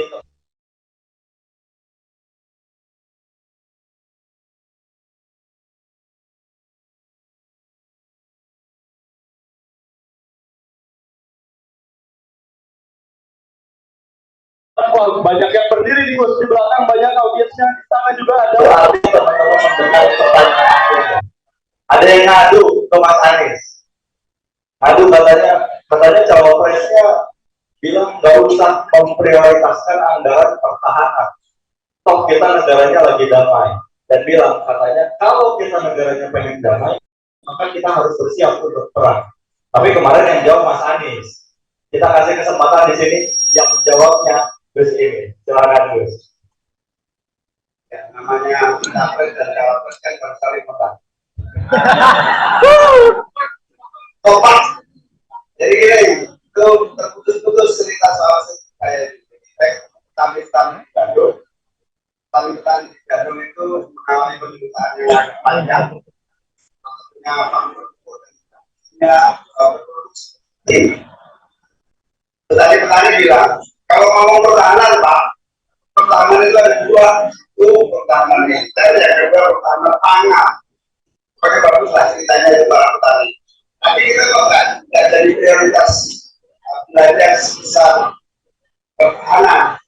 Jadi protes itu, menanggapi protes itu Pak, saya bilang, jadi intinya gini, semua budget negara harus dievaluasi prioritas. Prioritasnya apa? Tidak asal bahwa di tempat misalnya ya pertahanan misalnya. Pertahanan kita itu kan yang paling ada di depan mata itu kan perang cyber. Nah, bahkan Kementerian Pertahanan pun ini kan aneh. Artinya belanja yang butuh di depan mata ini tidak dilakukan, malah memiliki macam-macam belanja yang nggak ada hubungannya. Menurut kesimpulan semua tiga pihak dan kemarin tiga pihak yang berdua, saya bisa menyimpulkan ada cara perencanaan yang salah dalam mengambil prioritas belanja negara. Yang dibutuhkan prioritas itu apa dari sebuah angkatan perang atau militer. Nah, itu juga menjadi hak. intinya yang saya sampaikan itu adalah kami akhir harus merevisi, mengevaluasi dan menentukan prioritas yang tepat, bukan asal penelitian. Jadi prioritasnya apa, Bos? Nanam singkong, berbuat jagung juga di jalan-jalan Kemenhan. Oke. Teman-teman, kita masuk ke segmen selanjutnya. Udah pada siap buat melakukan quiz ini? Tepuk tangan yang sudah siap. Oke. Tapi sebelum itu kita masuk ke segmen selanjutnya. Kita masuk ke segmen 2. Satu kata min. Enggak, Guling nggak yang jawab. Satu kata min ini, kalau tadi Guling banyak lewat ya. Jadi dia pas sudah bunyi mulai panik. Nah, sekarang nggak apa-apa. Waktunya kita bebasin. Tapi katanya cuma satu. Gitu. Teman-teman, satu kata min ini akan kita mulai. Siap belum, Gus? Siap. Nih, satu kata pertama, Gus. Satu kata tentang Lampung, Gus. Pisang. Pisang. Nih, udah mikirin oleh-oleh, pulang bawa apa nih? Kenapa pisang, Gus? Saya ini agak cerdas nih gara-gara kebanyakan makan pisang tahu. Ini pisang bikin cerdas juga. Oke, yang kedua, Gus. Nah, ini menarik juga, Gus. Yang kedua soal satu kata soal reforma agraria.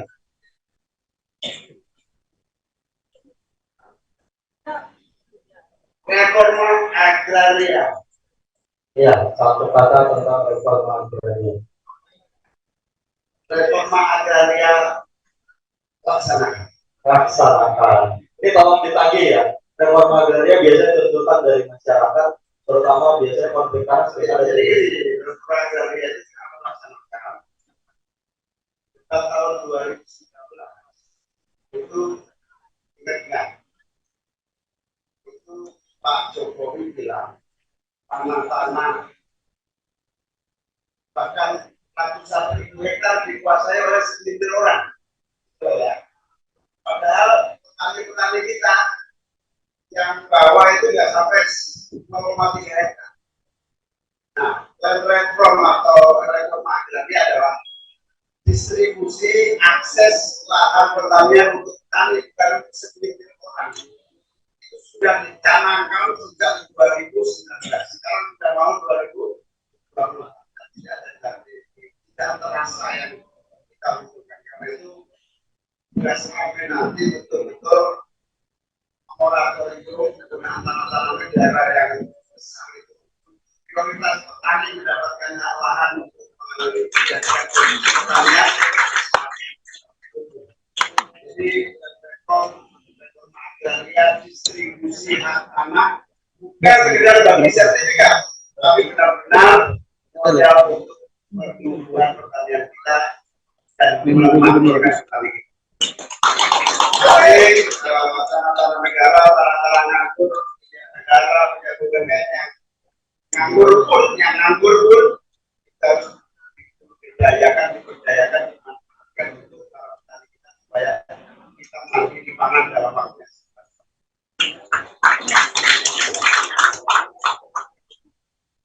Kalau ada distribusi lahan, nanti yang pusing yang lahannya 300.000 hektar itu yang kemarin itu dibagi-bagi di lahannya. Yang ketiga, Gus, satu kata tentang petani. Sabar. Saya itu dengan tanya tadi ketemu tadi itu ibu yang rasain nggak ada ini aja juga karena cukup juga pas-pasan. Nah, pasannya gimana? Ya pas-pasan aja sering.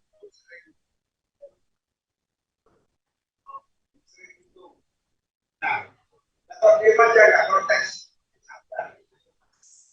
Misalnya tahu nggak berubah nasibnya, berubah. Caranya gimana? Nah, baru yang saya sambungkan tadi, saya optimis. Kenapa? Karena sudah banyak hari ini tidak bisa. Boleh dipilih oleh pilot yang banyak, boleh dengan berbagai cara, boleh. Tapi namanya korban itu suara hati yang akan ya, kalau tentukan sensus pemilu 14 Februari di situ kesabaran mengalir. Ya. Oke, semoga perubahannya bukan dari SMA balik lagi ke TK, Gus ya. Ada yang bilang gitu soalnya, Gus. Nah ini yang keempat menarik nih. Soalnya kemarin banyak dibahas, Gus, di depan. Satu kata tentang pesawat. Kan katanya calon Menhan. Pesawat ya, jaminan cuma satu utang. Mau ngutang lagi apa gimana nih, Gus? Kalau mau utang lebih baik utang aliran dari kampus yang lain. Gampangannya, kita ini tiap tahun bayar mengapa sudah 400. Ya utangnya saja. Bayar bunganya saja. Kayak kalau utang harus. Apalagi kalau utang yang suruh bayar itu 50 tahun setelah resi. Kasihan boyoknya anak cucu kita itu kan. Hati-hati betul ini. Oke, jangan ngutang berarti, Gus. Kalau anak cucunya melanjutkan utang Tapi harus tepat. ngutang boleh tapi harus tepat. Berarti pesawat-pesawat kemarin tidak tepat, Gus. Oke, terakhir nih. Ini menarik juga, Gus. Jadi obrolan di sosial media. Saya waktu scrolling sosial media banyak, Gus. Soal ketika selesai debat. Satu kata tentang salaman.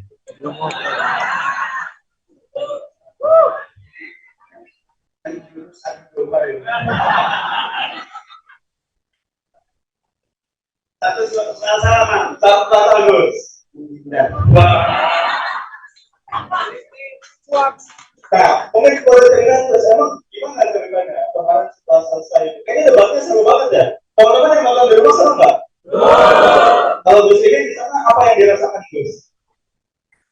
Ya kita itu merasa apa ya? Yang kita pertimbangkan bukan pribadi, tapi nampaknya ya manusiawi. Kalau kamu katanya terlalu baik, saya pamit pulang nggak pakai pamit tadi. Nanti slogannya keras banget tuh. Pedes banget, berhasilnya praktis. Oke teman-teman, tadi pengantar dari saya aja buat bikin panas teman-teman. Kalau pertanyaannya harus terjadi. Tadi yang pada itu selesai. Nah, tapi sebelum teman-teman nanya, hari sekarang sesinya buat teman-teman. Tapi kita pengen Gus ini datang di sini bukan cuma ngomong. Tadi kan cuma jawab pertanyaan aja Gus. Tapi kita pengen Gus ini mendengar aspirasi dari masyarakat yang ada di sini. Lebih baik saya mendengar aspirasi. Kalau ada pertanyaan yang sulit-sulit, saya minta tolong Bapak biar. Nah, oke, kita masuk ke sesi kedua. Segmen ketiga, dengerin Min.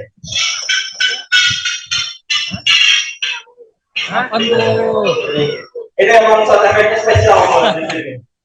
Teman-teman, di segmen ini teman-teman dikasih waktu 3 menit untuk menyampaikan aspirasinya, gagasannya ke Gus Imin.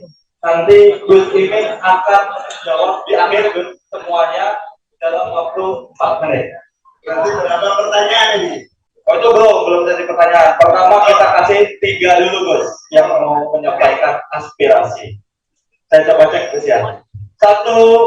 Ini satu yang ketiga nih, turun dulu tangannya. Saya mau dari sini dulu deh, yang sana nanti ya, biar gampang melihatnya. Sini dulu. Satu yang ketiga ya. Satu. Ini dulu. Oh bentar. Mas boleh Mas. Ya, di depan Mas. Nah, masih ada yang lain. Di sini aja Gus. Mas.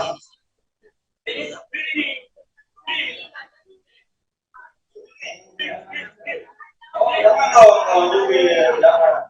Kita buka buat perempuan.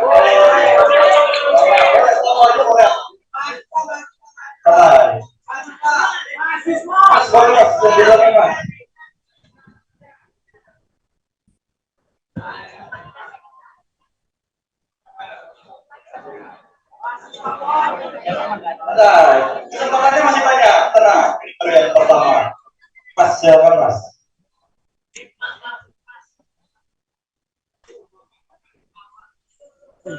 Oke, assalamualaikum warahmatullahi wabarakatuh. Pantun sedikit. Berangkat ke pasar bersama Pama. Jangan lupa pakai sepatu. Kalau ingin perubahan, jangan lupa pilih nomor 1.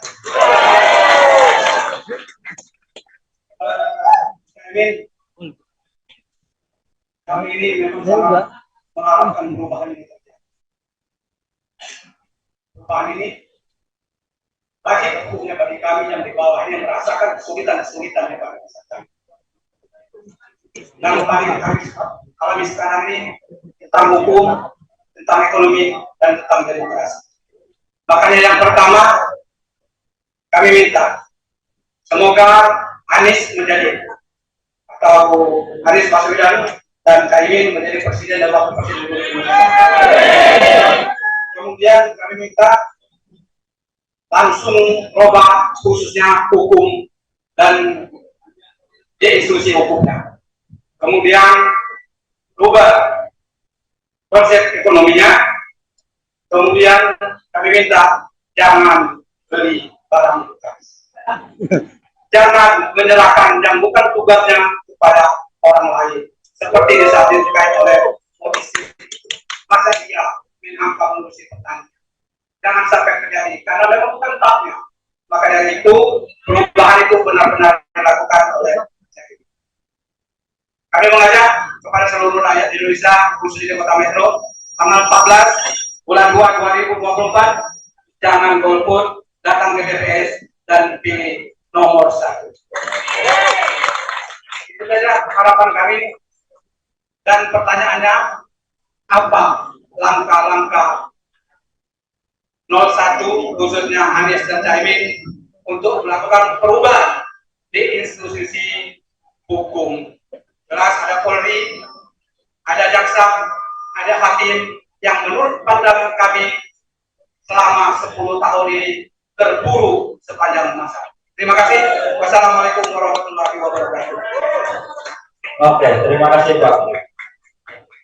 Ada ini, ada souvenir ya, Pak.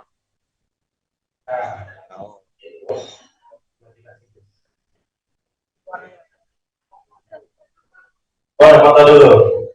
Ini warnanya kurang pas ya.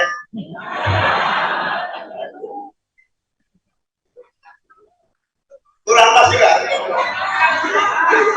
Kalau kasih anaknya. Pak siapa namanya?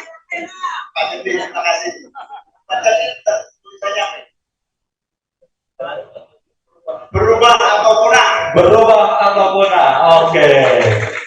Saya mau yang sebelah sini. Oke. Oh, ini ada pesan-pesan dulu. Jadi hari ini teman-teman yang menikmati Slebet ini bukan cuma kita semua yang di sini, tapi ada audiens yang hadir juga Gus secara online di YouTube-nya Gus Imin dan juga di Metro TV. Jadi kalau posisi kamera jangan dihalangi. Ada kamera di situ. Ini kayak ini ya. Boleh lambaikan tangan kalau menyerah Gus. Oke. Kita masuk ke sesi yang kedua. Dari sini hitungan 1 yang ketiga ya. 1, 1, 1. Oke, boleh yang paling depan Mas.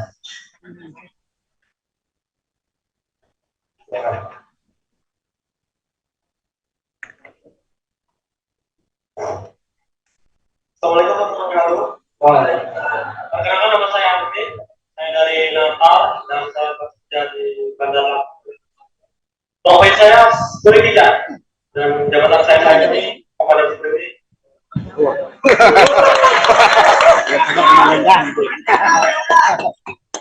Mengenai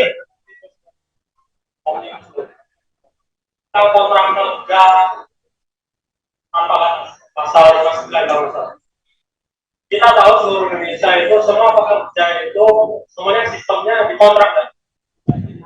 Dan durasi jangka kontraknya itu bervariasi.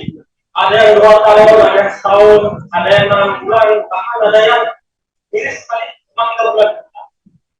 Dan upah yang diberikan oleh perusahaan itu terang juga. Ada yang layak, tapi kebanyakan yang layak ya.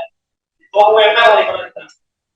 Dan yang menyebalkannya ada oknum-oknum di perusahaan itu yang bermain. Contoh, setiap kali kepada kontrak anggota itu dituntut untuk bayar. Kalau tidak membayar, kontrak itu tidak lanjut. Itu paling menyebalkan kan. Nah, karena paslon nomor 1 ini Abah Anies dan Caimin mengusung tema perubahan, yang mau saya tanyakan, perubahan apa nantinya yang akan dilakukan oleh paslon nomor 1 ketika menjadi yang 1 untuk merubah sistem omnibus law. Terus yang kedua, rombongan. Inilah kan dari soal. Saya tidak bekerja di perusahaan. Saya juga bukan anggota organisasi tersebut, tapi ini kesan rekan-rekan saya sama profesi security. Mungkin bisa nonton ini dan tolong sidak detail mungkin dari saya. Tim security-nya, tim namanya itu dia setiap kali proses perubahan kontrak atau perpanjangan kontrak diwajibkan untuk membayar. Terima kasih kita ya.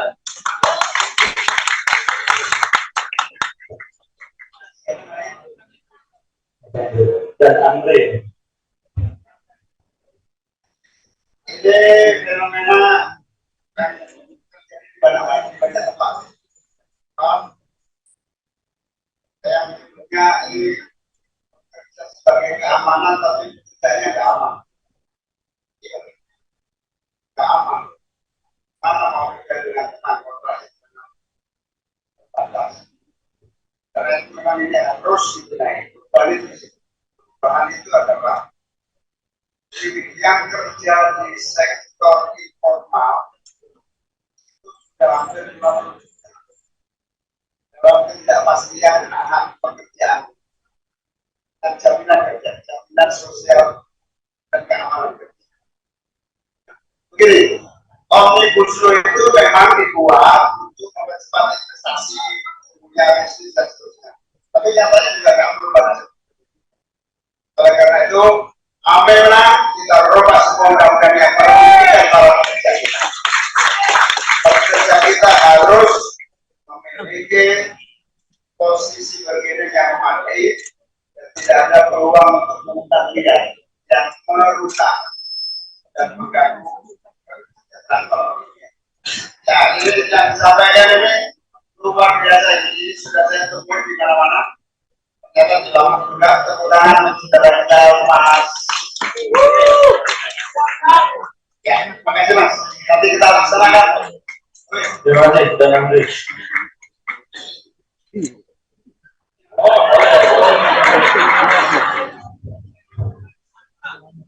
Pandan.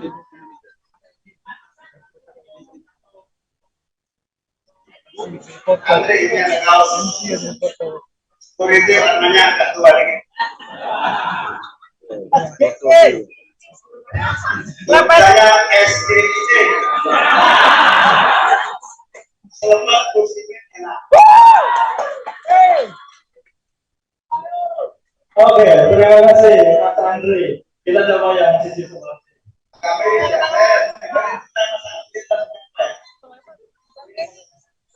Dan itu katanya sering terjadi juga. Sebelah sini.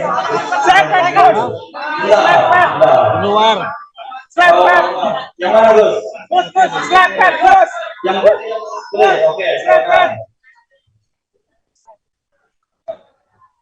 Mana selera? Oke, Caimin, bangga sekali ya bisa satu meja kan sama Caimin. Oke, jadi di sini adalah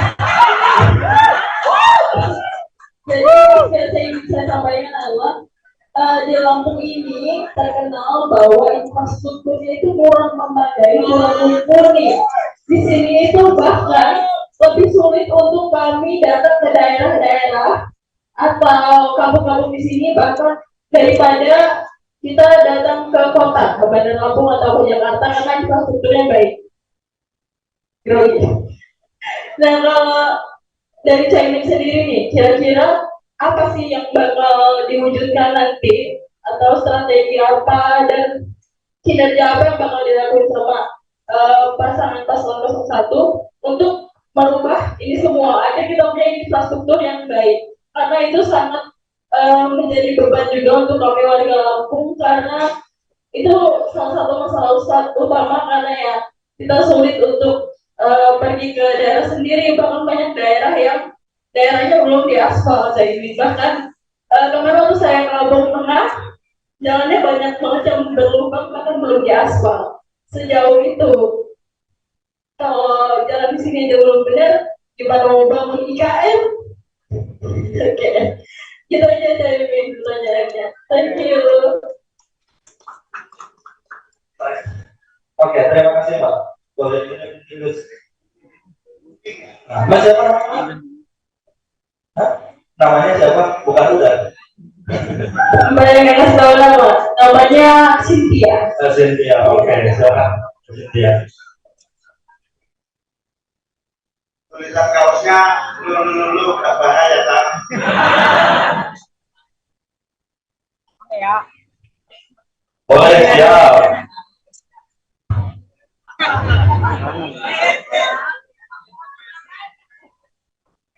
Nomor 2 Mas. Aduh.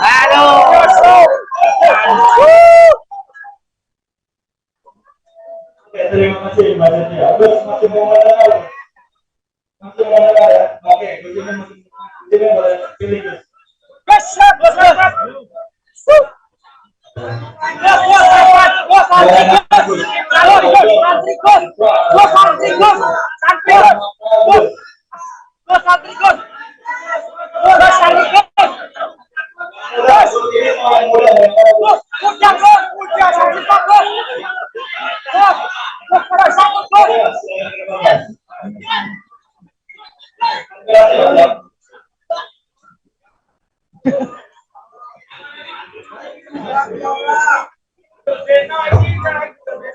Assalamualaikum warahmatullahi wabarakatuh.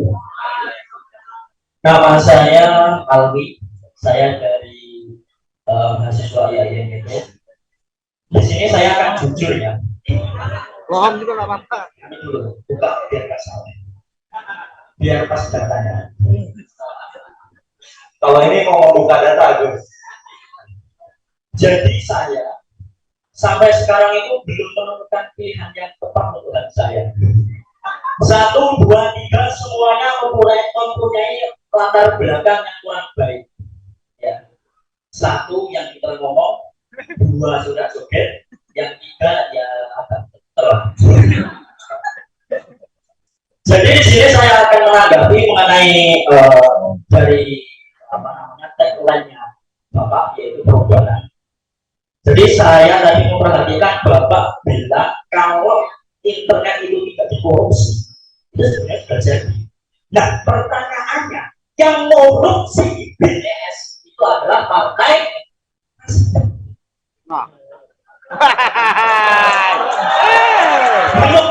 demokrasi ya berbicara.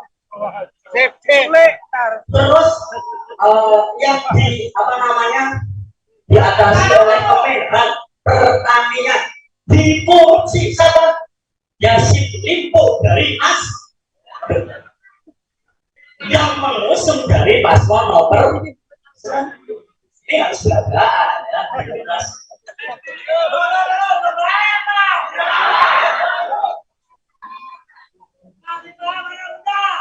Ya, ini anak muda ya. Nah, tadi makanya pertanyaan dari Bapak yang nomor 1 dipanggil Mas Adu itu sangat besar. Mereka menyalahkan Kemenhan yang mengambil alih pertanian, padahal yang salah DPR yang menjadi korupsinya Pertamina. Harus kita tahu itu, ya. Jangan selalu sebar uang-uang yang tidak benar. Oke, setuju Indonesia bersih? Hidup mahasiswa! Hidup! Hidup perjuangan! Hidup! Ini agak grogi ya. Ini ada wartawan katanya sampai Metro TV. Saya takutnya kayak Bima, kejar-kejar.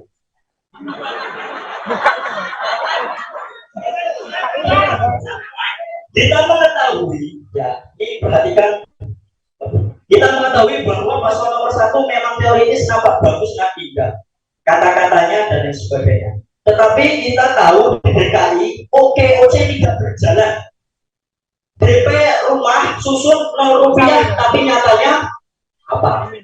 Reklamasi yang ditanyakan apa menolak ternyata tidak dilaksanakan. Pertanyaannya, apakah bisa dipertanggungjawabkan masalah transportasi Jakarta, sedangkan Pak Anies saja gagal mengurus Jakarta?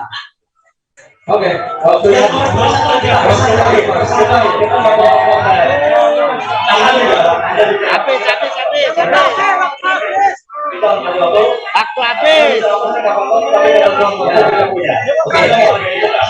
habis. Oke, thank you.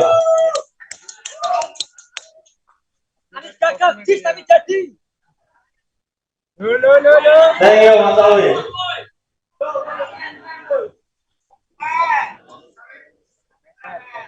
Berubah atau punah. Oke, terima kasih Mas Awi. Good. Ada banyak tuh tadi yang menyampaikan soal penegakan. Kasih dua lagi. Mau dilanjut Gus? Gus. Yang terima. Biar kita. Oke. Gus, mana Gus? Mana yang kita lihat nih? Saya mau ikut buat Gus.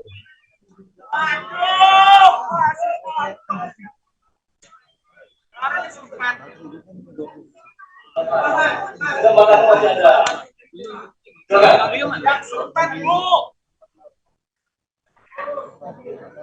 Kalau yang mau menanya pedes, kita belum jadi pertanyaan. Jadi kalau ada pertanyaan yang pedes, tunggu. Ini jadi aspirasi. Assalamualaikum warahmatullahi wabarakatuh. Di sini nama saya Purwati. Kebetulan saya dalam tim khusus. Tadi cuman nggak kebagian yang di sekampung, jadi saya lebih dekat ke sini. Saya di sini mau mewakili dari Tamak nih Gus, perdapuran Gus. Kami ini yang mau masak bingung Gus, 50.000 nggak dapat apa-apa, cabai sekilo udah 100.000, gas naik terus, bawang merah aja naik Gus.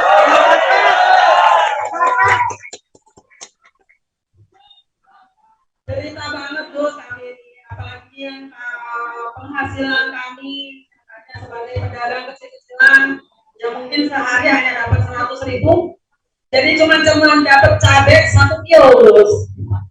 Nah itu saya sebagai ibu rumah tangga mewakili ibu-ibu semuanya, gimana solusinya untuk menstabilkan harga bahan pokok, karena ini untuk langsung ke rumah tangga. Jadi kalau misalnya di rumah tangga itu harga semakin meningkat terus, gimana untuk memenuhi gizi untuk anak-anak kami. Jadi kami butuh solusi dari paslon nomor 1. Sebenarnya saya, maaf ya, saya itu dari dulu pendukung Pak Prabowo Gus. Maaf ya Gus, tapi itu dulu Gus. Itu dulu. Oke, itu aja. Jadi kami melakukan harapan kami sebagai ibu rumah tangga untuk mencari solusinya gimana menstabilkan harga bahan pokok bagi kebutuhan rumah tangga. Gimana ibu-ibu, setuju? Ibu Purwanti. Iya, terima kasih ya Gus. Saya mohon solusi yang benar-benar nyata Gus, bukan hanya orasi doang ya Gus. Dulu Prabowo, sekarang ya. Nah ya lo. Rahasia. Oke, terima kasih Ibu Purwanti.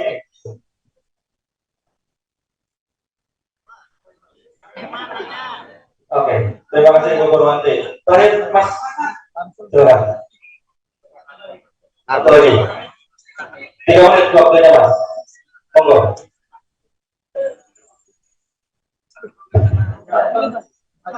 Assalamualaikum warahmatullahi wabarakatuh. Saya dari komunitas SEPIK, Serikat Perlu Dijaring alias OJOL. Tadi udah ini ada ibu-ibu masalah rumah tangga udah, terus masalah hukum udah. Cuman dari undang-undang kami, komunitas kami, yaitu sebenarnya udah disampaikan semua. Cuman ada beberapa. Kalau kami di OJOL ini, kayaknya ya, saya ingin pagi, siang, malam, dapatnya juga cuma segitu. Kita dapat segitu nggak naik, kebutuhan lain udah naik. Dari sampaikan itu tadi masalah dapat sudah naik. Seandainya apa namanya regulasi dari pemerintah atau gimana atau yang mendukung, sebaiknya tuh ojol ini jangan sebagai mitra. Selama ini kita kan sebagai mitra, kapanpun bisa diputus mitra. Sedangkan kita bekerja dari pagi, siang, malam ya untuk aplikator itu. Nah, pertanyaan kami untuk Caimin, bagaimana membuat regulasi transportasi? Bahkan kemarin dari kawan-kawan sopir juga mengeluhkan di Lampung sampai Sumatera tol, dan alhamdulillah tolnya paling mahal katanya. Bahkan saudara saya di sebelah kemarin pulang kaget lihat tarif tol. Nah, mungkin misalnya jika nanti nomor satu di Indonesia, kami minta perubahan. Jadi hanya bagi kami sebagai pelaku transportasi itu apa ya namanya, barang kebutuhan naik, sedangkan ada satu yang turun, pendapatan yang menurun, bukan bahan pokok yang menurun, biaya sekolah yang menurun, tapi pendapatan yang menurun. Nah mungkin harapan kami itu Caimin membawa perubahan dari segi ekonomi, transportasi, hukum, kita rubah bareng-bareng dan kita siap menangkan Ahmad Anies dan Muhaimin menjadi presiden dan wakil presiden. Amin.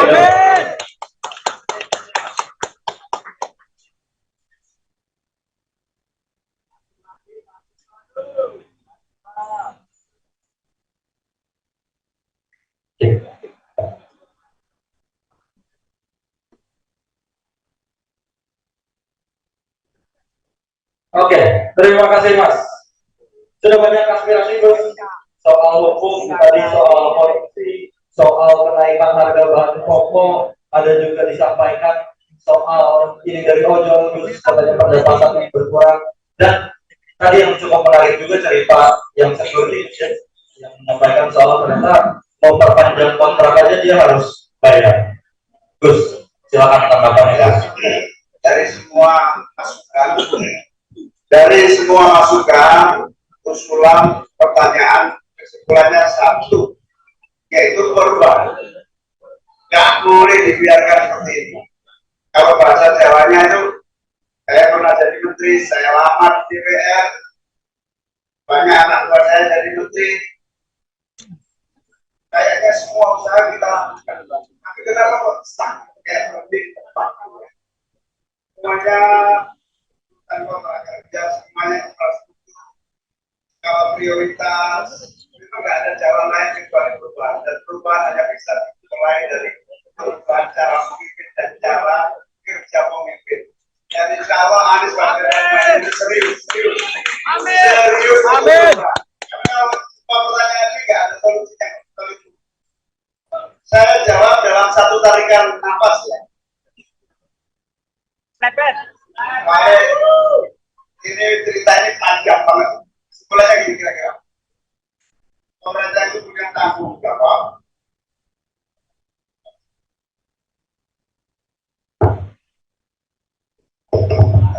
Cek. Yes, nah ini lebih ada. Kesimpulannya sederhana. Tugas negara atau pemerintah itu kesimpulannya bahasa sederhananya begini. Dompet rakyat terisi, belanja murah, punya tabungan. penghasilan ada, pendapatan dapat, tapi biaya hidup murah. Nah, biaya hidup murah sampai berujung pada pendapatan itu menjadi bisa menabung. Apa itu? Kita mulai dari dua hal. Yang pertama, akses dan kesempatan kerja. Itu yang harus diatasi benar. Jadi ibu tadi soal sembako, tadi soal harga pokok, itu nanti yang kedua. Yang pertama ini, kesempatan dan akses mendapatkan pendapatan. Ini yang harus dicari jalan keluar. Ini banyak. Kira-kira kesimpulan yang pertama dari yang pertama ini, membuka lowongan kerja sebanyak-banyaknya dengan cara membangun industri. Kalau di pertanian kira-kira kita punya konsep namanya revolusi agromaritim. Kita benahi dari hilir sampai ke hulu, dari tanah kepemilikan penggunaan akses tanah sampai ke produksi, sampai kepada penjualan dan transportasi penjualan di infrastruktur kita banyak. Sehingga nggak mungkin kita nggak bangun jalan, tapi kita harus pinter-pinter prioritas memilih jalan itu harus pinter-pinter. Nah, Mas Anies yang disepakati yang kita perubahan itu salah satunya misalnya memperbanyak jalur kereta api. Kalau lebih murah bangunnya, jauh lebih murah biayanya dibanding tol. Mungkin harus banyak kereta yang menghubungkan transportasi. Kalau ini terjadi, logistik lancar, harga menjadi turun setelah produksi banyak. Ini juga terkait dengan infrastruktur tadi. Insya Allah kita lebih baik mendistribusikan anggaran negara untuk infrastruktur di berbagai titik daripada satu titik. Supaya apa? Supaya terjadi pertumbuhan ekonomi yang merata di mana-mana, bukan di satu titik. Sehingga anak Lampung kalau mau maju tidak harus ke Jakarta, cukup di Lampung dengan infrastruktur, situasi dan akses pekerjaan yang mudah. Salah satunya jalan. Insya Allah akan menjadi prioritas jalan yang menghubungi.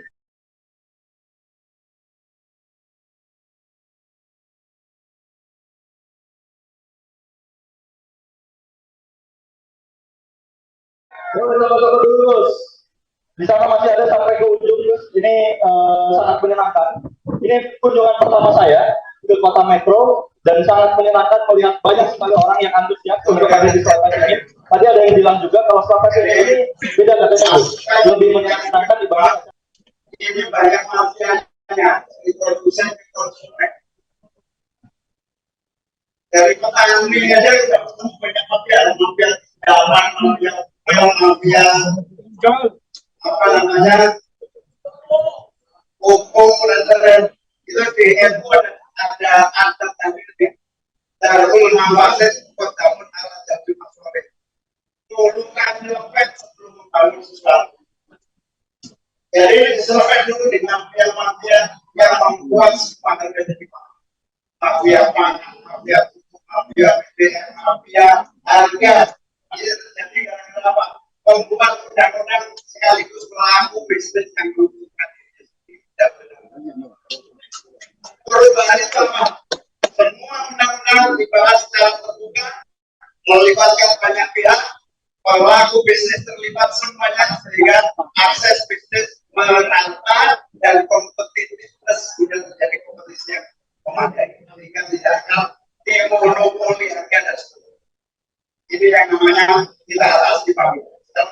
Terjemahan kaidah awal tadi kira-kira tapi isi mafia dulu baru kamu cari solusi yang besar. Insya Allah kami menang sampai semua mafia yang mengganggu dan membuat karena biaya ekonomi tinggi. Karena pekerjaan susah karena biaya ekonomi dalam sebuah industri. Publik banyak tidak negara tidak hukum apa namanya permainan tidak fairness itu membuat produksi pertanian, produksi industri semuanya menjadi paham. Itulah yang kita atasi. Saya setuju termasuk dari penanya pertama tadi soal hukum dan ekonomi, terutama korupsi dan segala-galanya. Tadi alwe korupsi itu bukan perilaku dalam artian kalau si X korupsi lah institusi yang itu oknum yang tentu harus kita bedakan. Jangan mengebyah-uyah itu menggeneralisir. Nah gini, oke, itu yang pertama. Saya setuju ambil korupsi yang kayak utama makanya dan semua proses yang ada di Indonesia harus dipangkas setuntas-tuntaskan. KPK kita kembalikan kepada marwah utamanya sebagai lembaga yang independen dan tidak diintervensi politik apa. Soalnya teman-teman ada yang nanya, itu menteri-menteri korupsi dulu atau gara-gara koalisi dulu bagian korupsi? Itu ada pertanyaan. Tapi oke lah, korupsi ya korupsi. Kita tidak ada kompromi dengan korupsi. Tapi tolong jangan dikorupsi. Berikutnya tadi soal smart itu, kasihan waktu ini belum ada satu regulasi pun yang memberikan padahal ini sudah jutaan tapi posisi tenaga kerjanya nggak jelas. Ini yang namanya pembiaran. Kami memang tidak akan membiarkan ini. Harus ada aturan. Tahun-tahun ini kira-kira 10 tahun ya. 5 tahun dibiarkan tidak diurus. Masih lumayan. Nggak sakit sebanyak 10%. Nggak jelas hasilnya, nggak ada kepastian hukum dalam regulasinya, sia-sia. Karena itu semua kepastian hukum harus ditegakkan. Dan akar masalahnya juga sama. Negara ini negara hukum, bukan negara kekuasaan, sehingga negara hukum harus berdepan. Kita tidak akan membiarkan negara ini melenceng dari negara. Oke, berikutnya Awe lagi belum saya jawab. Ini Awe supaya kamu mantap memilih. Tidak ada yang sempurna di antara yang ada. Kamu pilih yang paling baik di antara yang ada. Jadi soal siapa yang berhasil, siapa yang sukses, siapa itu relatively persepsi. Kayak misalnya Mas Anies, menurut saya sih gubernur paling sukses sih. Menurut saya, tapi itu subjektif. Bisa jadi objektif. Contohnya, tidak ada satupun gubernur di Indonesia yang bisa bangun stabil bertaraf internasional yang terbesar. Yang kedua, Mas Anies dituduh politik aliran, politik identitas, radikal, segala macam. Tapi 5 tahun harmonis hubungan antara agama di DKI. Mas Anies dituduh OJOG, itu kan program OJOG belum pernah jalan, itu kan idenya apa? Sandiaga Uno yang menjadi program Anies. Dari kalau bagus kita bisa ambil. Jadi semua persepsi saya tidak akan komentar, tapi nanti kalau kita cuma itu ada ke langit di antara yang ada yang terbaik. Amin. Amin. Amin.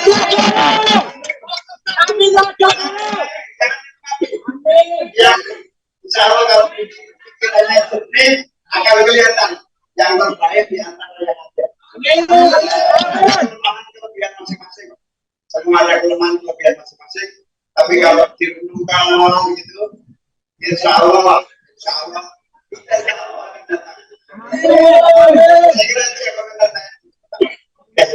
Ya, terima kasih Gus Imin.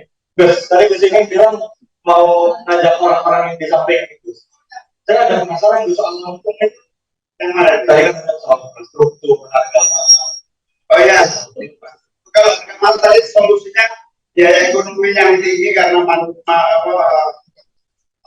pungli susah yang membuat antri, izinnya susah. Setelah izin banyak pungutan liar itu sehingga harga menjadi mahal.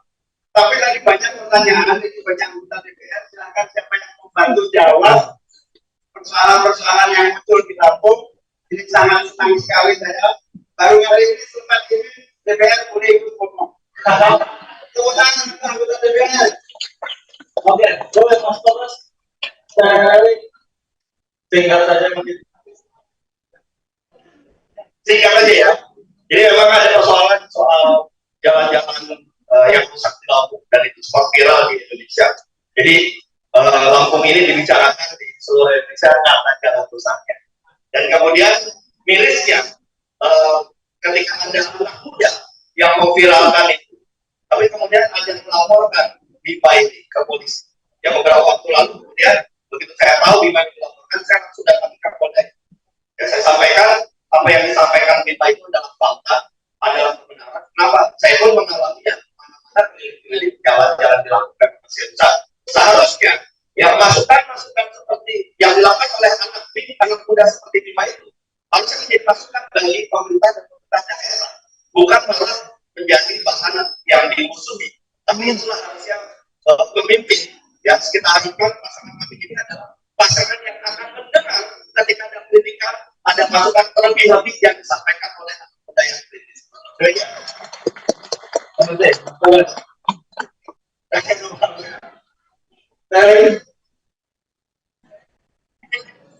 Ya, terima kasih seru sekali, seru banget izin Gus Da untuk bisa membantu. Kalau saya selalu ingat di Lampung ini, tadi yang selalu diulang, ingat petani, waktunya nanam, pupuknya susah, waktunya panen, harganya murah, itu yang selalu dicatat. Makanya ketika Amin nanti memimpin Indonesia, Caimin harus berjuang untuk ketersediaan pupuk yang memang bisa dirasakan oleh masyarakat Lampung. Yang kedua, suara perempuan. Berharap sekali di Lampung ini adalah perempuan-perempuan, baik yang di desa, baik yang di dusun, keselamatannya, keamanannya harus dijaga dengan adanya kebijakan yang nanti akan dan harus dibuat oleh Amin dalam rangka melindungi hak-hak perempuan, terutama dari berbagai kejahatan dan kekerasan seksual. Terima kasih. Oke, terima kasih. Boleh Mas. Jadi kalau nitip aspirasi lagi, Gus. Tapi Basari. Ini Gus itu jadinya saya alhamdulillah dipercayakan sama Sami sebagai Kapoksi di Komisi 10 membidangi Kemendikbudristek ini tentunya sangat berhadapan dengan program-program bisa mencapai cita-citanya. Jadinya masa periode saya tahun pertama saya anggota biasa program yang dicanangkan seperti halnya Kartu Indonesia Pintar itu hanya sebatas menyelesaikan kekurangan bahwa ada program Kartu Indonesia Pintar.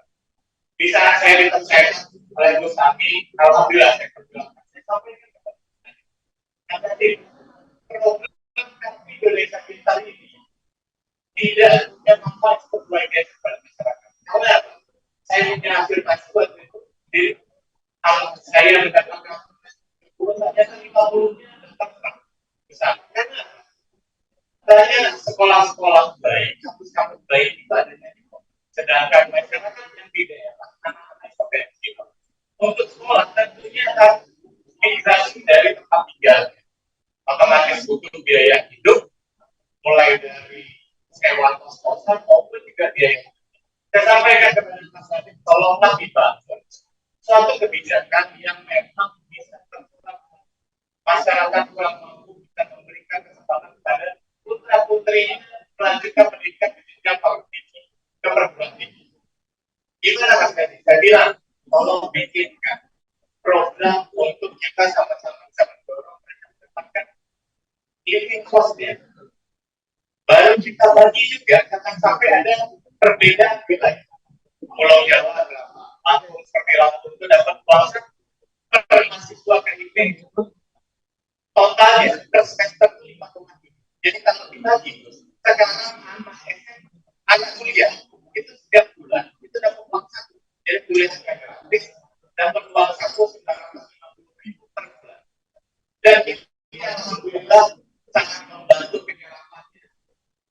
sekali yang anak-anak mampu yang tadinya orang tuanya kesulitan bisa anaknya selesai sekolah. Begitu banyak Pak, saya harus gimana lagi? Orang tua pasti kesulitan dalam menjawabkan bapak akan siap mendorong kalian untuk kuliah. Sekarang alhamdulillah anak-anak yang tidak mampu bisa mendapatkan kesempatan untuk kuliah.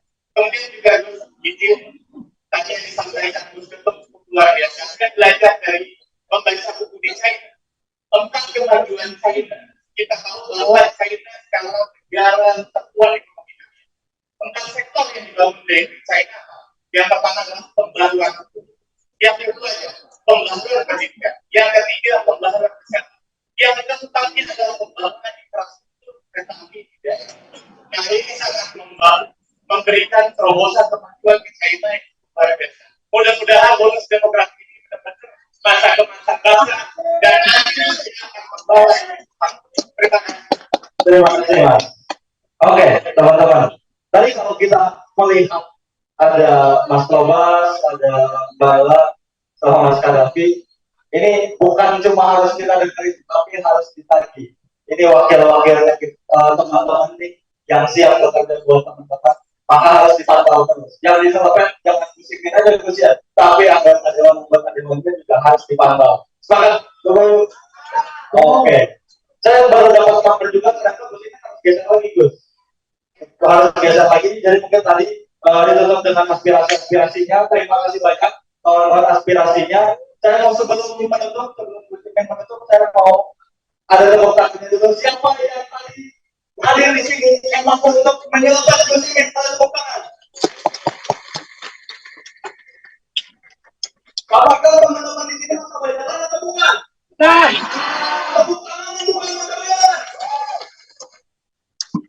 Ini adalah suatu bukti kawan-kawan. Dasar Anies ini hadir kemanapun di penjuru Indonesia, bukan mobilisasi massa, bukan masa bayaran, karena justru warga Indonesia yang datang hadir mau memuji calon pemimpinnya Mas Anies dan Gus Imin. Gus Imin, silakan Gus. Pertama, terima kasih kepada semuanya yang hadir bersemangat untuk satu cita-cita perbaikan nasib bangsa, menghentikan pembiaran menjadi meru. Terima kasih, dan tidak ada jalan lain untuk nasib kita dan nasib rakyat kita. Satu-satunya cara. Bapak Ibu hadirin sahabat sekalian, terima kasih dari berbagai tempat datang. Saya ingin menjadikan ini sebagai momentum bahwa ini adalah kontribusi kita semua untuk mewujudkan perubahan di Indonesia di masa yang akan datang.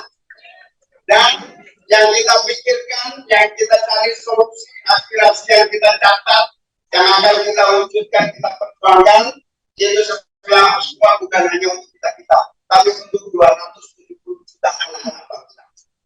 Dan di Saman kami Merauke, masalah yang dihadapi Saman, dan insya Allah perubahan akan terwujud.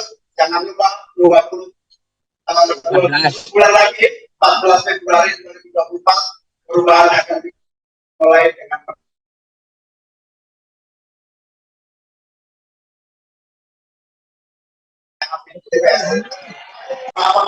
panitia, saya panggil ketua panitia. Nah, saya akan di depan. Tepuk tangan untuk ketua panitia. Susah ini tepuk tangan untuk saya ini. Oke. Gus, kita kata-kata hari itu Gus. Boleh di mana nih? Di sini. Dari sini Gus mungkin. Nanti yang kameranya boleh tolong ke depan.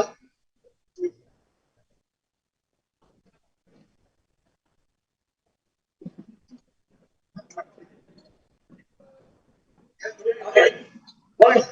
Media kameranya naik ke depan. Itu benar. Jadi, gue bawa ini ngapain Bang? Ini kalau ya, kalau satu media depan masih buat media. Media.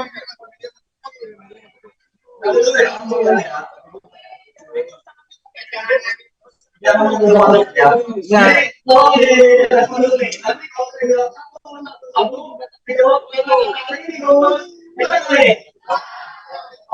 Satu.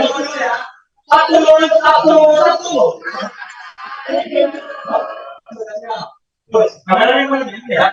Kameranya ini ya. Oke, siap. Satu.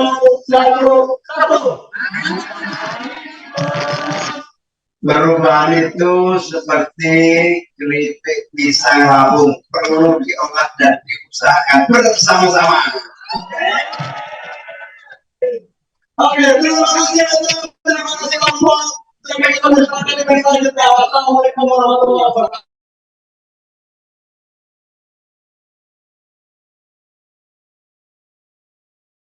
Bagi-bagi susu direktif.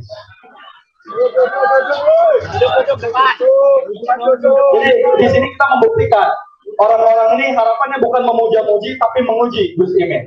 Udah siap semuanya menguji Gus Imin? Sudah siap menguji Gus Imin?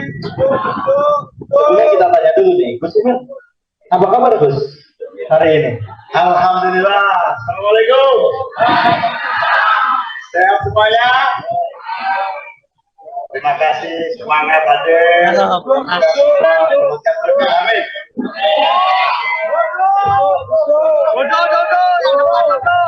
Nah, coba duduk dulu ngomong. Naik sini nggak apa-apa. Boleh kita terbuka ini. Penuh banget nih. Saya juga kaget sepenuh ini dengan tempat yang luas. Ternyata masih belum cukup menampung antusiasme kawan-kawan Kota Metro untuk menguji calon presiden dan calon wakil presiden yang hadir di sini. Karena kalau sudah langsung sudah ada desakannya di situ ini.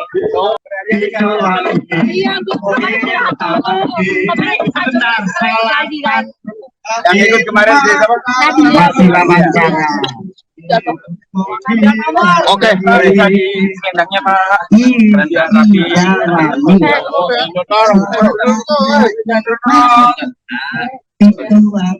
Baik Gus, apa yang harus kita selepet di Kabupaten Lampung Timur ini setelah turun di Lampung ini Gus? Ya, yang paling penting itu adalah campur tangan pemerintah pusat untuk membantu percepatan infrastruktur pembangunan di kota-kota termasuk Lampung ini.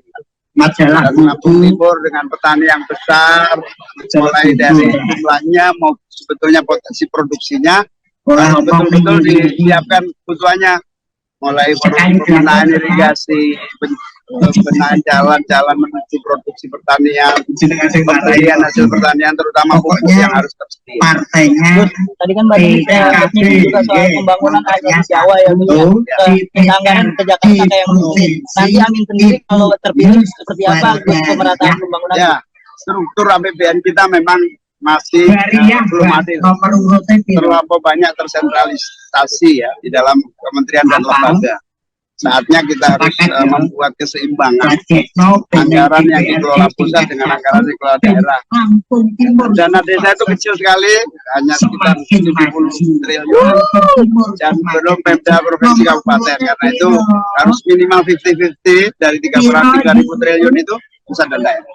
Gus, tadi yang rela di demo tadi Gus itu bisa disebutkan lagi? Ya, ada yang protes. Pak Muhaimin, Mas Anies banyak janjinya, ya kita bukan janji.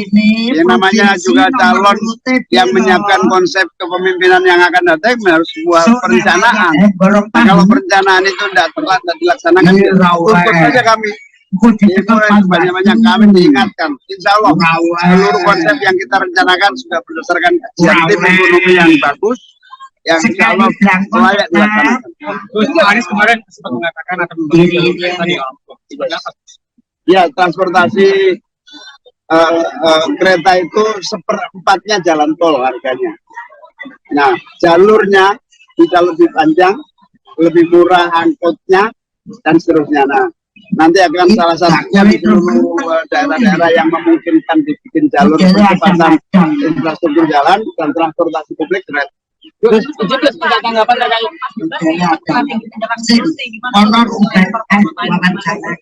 ya bagus karena namanya perubahan itu kan melihat dari aspek yang tidak dilaksanakan. Perubahan itu mengambil aspek yang mandek itu dirubah. Mau nggak mau kita harus evaluasi dari kemandekan di sisi mana.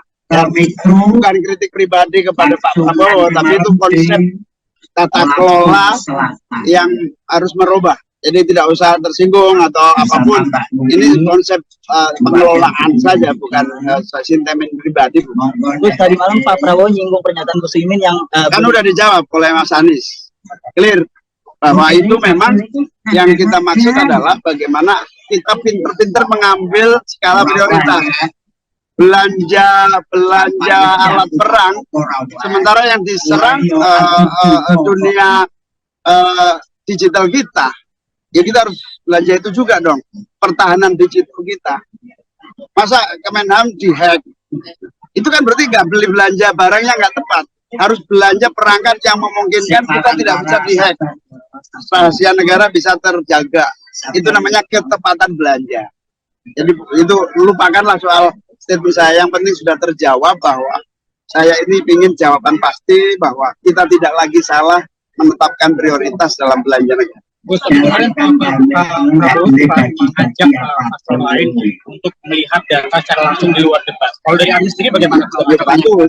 Kalau perlu ada oleh televisi, tersebar di media publik, itu lebih transparan. Jadi nggak tertutup ya, Gus? Ya nggak harus tertutup, bang, ini urusan. Kecuali yang memang dianggap oleh Pak Prabowo tertutup, ya boleh-boleh aja. Tapi tetap aja kita harus buka ke publik. Kalau melihat performa dari 02 gimana sih? Ya kita silakan rakyat aja menilai, gak enak dong kita menilai subjektif. Oke. Terkait hasil survei ini, Gus, kita tahu beberapa hasil survei masih di bawah paslon lain. Strategi ya, kita untuk menang itu menjadi semangat kita untuk terus bergerak. Dan insya Allah sudah pasti. Hadir di sini, Boy Muhammad. Boy Muhammad. Selamat datang Gus Imin. Tepuk tangan untuk Gus Imin.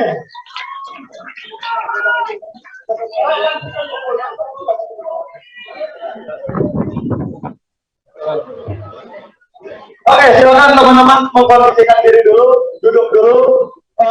Wah, banyak yang berdiri di Gus, di belakang banyak audiensnya, di sana juga ada. Coba dulu Gus. Di sana masih ada sampai ke ujung Gus. Ini sangat menyenangkan. Ini kunjungan pertama saya ke Kota Metro dan sangat menyenangkan melihat banyak sekali orang yang antusias untuk hadir di Slamet Imin. Tadi ada yang bilang juga kalau Slamet Imin ini beda katanya Gus, lebih menyenangkan dibanding acara bagi-bagi susu di Gus. Jadi di sini kita membuktikan orang-orang ini harapannya bukan memuja-muji tapi menguji Gus Imin. Udah siap semuanya menguji Gus Imin? Sudah siap menguji Gus Imin? Ini kita tanya dulu nih, Gus Imin, apa kabar Gus hari ini? Alhamdulillah. Assalamualaikum. Sehat semuanya? Terima kasih, semangat hadir. Amin.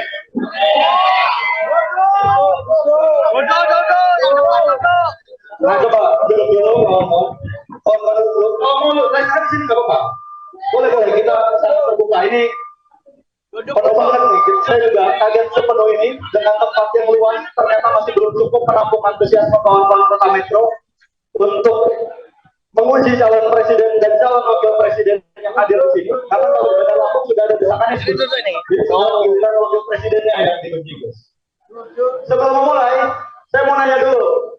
Yang nonton debat capres semalam tepuk tangan. Yang puas dengan performa Anies Baswedan tepuk tangan. Gus, gimana debat kemarin Gus? Ceritanya apa yang Gus ingin rasakan debat kemarin Gus? Ya, yang pertama saya nyapa dulu, silakan dulu. Para anggota DPR RI, Pak Al-Muzamil, mana Pak Al-Muzamil? Di sini lagi. Tepuk tangan untuk Pak Al-Muzamil. Bu Ella, anggota DPR, tepuk tangan untuk Bu Ella. Sahabat saya, Pak Toba, Kapek Basari. Boleh, DPR tiga aja ya. Saya juga ingin menyapa teman-teman PKS, pengurus PKS, itu mana? Teman-teman pengurus Nasdem Metro, teman-teman pengurus PKB Metro. Terima kasih. Terima kasih semuanya telah datang. Jadi tadi malam pada ngeliat debat ya? Puas. Sukanya kalau lihat orang berantem pada puas ya. Kalau ada orang berantem puas berarti kurang hiburan tahu. Kamu bukan berantem bukan. Dan perlu saya sampaikan, semalam itu bukan urusan pribadi loh ya. Itu benar-benar kebijakan publik harus diuji di depan publik. Yang namanya perubahan itu yang sudah ada kita kritisi layak diteruskan atau tidak, yang sudah ada layak dihentikan atau tidak, yang belum ada diadakan. Termasuk saya ingin sampaikan, Presiden itu panglima diplomasi yang harus memimpin untuk menaklukkan dunia dari kekuatan Indonesia.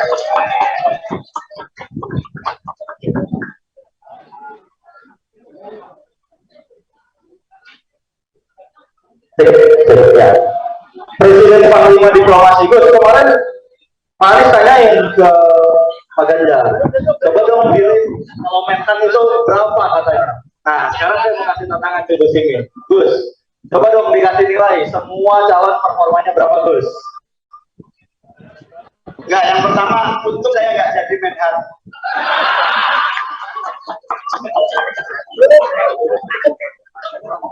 Jadi Menhan, masa cuma dapat angka 11 dari Capres nomor 3 Ganjar Pranowo, Cawapres nomor 2 Gibran Raka Buming Raka, dan juga Capres dari Ganjar Pranowo nomor salah 1 yakni Anies Baswedan. Nah, untuk Ganjar Pranowo sendiri kita tahu bahwasannya telah berkunjung ke Provinsi Lampung ini pada tanggal 25 dan juga 26 Oktober 2023 lalu.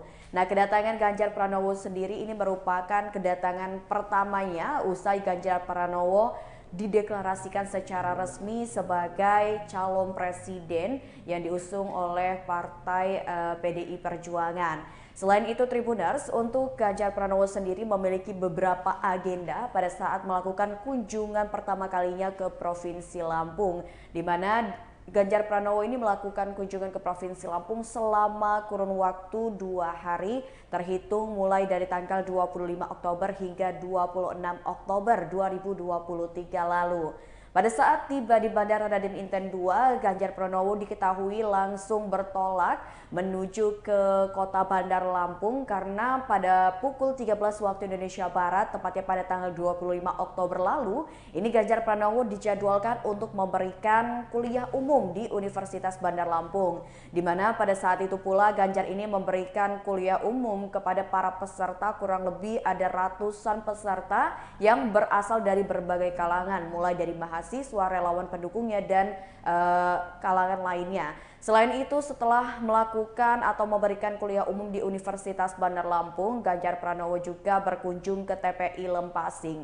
Di sana Ganjar Pranowo mendapatkan sambutan yang luar biasa sekali dari para nelayan, dan juga pada saat di TPI Lempasing, Ganjar Pranowo ini disuguhkan dengan makanan-makanan seafood khas Lampung yang menunjukkan bahwasannya Lampung ini kaya akan hasil dari laut ya. Dan pada saat usai melakukan kunjungan ke TPI Lempasing, ini Ganjar Pranowo pun dijadwalkan pada saat itu untuk berkunjung ke Lampung Tengah, di mana Ganjar melakukan pengajian bersama dengan para relawan dan juga masyarakat yang ada di Lampung Tengah. Untuk di hari keduanya Tribuners, ini kan seharusnya pada hari kedua ini Ganjar dijadwalkan pada pagi hari ini untuk lari bersama dengan beberapa komunitas, namun ternyata hal itu pun dibatalkan, dan kemudian Ganjar pada pukul 8:30 pagi di tanggal 26 Oktober 2023 lalu, Ganjar ini mengunjungi salah satu warung kopi yang terkenal, tepatnya yang berada di Jalan Kartini, Bandar Lampung. Nah, pada saat berkunjung ke warung kopi, Ganjar pun menyempatkan waktu untuk berbincang dengan masyarakat, terkhusus para pengunjung yang pada saat itu kebetulan bertemu Ganjar di warung kopi. Nah, Tribuners, setelah menikmati santapan pagi di warung kopi tersebut, Ganjar pun melanjutkan perjalanannya menuju ke keuskupan yang berlokasi di Pahoman, Bandar Lampung. Pada saat berkunjung di Keuskupan Pahoman Bandar Lampung sendiri, ini Ganjar berkunjung dan juga menyapa serta melihat seperti apa kondisi di sana, dan juga waktunya tidak terlalu lama, dan pada saat itu Ganjar pun harus bertolak menuju ke Lampung Tengah untuk menghadiri gebyar budaya yang diselenggarakan oleh para komunitas-komunitas yang ada ataupun sanggar budaya yang ada di Lampung Tengah. Nah, pada saat berkunjung di Lampung Tengah ini, antusiasme masyarakat sangat luar biasa. Ribuan masyarakat memadati lapangan yang menjadi lokasi di mana gebyar budaya tersebut dilaksanakan. Usai melakukan atau menghadiri gebyar budaya sekitar 15 menit dan juga memberikan sambutan kepada masyarakat dan juga mengapresiasi untuk penyelenggara acara, Ganjar pun melanjutkan perjalanannya menuju ke Lampung Timur untuk kemudian berdialog bersama dengan petani dan juga mendengarkan keluh kesah dari petani-petani yang ada di Lampung Timur.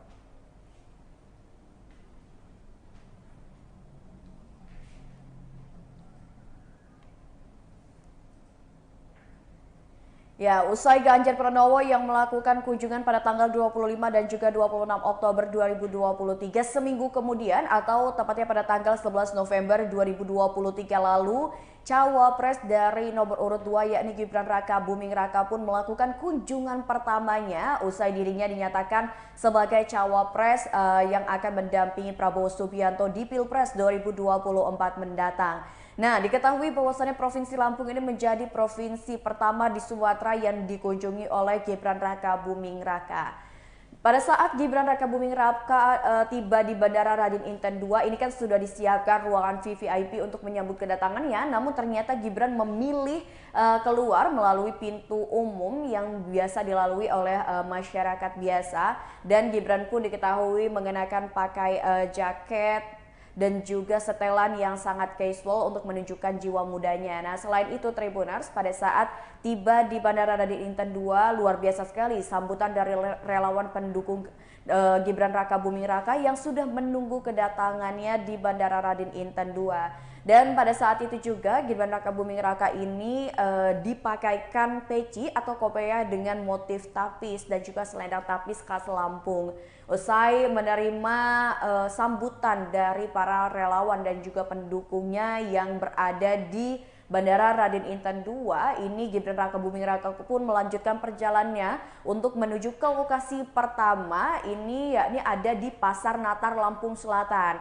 Pada saat ke Pasar Natar Lampung Selatan, ternyata ribuan warga dan juga pedagang di pasar tersebut sangat antusias sekali untuk menyambut kedatangan Gibran Raka Buming Raka. Apalagi Tribuners, pada saat melakukan kunjungan ke Pasar Natar Lampung Selatan ini, Gibran sempat memborong beberapa dagangan dari para pedagang seperti memborong cabai, beras, dan kemudian dibagikan kepada masyarakat yang sudah hadir untuk menunggu seperti apa sosok dan melihat bagaimana sosok Gibran Raka Buming Raka. Selain itu juga Tribuners, pada saat melakukan kunjungan ke Pasar Natar Lampung Selatan, ini Gibran sesekali melakukan swafoto bersama dengan para relawan dan juga pendukungnya serta masyarakat yang memang sangat menantikan kehadirannya. Bahkan ada salah satu masyarakat yang menyempatkan diri untuk datang ke Pasar Natar Lampung Selatan dan diberikan gitar atau dibelikan gitar oleh Gibran Raka Buming Raka. Usai melakukan kunjungan ke Pasar Natar Lampung Selatan Tribuners,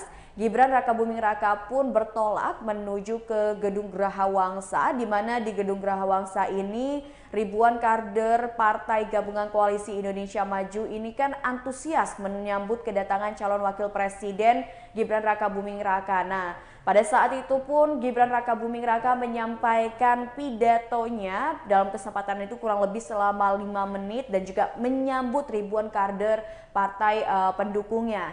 Usai melakukan koalisi di Gedung Graha Wangsa Tribuners, Gibran pun dijadwalkan untuk bertolak menuju ke Lampung Tengah ke salah satu pondok pesantren Lampung Tengah yang bernama Pondok Pesantren Wali Songo. Nah, di Pondok Pesantren Wali Songo, Gibran pun mendapatkan sambutan yang luar biasa sekali dari para pendukungnya, baik itu dari masyarakat Lampung Tengah ataupun para tokoh agama dan juga para santri yang ada di Ponpes Wali Songo. Songo. Nah, pada malam harinya usai berkunjung ke pondok pesantren ini, Gibran menyapa milenial di salah satu tempat nongkrong yang cukup terkenal di Kota Bandar Lampung, yakni di Kopi Nako. Nah, di situ Gibran menikmati kopi dan juga sambil berbincang dengan milenial yang ada di Kota Bandar Lampung.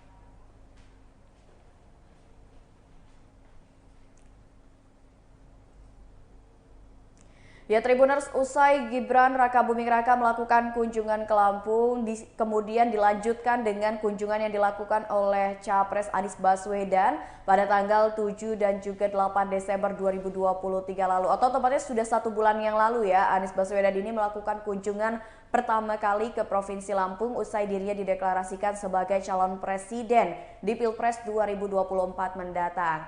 Hampir sama dengan beberapa capres dan juga cawapres lainnya yang sudah melakukan kunjungan ke Provinsi Lampung, Anies Baswedan memilih Pasar Natal Lampung Selatan sebagai lokasi pertama yang dikunjunginya pada saat tiba di Provinsi Lampung.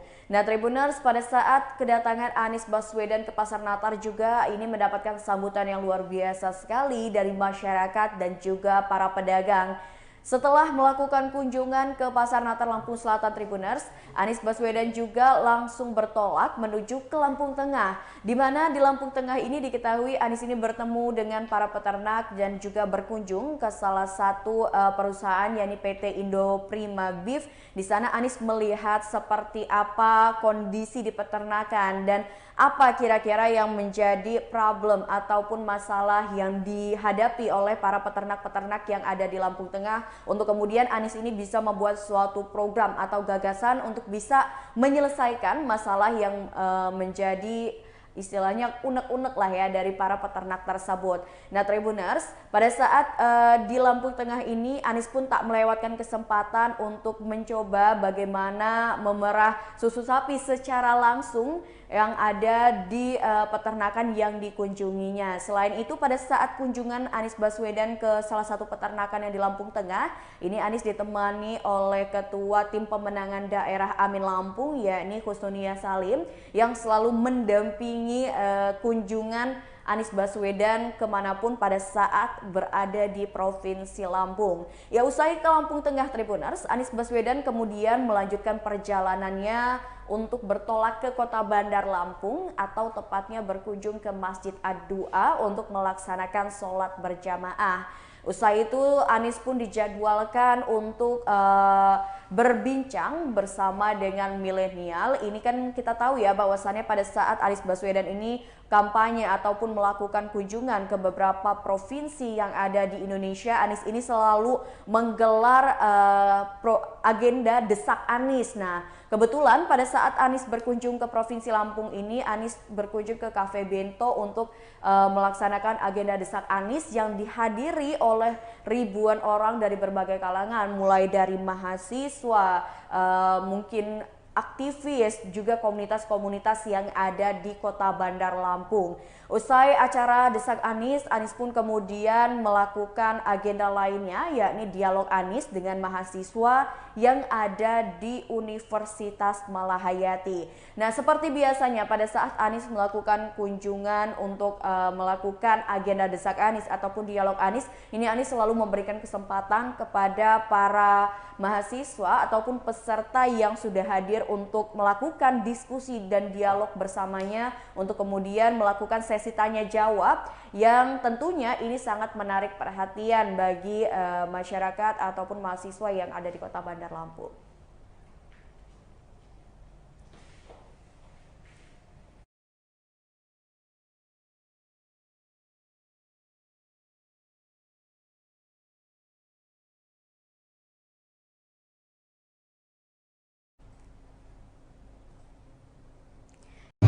Teh, sebagai wakil rakyat tadi disinggung juga harus diselepet nih sama pemuda-pemuda yang ada di Metro khususnya, dan ini juga di 2024 menjadi dapil Teteh ya. Hal apa sih Teh yang perlu dilakukan dan hal yang paling krusial yang harus dikawal dan harapan kita untuk Gus Imin khususnya di Lampung ini Teh? Ya, pokoknya di Lampung kita harus menang dulu. Pokoknya segudang prestasi, segudang strategi, cara sudah disiapkan. Tentunya tadi isu-isunya sudah disampaikan di acara Selepet meskipun ya kondisinya banyak yang kritik, banyak yang sudah setuju, banyak yang menggugat, tapi itulah fenomena forum selepet tadi, dan Gus Imin selaku capres harus terbuka menerima semua masukan dan kritikan. Tapi mudah-mudahan setelah mendapat jawaban dari Gus Imin, baik itu soal petani, agraria, terus tadi yang menarik terkait dengan kontrak tenaga kerja yang satpam ya, itu juga harus kita benahi bersama. Gus Imin punya pengalaman tersendiri karena mantan Menteri Tenaga Kerja dan Transmigrasi, berarti cara menanganinya beliau sudah paham. Mudah-mudahan setelah Gus Imin menjawab, masyarakat Metro khususnya dan juga masyarakat Provinsi Lampung bisa memantapkan pilihannya ke Amin. Oke, target kemenangan kita sebagai TPD berapa ini Teh? Kita harus 65%. Mudah-mudahan tercapai.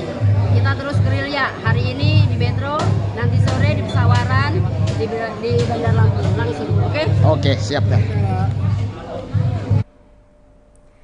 Ya, Tribuners, tadi kita sudah mendengarkan wawancara bersama dengan tim TPD Amin Lampung ya, Tribuners. Nah, tadi juga Amin baru saja menyelesaikan acara Slepet Imin yang merupakan salah satu rangkaian agenda dari kampanye Caimin berkunjung ke Provinsi Lampung. Nah, dengan serangkaian agenda yang akan dilakukan Caimin pada hari ini, kita ini akan berbincang dari sudut pandang politik ya, di mana pada hari ini kita akan berbincang bersama dengan Dr. Triyono MIP selaku pengamat politik dari Universitas Mego Pak Tulang Bawang. Halo, selamat siang Pak Triyono. Siang Mbak Mutiara, sehat? Kita berjumpa kembali nih Pak Triyono. Ya, Alhamdulillah. Alhamdulillah ya. Ini Pak Triyono, terkait dengan kunjungan Caimin ke Provinsi Lampung, seperti apa nih tanggapan dari Pak Triyono selaku pengamat politik menilai kampanye yang dilakukan Caimin ke Provinsi Lampung?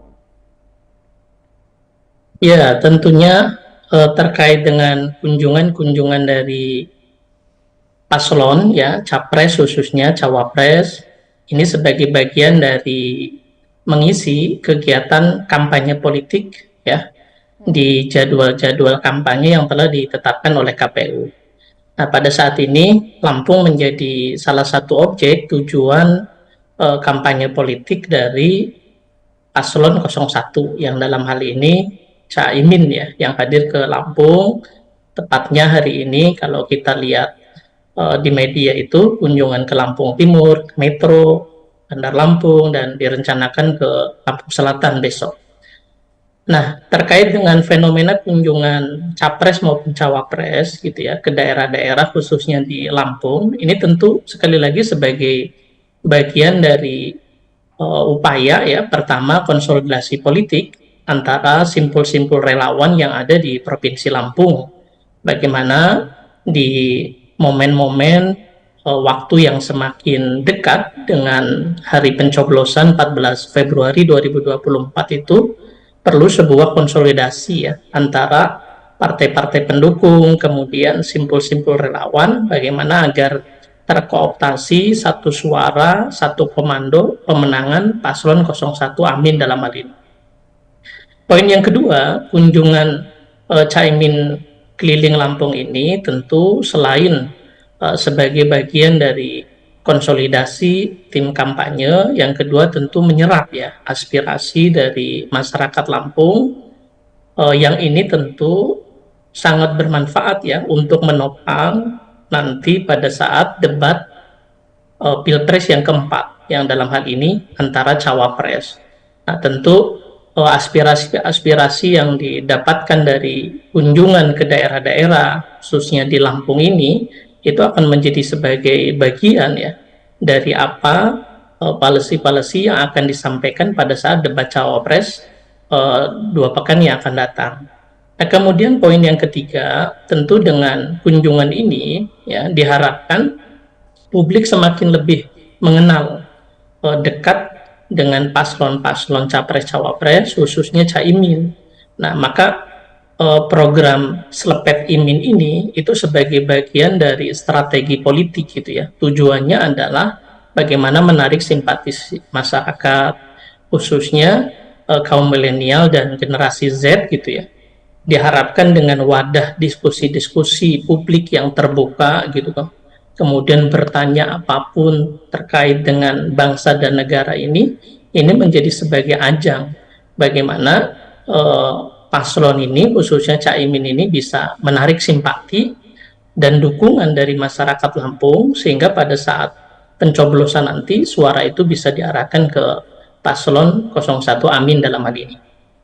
Oke, nah dari jawaban yang sudah diberikan oleh Pak Triyono tadi, ini Pak Triyono sebenarnya ada juga yang bikin penasaran. Ini kan biasanya beberapa cawapres ataupun capres yang sudah melakukan kunjungan ke Provinsi Lampung ini akan menyempatkan dirinya lokasi pertama yang dikunjungi adalah Lampung Tengah. Nah kebetulan di daftarnya Caimin ini lokasi pertamanya adalah Lampung Timur. Nah, menurut dari segi kacamata pengamat politik sendiri, apakah ada alasan khusus kenapa Caimin ini menjadikan lokasi Lampung Timur ini sebagai salah satu lokasi pertama yang dikunjungi dan bukan Lampung Tengah gitu, yang kita tahu 3 orang capres dan cawapres lainnya kan pasti mengunjungi Lampung Tengah pada saat berkunjung ke Lampung, seperti itu Pak Triyono?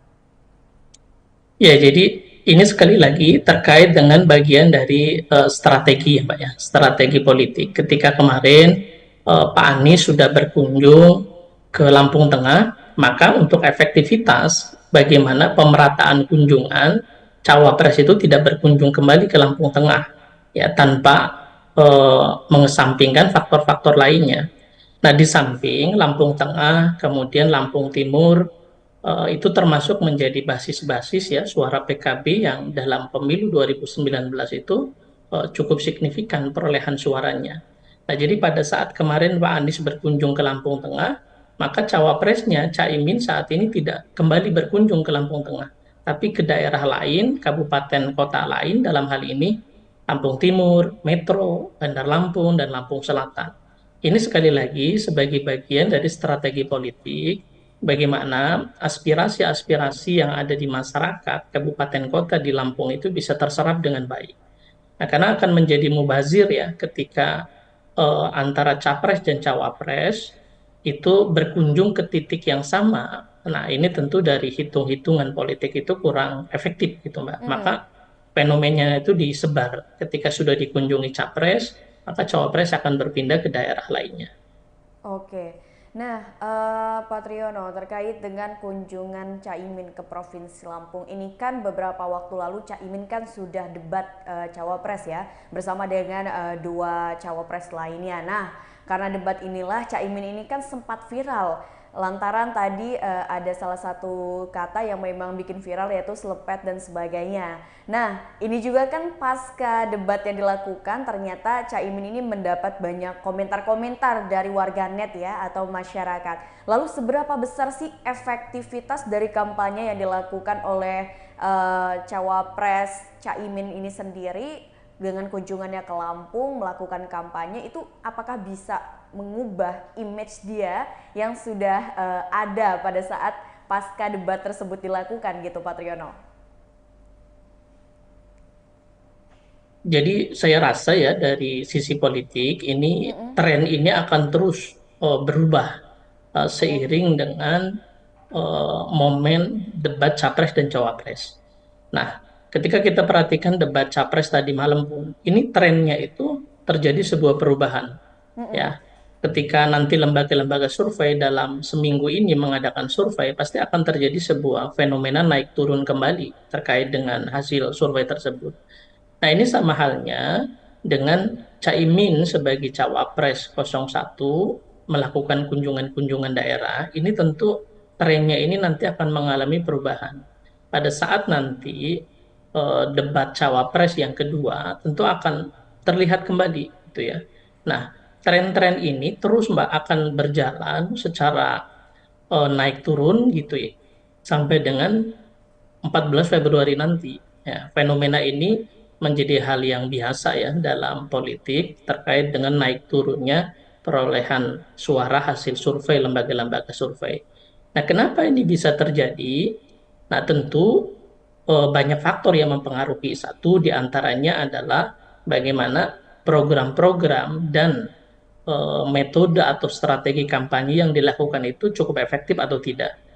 Nah, contoh kemarin ketika pasangan dari Caimin ini, Pak Anies ya, yang selama ini tidak pernah memasuki TikTok, kemudian live TikTok gitu kan. Nah itu tiba-tiba kan fenomenanya menjadi viral gitu kan.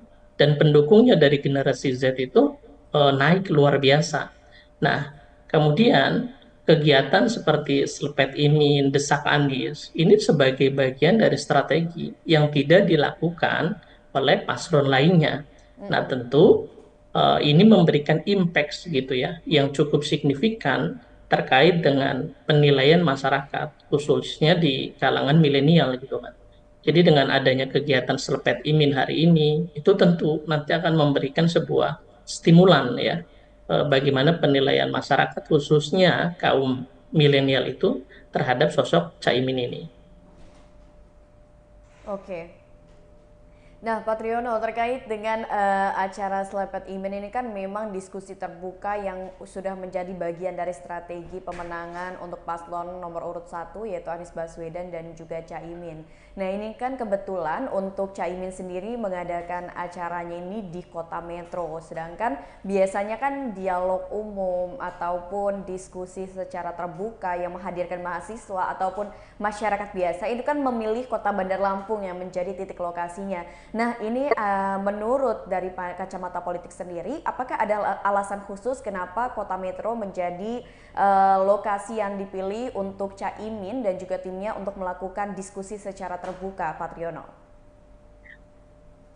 Ya jadi saya rasa ya pilihannya kemudian kenapa menjadi kota metro, karena kalau kita petakan dari sisi perkotaan ya, itu di Lampung ini kan Bandar Lampung, kemudian kota metro gitu ya. Nah maka kemudian di samping di metro ini menjadi pusat pendidikan, nah, khususnya di kalangan kaum milenial ya, dalam hal ini mahasiswa. Nah tanpa mengesampingkan daerah lainnya, kenapa kemudian kemarin ketika Pak Anies, Desak Aniesnya di kota Bandar Lampung, kemudian Slepet Imin ini memilih di kota metro, tentu ada pertimbangan ya, basis-basis yang akan menjadi target untuk ditarik ya, suaranya, simpatisnya dari paslon 01 ini tentu menjadi sebuah pilihan. Maka kemudian kenapa jatuhnya pilihannya bertempatnya di metro, tidak di Bandar Lampung, tidak di Lampung Timur atau daerah lainnya. Nah ini lebih kepada mendekatkan gitu ya Mbak, metro sebagai salah satu basis pusat pendidikan perguruan tinggi gitu ya, di samping kota Bandar Lampung itu sendiri. Maka metro menjadi pilihan dalam hal ini yang tentu analisa dari tim kampanyenya ini lebih representatif untuk dilakukan Slepet Imin di kota metro. Oke, jadi memang mungkin ada alasan khusus tadi itu ya, dikarenakan memang melihat kondisi kalau misalkan di Lampung sendiri wilayah perkotaannya adalah kota Bandar Lampung dan juga kota metro, apalagi kota metro ini dikenal dengan kota pendidikan gitu kan titelnya. Nah Pak Triyono, terkait dengan hal tersebut Pak Triyono, ini kan bisa dikatakan dari ketiga pasangan calon presiden dan juga calon wakil presiden hanya paslon 1 ya yang lengkap, maksudnya capresnya sudah ke Lampung, cawapresnya juga baru saja ke Lampung dan masih melakukan berbagai agenda pada hari ini dan juga dilanjutkan dengan esok hari. Ada kemungkinan nggak sih setelah Caimin ini berkunjung ke Lampung khususnya pada hari ini dan juga esok hari ini akan memicu paslon lainnya juga untuk seperti cawapres seperti Mahfud dari nomor urut 3 dan juga capres nomor urut 2 yakni Prabowo akan berkunjung juga ke Provinsi Lampung gitu, yang menjadi istilahnya provinsi pertama dikunjungi di Pulau Sumatera, seperti itu Pak Triyono?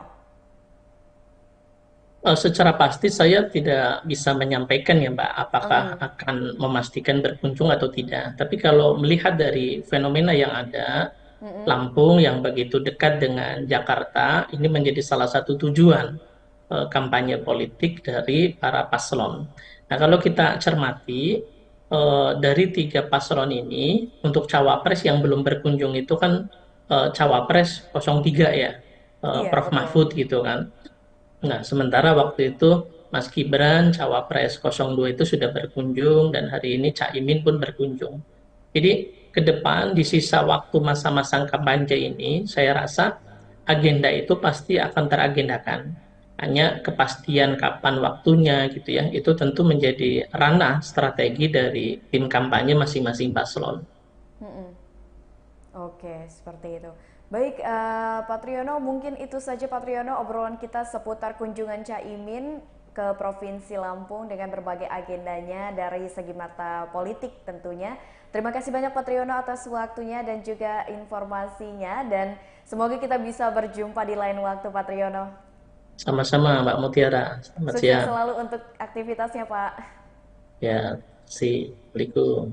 Waalaikumsalam warahmatullahi wabarakatuh. Ya, Tribuners, tadi kita sudah berbincang dengan Pak Triyono selaku pengamat politik dari Universitas Mego Pak Tulang Bawang, di mana beliau sudah menjelaskan terkait dengan tanggapannya mengenai kunjungan Caimin ke Provinsi Lampung sebagai salah satu strategi kampanye pemenangan ya untuk paslon nomor urut 1 Anies Baswedan dan juga Caimin. Dan baru saja juga tadi kita sudah saksikan secara bersama ini Caimin sudah melaksanakan agenda Slepet Imin, di mana pada saat Slepet Imin dilakukan ini adalah diskusi terbuka yang dihadiri oleh berbagai kalangan masyarakat untuk bertanya kepada Caimin tentang gagasan-gagasan beliau sebagai cawapres yang akan maju di Pilpres 2024 mendatang.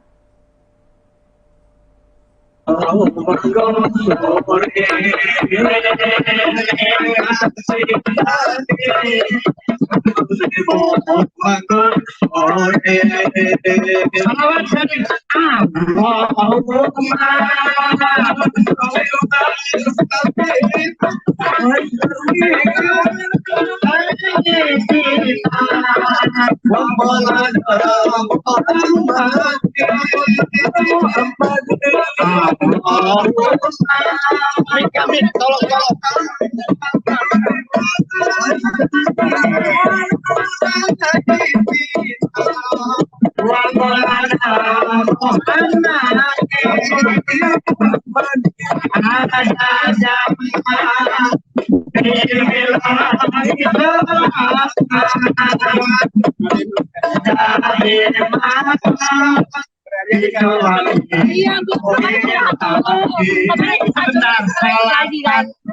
Yang ikut kemarin siapa?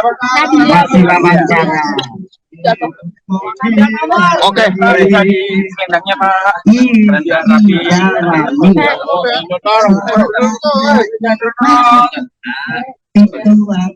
Baik Gus, apa yang harus kita selepet di Kabupaten Lampung Timur ini setelah turun di Lampung ini Gus?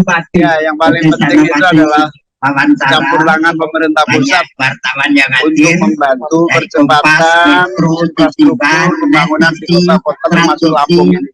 Dan Lampung Timur dengan petani yang besar, mulai dari jumlahnya mau sebetulnya potensi produksinya, betul-betul disiapkan kebutuhannya, mulai penggunaan irigasi, pembenahan jalan-jalan menuju produksi pertanian, pembelian hasil pertanian terutama pupuk yang harus tersedia. Partainya tadi kan Mbak juga soal pembangunan air di Jawa ya, anggaran ke Jakarta kayak mungkin. Nanti Amin sendiri kalau terpilih seperti apa pemerataan pembangunan? Ya, struktur APBN kita memang masih belum adil, terlalu banyak tersentralisasi ya di dalam kementerian dan lembaga. Saatnya kita harus membuat keseimbangan anggaran yang dikelola pusat dengan anggaran yang dikelola daerah. Dana desa itu kecil sekali, hanya sekitar 70 triliun dan belum Pemda provinsi kabupaten, karena itu harus minimal 50-50 dari 3,3 triliun itu pusat dan daerah. Gus, tadi yang rela di demo tadi Gus itu bisa disebutkan lagi? Ya, ada yang protes. Pak Muhaimin, Mas Anies banyak janjinya, ya kita bukan janji. Yang namanya juga calon yang menyiapkan konsep kepemimpinan yang akan datang harus sebuah perencanaan. Nah, kalau perencanaan itu tidak dilaksanakan, tuntut saja kami. Itu banyak-banyak kami diingatkan. Insya Allah seluruh konsep yang kita rencanakan sudah berdasarkan kajian tim ekonomi yang bagus, yang insya Allah layak dilaksanakan. Gus Anies kemarin sempat mengatakan akan tadi ya, transportasi kereta itu seperempatnya jalan tol harganya. Nah, jalurnya bisa lebih panjang, lebih murah angkotnya, dan seterusnya. Nah, nanti akan salah satunya di seluruh daerah-daerah yang memungkinkan dibikin jalur percepatan infrastruktur jalan dan transportasi publik Gus, ada tanggapan terkait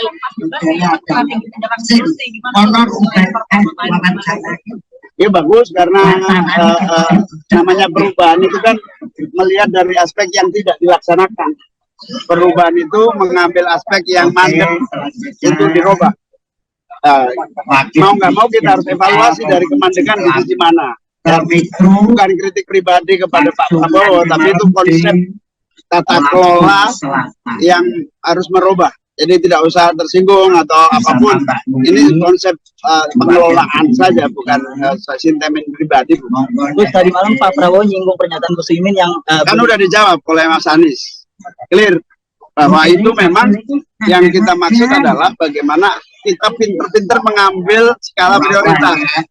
Belanja alat perang, sementara yang diserang dunia digital kita.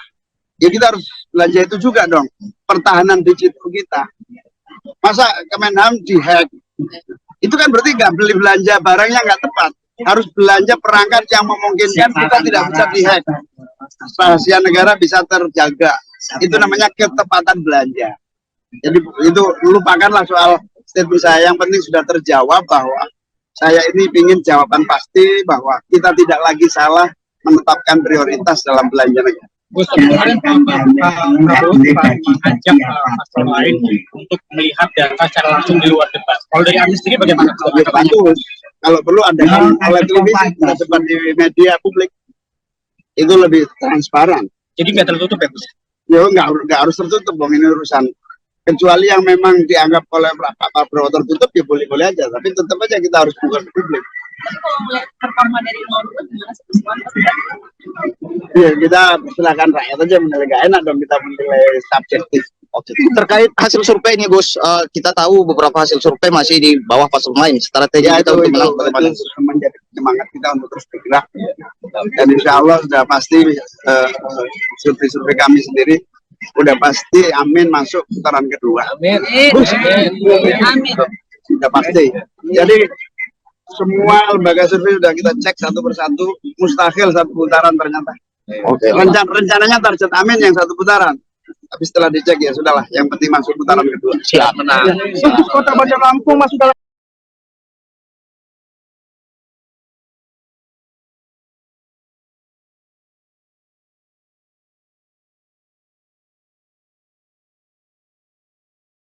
yang dirasakan sama.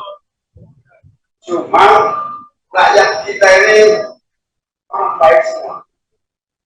Rata-rata budaya Indonesia itu kalau bahasa santrinya itu kona'ah, terima mantun, apa ya? Pasrah, tawakal itu orang Indonesia. Sehingga karena tawakal itu susah disurvei. Kalau disurvei, apalagi yang survei sudah niatnya bayaran gitu. Yang memilih siapa? Sudah ada motif dari survei gitu. Ya disurvei ya setelah kamu lah. Makanya semua survei itu meletakkan amin di nomor 3. Nomor 2. Nah, nomor 2 kan baru aja. Sekarang ini lembaga survei sudah malu kalau nggak meletakkan amin nomor 2 itu malu. Sebelumnya maunya lembaga ya nomor 3 terus. Jadi alhamdulillah. Dulu awal-awal saya sudah ditanya wartawan. Mana nih katanya perubahan ini? Masuk koalisi perubahan gabung PKS, Nasdem itu langsung melejit. Ini kok masih? Oh iya ya. Itu lebih balik begini. Kita itu kasih profesi dari mereka. Jadi profesi jadi profesi. Ya intinya PD. Nanti kita buktikan 14 Februari. Oke. Jadi menarik juga dulu dia karena orang Indonesia kotaan, jadi nggak mau bilang nanti survei. Jadi orang Indonesia nggak bilang. Tiba-tiba nanti 60% gitu. Tiba-tiba menang kalau benar siap atau menang kalau benar. Lampung siap ke merah, Gus. Jadi kalau tadi ada disebutin pembawaan dari Lampung nih, siap nggak memenangkan Amin kira-kira, Gus? Udah siap nih. Oke, kita masuk ke pertanyaan kedua, Gus. Gus, Lampung ini kan sebenarnya dulu di zaman Orde Baru, ini terkait juga dengan jabatan Gus Imin sebelumnya. Mungkin teman-teman yang belum tahu, Gus Imin ini pernah jadi menakar trans. Ada transmigrasi. Dan Lampung ini adalah salah satu daerah yang cukup banyak jadi tujuan dari transmigrasi. Sebenarnya kalau transmigrasi ini kan mereka tiba-tiba pindah ke belakang. Mereka yang transmigrasi sih, jadi ada kebudayaan apa aja buat mereka yang transmigrasi. Dan akhirnya bisa mengembangkan juga kalau di Lampung. Karena mereka harus menciptakan satu roda perekonomian yang terus bergerak.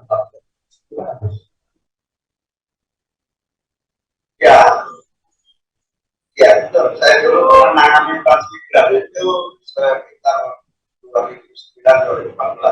Dan alhamdulillah Lampung ini adalah legenda transmigrasi yang tertua, terbanyak, tersukses.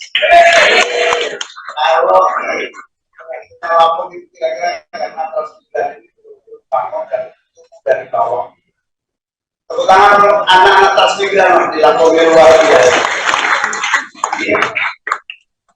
Jadi begini, transmigrasi itu distribusi pemerataan lebih kecil, tetapi penyebarannya merata di balik tanah air. Yang perlu kita ambil inspirasi dari transmigrasi itu adalah motivasi, fighter, berangkat dari titik nol, lalu sama tadi ceritanya soal terima awal uang. Nah, ini kita perlu kembangkan perubahan yang lebih besar lagi, yaitu percepatan pengembangan kota-kota baru yang dulu sebenarnya juga sudah pernah muncul, membangun kota-kota kecil. Tidak hanya untuk satu kota saja, tapi semaksimal mungkin anggaran kita miliki gunakan untuk sebanyak mungkin kota kita. Mulai dari 14 kota rujukan sampai 40 kota yang menjadi konsentrasi supaya apa? Mengatasi pengangguran, mengatasi migrasi, mengatasi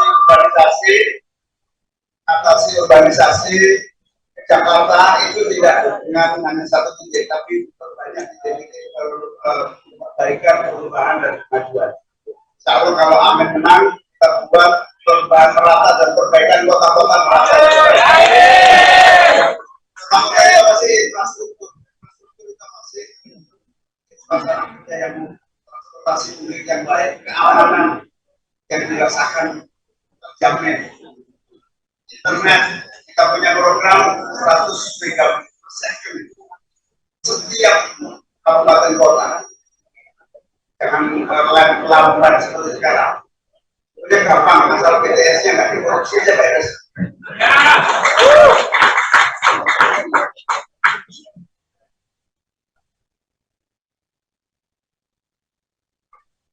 Oke. Tadi satu hal yang menarik. Soal pembangunan 10 kota ini yang sudah dibicarakan juga nih sama Gus Imin ketika debat cawapres, yang berarti menggeser prioritas Gus ya, dari membangun kota dari nol menjadi membangun kota-kota yang sudah ada menjadi berdaya. Oke, ini yang ketiga ini agak menarik Gus. Saya belum tahu nih pandangan orang Lampung seperti apa, tapi banyak stigma nih yang mengatakan bahwa di Lampung ini banyak begal katanya. Benar nggak? Benar mana nih? Oke. Ini kayak ada yang bilang benar, ada yang enggak nih. Bukan, saya bingung nih. Enggak kalau mimpin katanya Gus.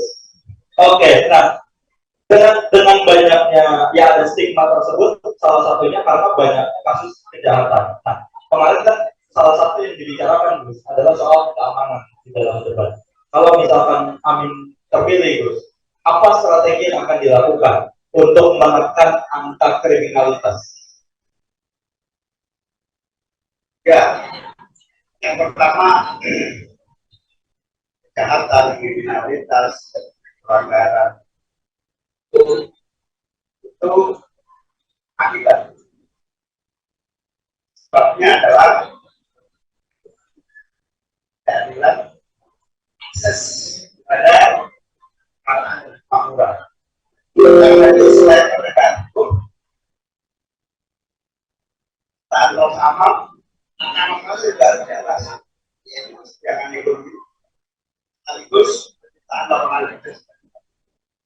Nah, kalau tahu akar masalahnya di situ, maka banyaknya pengangguran, banyaknya kesulitan ekonomi tidak boleh dilakukan. Kampung ini misalnya kan kami ada bagian mayoritas. Masalah dari ekonomi istri-istri petani dan petani perempuan juga. Saya tanya sudah berapa lama pupuk tidak ada di sini? Ternyata lebih dari 10 tahun. Nah, lebih dari 10 tahun harga ya. Itu contoh sesuatu yang menjadi kebutuhan dasar dari ekonomi itu kita bisa mampu. Nah, itu yang disebut pembiara. Itu mengatasi kriminalitas, mengatasi ketidakadilan, mengatasi konflik sosial, itu akan dapat ada salah satunya kesejahteraan. Nah, nanti kita lanjutkan. Amin menang, tidak boleh lagi ada pembiaran petani, berita dan miskin terus-menerus tidak untuk jawab persoalan. Amin itu punya satu tagline, petani nyaman, petani untung, petani menabung. Rata-rata petani itu untung aja jarang, kalau kok untung biasanya tenaga kerjanya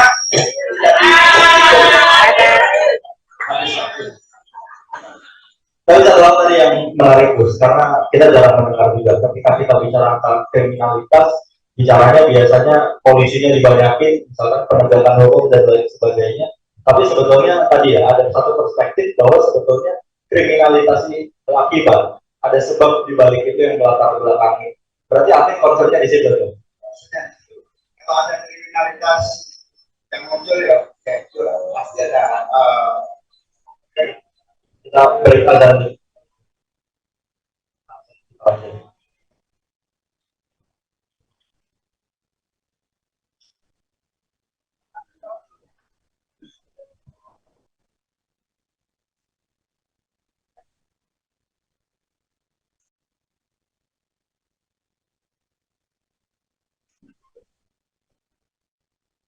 Oh, ikut rombongan.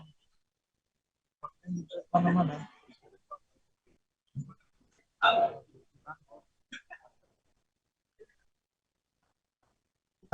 Iya.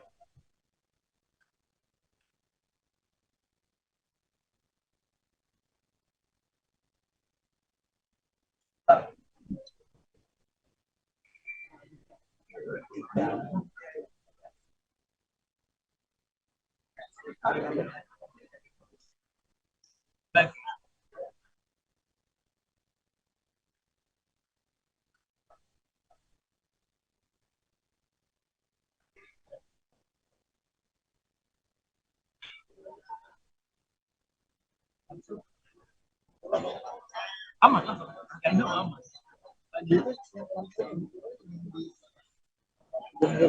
Ya.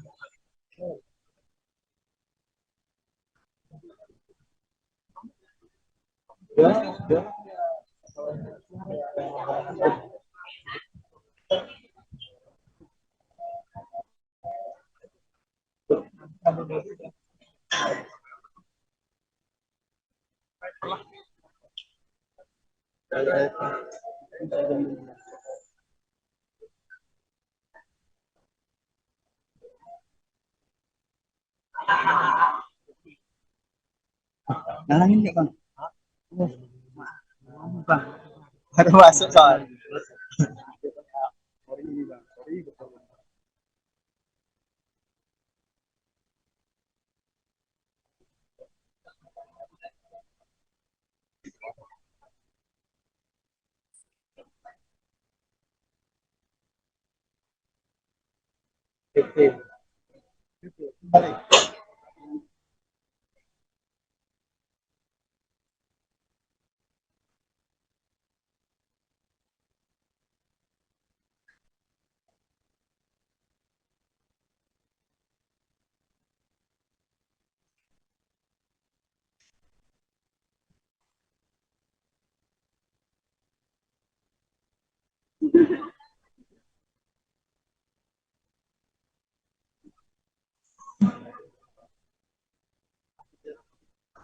Ada wartawan di sini.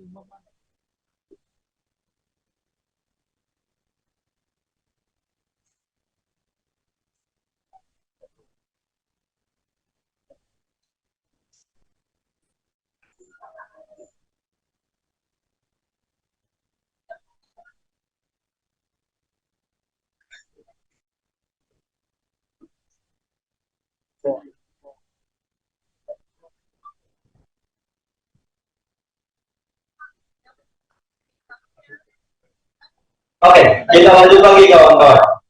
Ini tadi Gus Imin menyinggung tentang pertanian yang katanya menjadi salah satu hal yang jadi keunggulannya Lampung. Nah, soal pertanian ini kayaknya agak ramai juga kemarin bagaimana Kementerian Pertahanan fokusnya di food estate. Tapi pasangan Amin ini nggak mau solusi soal ketahanan pangannya itu adalah food estate. Padahal Gus Imin sendiri yang bilang kalau pertahanan itu katanya dua, militer sama satu lagi pangan gitu ya. Nah, yang jadi pertanyaan Gus, di Lampung ini kan ada banyak komoditas Gus, ada nanas, lada, kopi, dan katanya mau menggunakan kontrak farming. Kontrak farming seperti apa Gus yang digunakan di Lampung untuk bisa memberdayakan petaninya, tapi juga menjaga ketahanan pangan. Bapak Ibu, teman-teman hadirin sekalian yang saya muliakan, ya,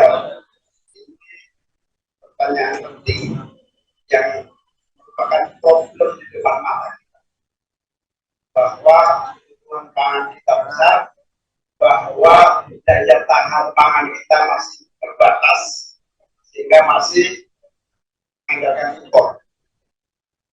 Bahkan dari berbagai bahan makanan yang masuk bisa disediakan oleh para petani.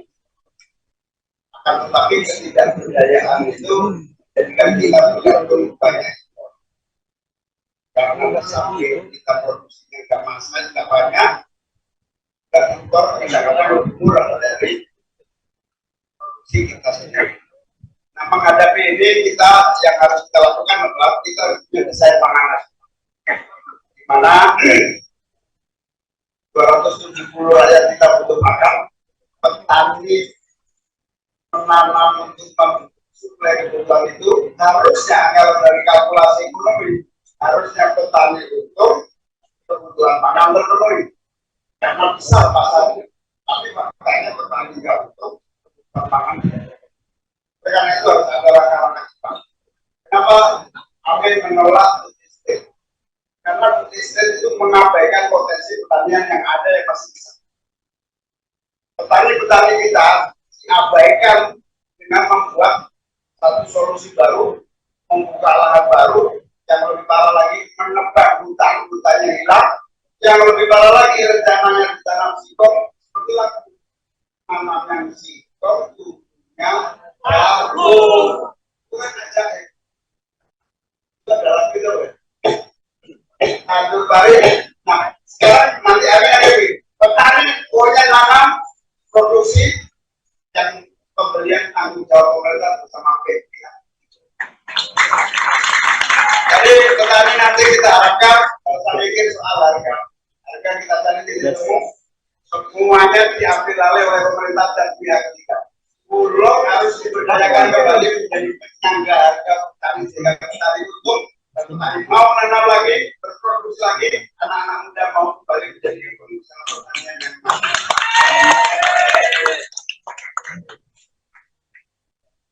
Berarti benar teman-teman, tanah Indonesia ini tanah surga. Bahkan tanam singkong pun jadinya bisa jagung. Di tempat lain nggak ada, tanam jagung jadinya jagung. Di kita singkong bisa jadi jagung. dulu kalau nggak salah semangat tuh laku dalam begitu.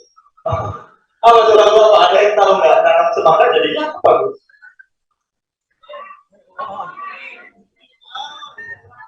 Buah semangka berdaun segini.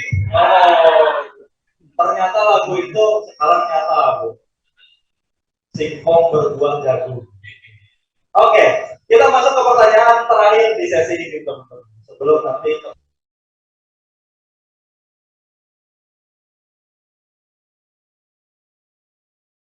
Tani bukan segelintir orang.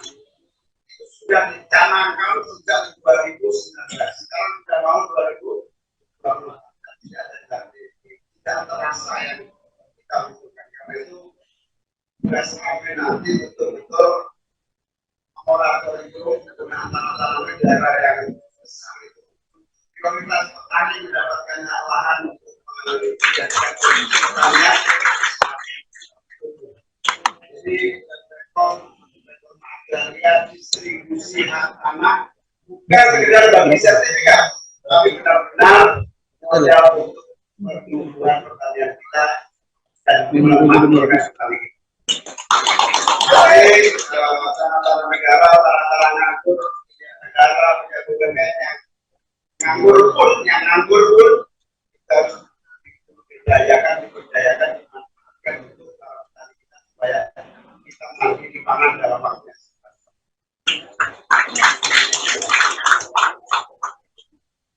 Kalau ada distribusi lahan, nanti yang pusing yang lahannya 300.000 hektar itu yang kemarin itu dibagi-bagi di lahannya. Yang ketiga Gus, satu kata tentang petani. Sabar.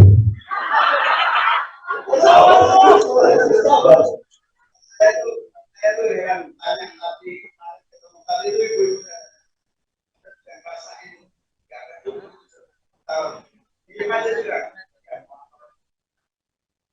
karena betul juga pas-pasan.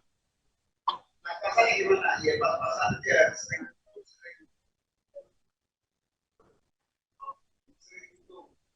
nah atau dia aja nggak protes.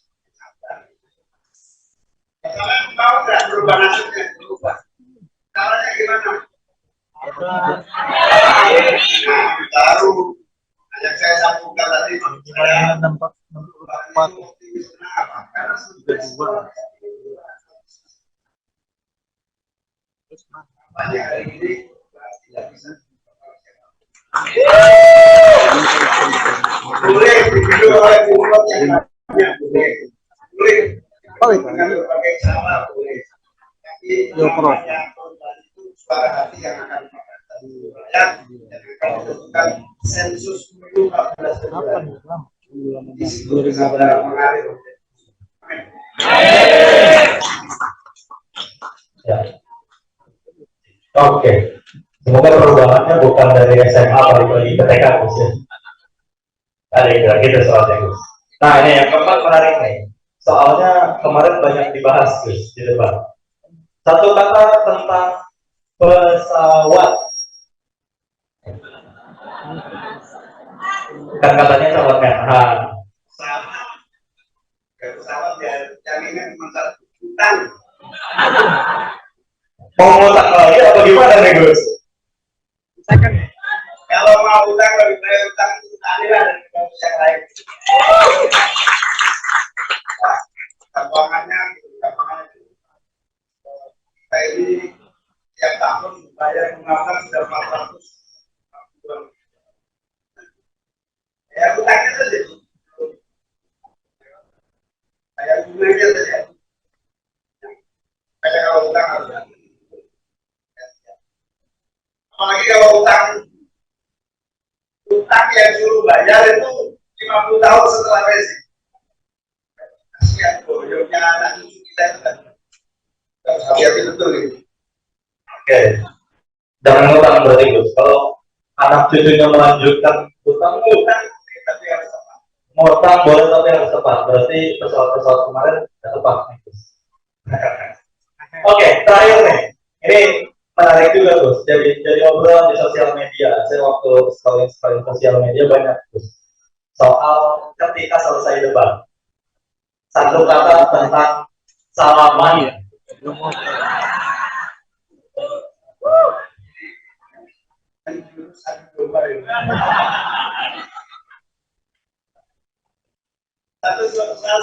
Satu kata Gus.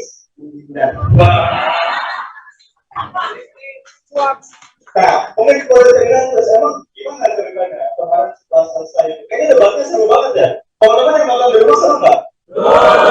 Kalau Gus ini di sana apa yang dirasakan Gus? Ya kita itu merasa pribadi. Tapi nampaknya ya manusiawi. Kalau kamu sudah saja terlalu baik, saya pamit pulang nggak pamit. Nanti selopetannya keras banget gitu. Pedes banget, berhasil ngelepet gitu. Oke teman-teman, tadi komentar dari saya aja buat bikin panas teman-teman. Kalau pertanyaannya seperti tadi yang pada itu selesai. Nah, tapi sebelum teman-teman nanya, hari sekarang sesinya buat teman-teman. Tapi kita pengen Gus Imin datang di sini bukan cuma ngomong. Tadi kan cuma jawab-jawab pertanyaan aja Gus. Tapi kita pengen Gus Imin mendengar aspirasi dari masyarakat yang ada di sini. Lebih baik saya mendengar aspirasi. Kalau ada pertanyaan yang sulit-sulit, saya minta tolong Bapak PNPR. Nah, oke, kita coba masuk ke sesi kedua. Segmen ketiga, dengerin Min.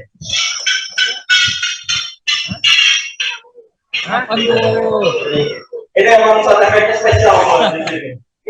Teman-teman, di segmen ini teman-teman dikasih waktu 3 menit untuk menyampaikan aspirasinya, gagasannya ke Gus Imin. Nanti Gus Imin akan jawab di akhir semuanya dalam waktu 4 menit. Nanti berapa pertanyaan ini? Oh itu belum jadi pertanyaan. Pertama kita kasih 3 dulu Gus yang mau menyampaikan aspirasi. Saya coba cek Gus ya. Ini satu yang ketiga nih, turun dulu tangannya. Saya mau dari sini dulu deh, yang sana nanti ya, biar gampang melihatnya. Sini dulu. Satu yang ketiga ya. Satu. Ini dulu. Oh bentar. Mas boleh Mas. Ya, yuk ke depan Mas. Nah, masih ada yang lain. Di sini aja Gus. Pas.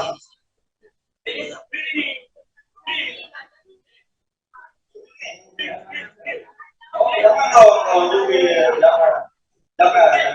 Kita buka bos perempuan.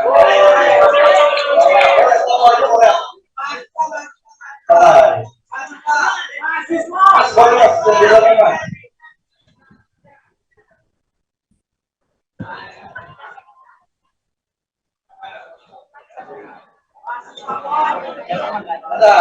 Kesempatannya masih banyak, tenang. Yang pertama, Mas, silakan Mas.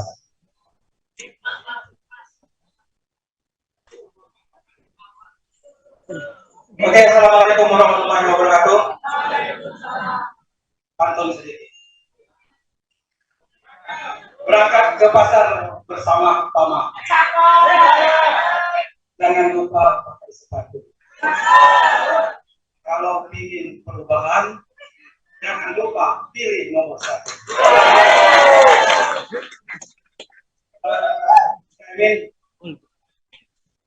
Kami ini memang sangat mengharapkan perubahan ini terjadi. Perubahan ini bagi hukumnya bagi kami yang di bawah ini merasakan kesulitan-kesulitan yang kami rasakan.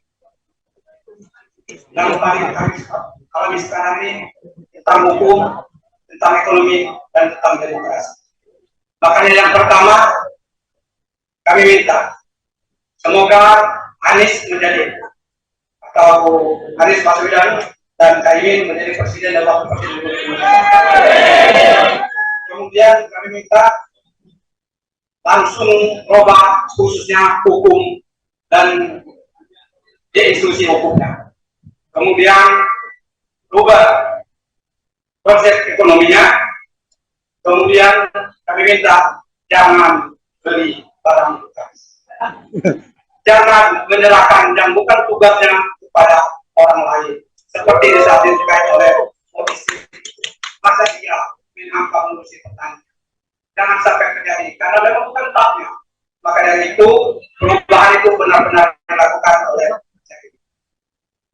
kami mengajak kepada seluruh rakyat Indonesia, khususnya di Kota Metro, tanggal 14 bulan 2 2024, jangan golput, datang ke TPS dan pilih nomor 1. Itu saja harapan kami.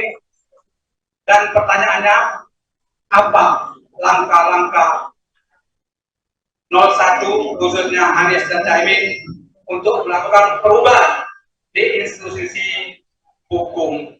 Jelas ada Polri, ada jaksa, ada hakim yang menurut pandangan kami selama 10 tahun ini terburu sepanjang masa.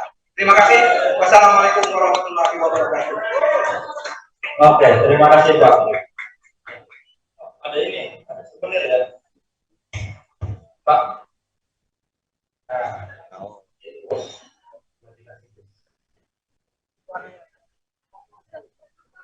Oh, foto dulu. Ini warnanya kurang pas ya.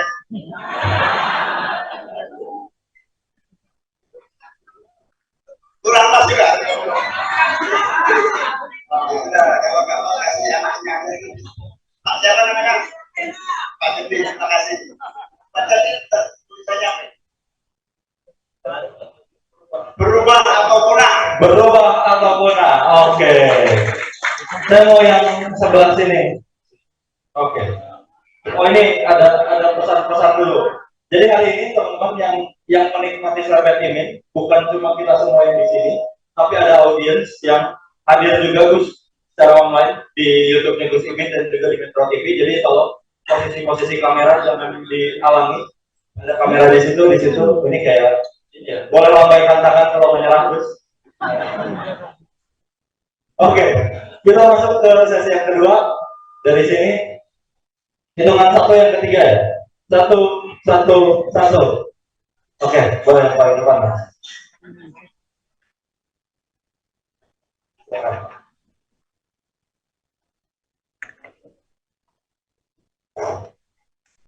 Assalamualaikum warahmatullahi wabarakatuh. Waalaikumsalam. Perkenalkan nama saya Andi. Saya dari Natal dan saya bekerja di Bandara. Profesi saya security dan jabatan saya saat ini Komandan Security.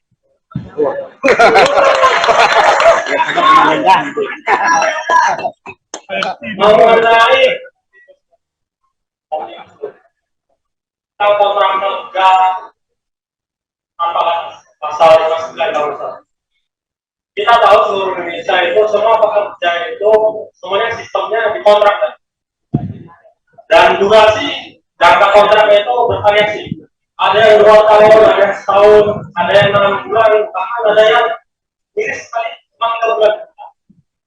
Dan upah yang diberikan oleh perusahaan itu terang juga. Ada yang layak, tapi kebanyakan yang layaknya.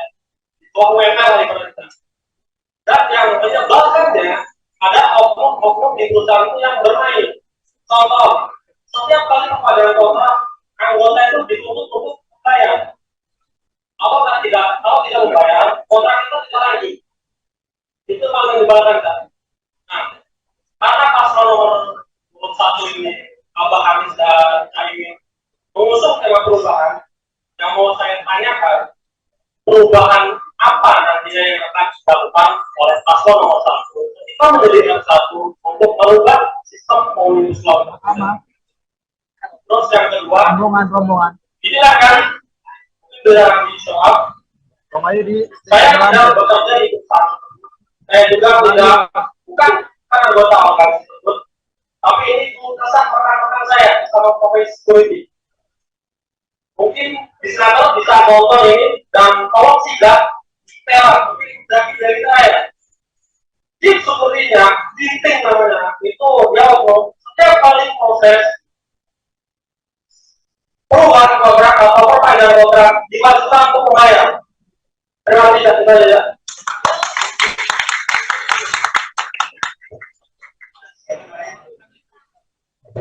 Dan Andre. Ini fenomena pada tempat. Yang punya ini sebagai keamanan tapi tidaknya tidak aman. Tidak aman. Karena mau kita dengan tenang kontras batas. Karena memang ini harus dinaik. Bahan itu adalah yang kerja di sektor informal itu sudah hampir 50 juta. Dalam ketidakpastian anak pekerjaan dan jaminan dan sosial dan keamanan. Begini, Omnibus Law itu memang dibuat untuk mempercepat investasi, kemudian bisnis dan seterusnya. Tapi nyatanya juga nggak berubah. Oleh karena itu, ambillah kita rubah semua undang-undang yang merugikan para pekerja kita. Pekerja kita harus memiliki posisi bergerak yang memadai dan tidak ada peluang untuk memutar liar yang merusak dan mengganggu kesejahteraan pekerja. Jadi yang disampaikan ini luar biasa, ini sudah saya temui di mana-mana. Ternyata tidak mudah, kemudahan saudara-saudara Mas. Ya, terima kasih Mas. Nanti kita laksanakan. Terima kasih, Dan Andri.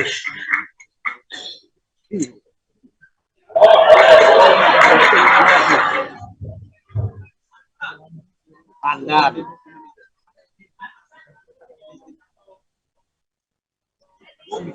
Andri ini ada kaos security warnanya agak tua lagi.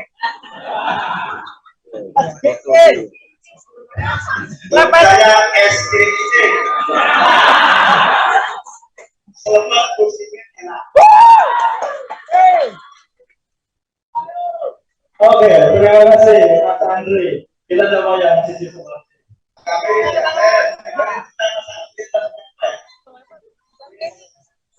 Dan itu katanya sering terjadi juga. Sebelah sini. Luar. Yang mana Gus? Yang oke, silakan.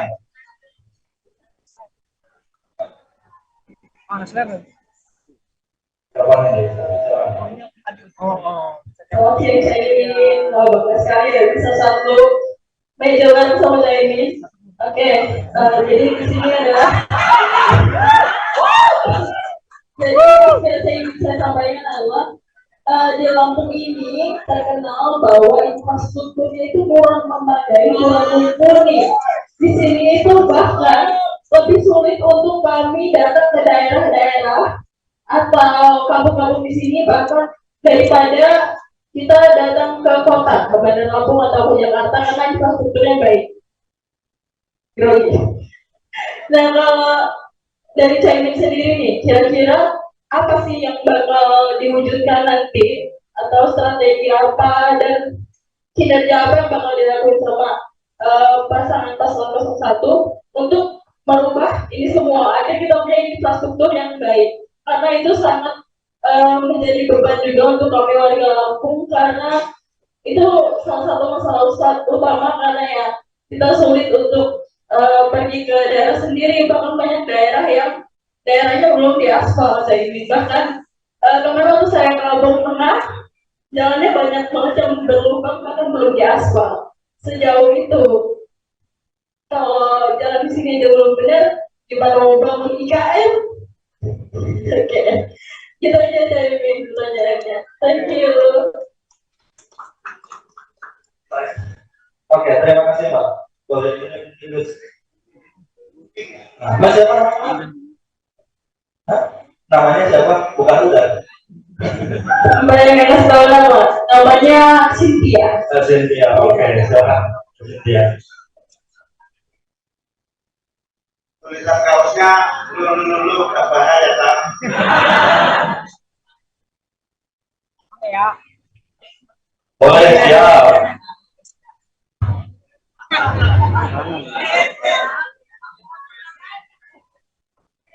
Nomor 2 Mas.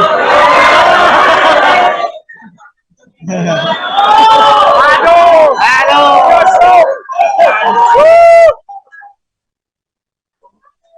Oke, terima kasih Mbak Cynthia. Terus masih mau ada? Masih mau ada ya? Oke, gue boleh pilih Gus.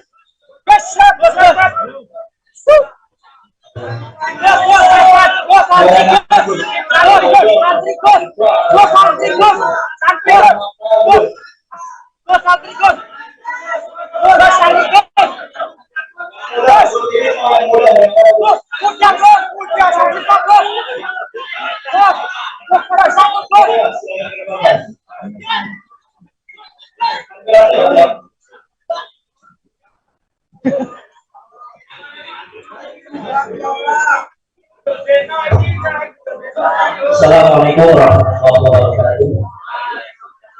Nama saya Alwi, saya dari mahasiswa IAIN itu.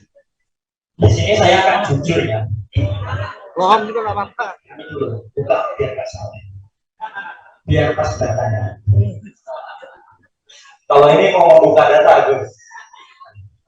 Jadi saya sampai sekarang itu belum menemukan pilihan yang tepat untuk saya. 1, 2, 3 semuanya mempunyai latar belakang yang kurang baik. Ya. 1 yang kita ngomong, 2 sudah joget, yang 3 ya agak telah.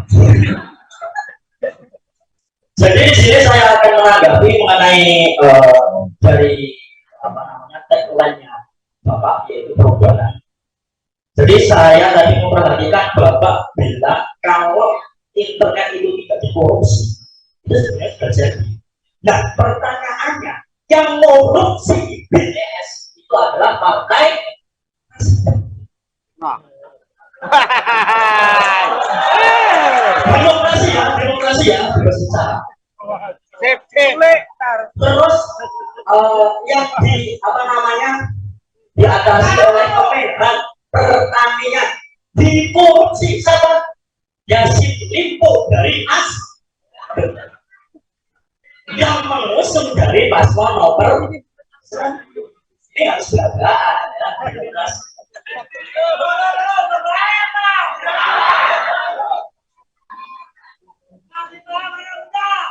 Ya, ini anak muda ya. Tadi makanya pertanyaan dari Bapak yang nomor 1 dipanggil Mas Adu itu sangat besar. Mereka menyalahkan Kemenhan yang mengambil alih pertanian, padahal yang salah DPR yang menjadi dikorupsinya pertanian. Harus kita tahu itu, ya. Jangan selalu sebar hoak-hoak yang tidak benar. Oke, setuju Indonesia bersih? Hidup mahasiswa! Hidup! Hidup perjuangan! Hidup! Ini agak grogi ya. Ini ada wartawan katanya sampai Metro TV. Saya takutnya kayak Bima, kejar-kejar.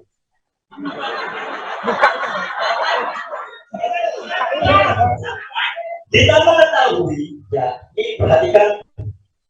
Kita mengetahui bahwa paslon nomor 1 memang teoritis nampak bagus tidak, kata-katanya dan lain sebagainya. Tetapi kita tahu di DKI OKOC tidak berjalan. DP rumah susun 0 rupiah, tapi nyatanya apa? Reklamasi yang ditanyakan apa nolak ternyata juga dilaksanakan. Pertanyaannya, apakah bisa dipertanggungjawabkan masalah transportasi Jakarta, sedangkan Pak Anies saja gagal mengurus Jakarta? Oke, waktunya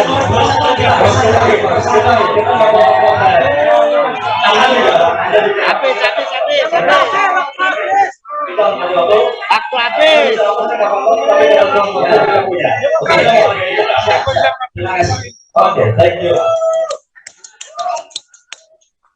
Anies gagal, Cis tapi jadi. Thank you, Mas Awi.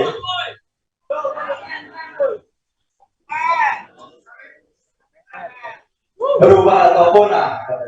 Oke, terima kasih Mas Awi. Gus, ada banyak tuh tadi yang menyampaikan soal penegakan. Kasih lagi, mau dilanjut Gus? Gus, yang mereka. Biar kita. Oke. Gus, yang mana Gus? Mana yang kita lihat nih? Saya mau tiga buat Gus.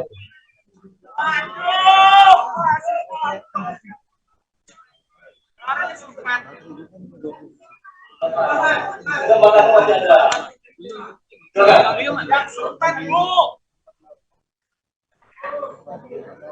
Kalau yang mau nanya pedes, kita belum kasih pertanyaan. Jadi kalau ada pertanyaan pedes, tunggu. Ini kasih aspirasi. Assalamualaikum warahmatullahi wabarakatuh. Di sini kalau saya Purwati, kebetulan saya dalam tim tadi cuman nggak kebagian yang di sekampung, jadi saya lebih dekat ke sini.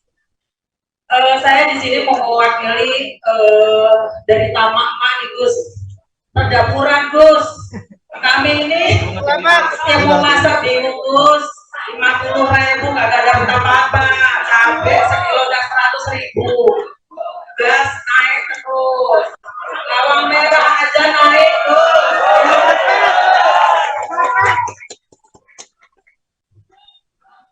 Cerita banget Gus kami ini. Apalagi yang penghasilan kami hanya sebagai pedagang kecil-kecilan yang mungkin sehari hanya dapat 100.000, jadi cuma dapat cabai 1 kilo Gus. Nah itu saya sebagai ibu rumah tangga mewakili ibu-ibu semuanya, gimana solusinya untuk menstabilkan harga bahan pokok, karena ini untuk kelangsungan rumah tangga. Jadi kalau misalnya di rumah tangga itu harga semakin meningkat terus, gimana untuk memenuhi gizi untuk anak-anak kami. Jadi kami butuh solusi dari paslon nomor 1. Sebenarnya saya, maaf ya, saya tuh dari dulu pendukung Pak Prabowo Gus. Maaf ya Gus, tapi itu dulu Gus. Itu dulu. Nah, mungkin itu aja.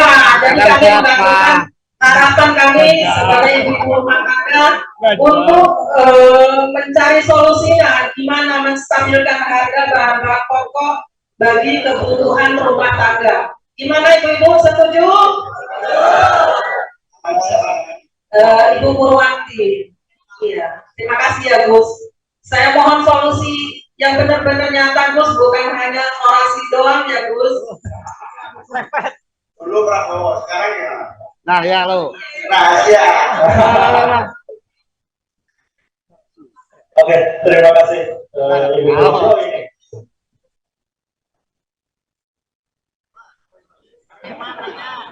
Oke, terima kasih Ibu Purwanti. Terakhir Mas, silakan. Atau lagi 3 menit waktunya Mas. Monggo.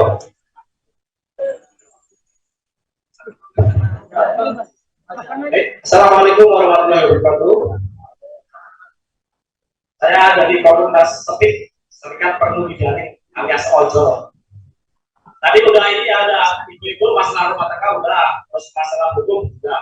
Cuman dari undang-undang kami, komunitas kami, yaitu sebenarnya udah disampaikan semua. Cuman ada beberapa.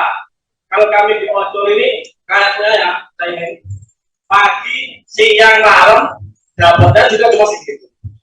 Kita dapat segitu nggak naik, kebutuhan lain udah naik. Dari sampaikan itu tadi masalah dapat sudah naik.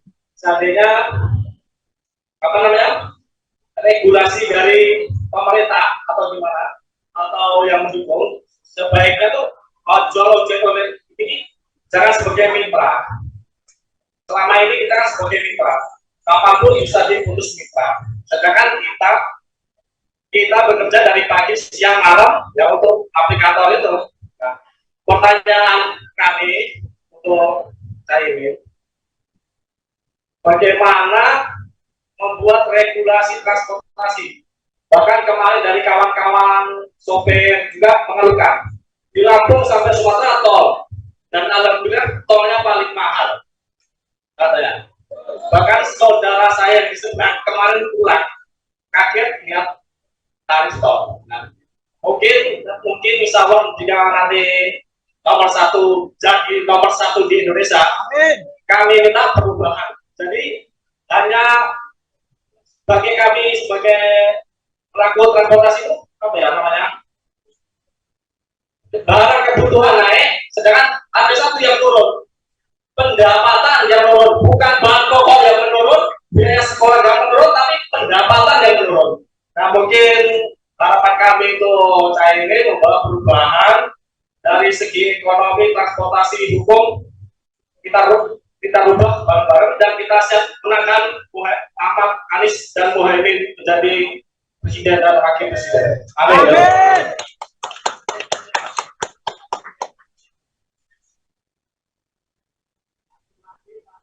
Oke,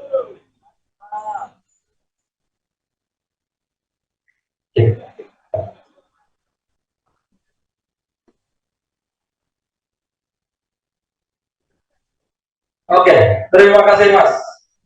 Sudah banyak aspirasi Gus soal hukum tadi, soal polisi, soal kenaikan harga bahan pokok, ada juga disampaikan soal ini dari ojol Gus, katanya pendapatan yang berkurang, dan tadi yang cukup menarik juga cerita yang security yang menyampaikan soal ternyata mau perpanjang kontrak aja dia harus bayar. Gus, silakan tanggapannya Gus. Dari semua masukan, usulan, pertanyaan, kesimpulannya satu, yaitu korban. Nggak boleh dibiarkan seperti ini. Kalau bahasa Jawanya itu, saya pernah jadi menteri, saya lamar di DPR, banyak anak buah saya jadi menteri. Kayaknya semua usaha kita lakukan, tapi kenapa kok stuck kayak lebih tepat? Semuanya tanpa kerja, semuanya infrastruktur. Kalau prioritas itu nggak ada jalan lain kecuali perubahan, dan perubahan hanya bisa dimulai dari perubahan cara memimpin dan cara kerja pemimpin. Dan insya Allah Anies Baswedan serius. Serius. Amin. Karena pertanyaan ini nggak ada solusinya. Saya jawab dalam satu tarikan nafas ya. Baik, ini cerita ini panjang banget. Sebenarnya gini kira-kira. Pemerintah itu punya tanggung jawab.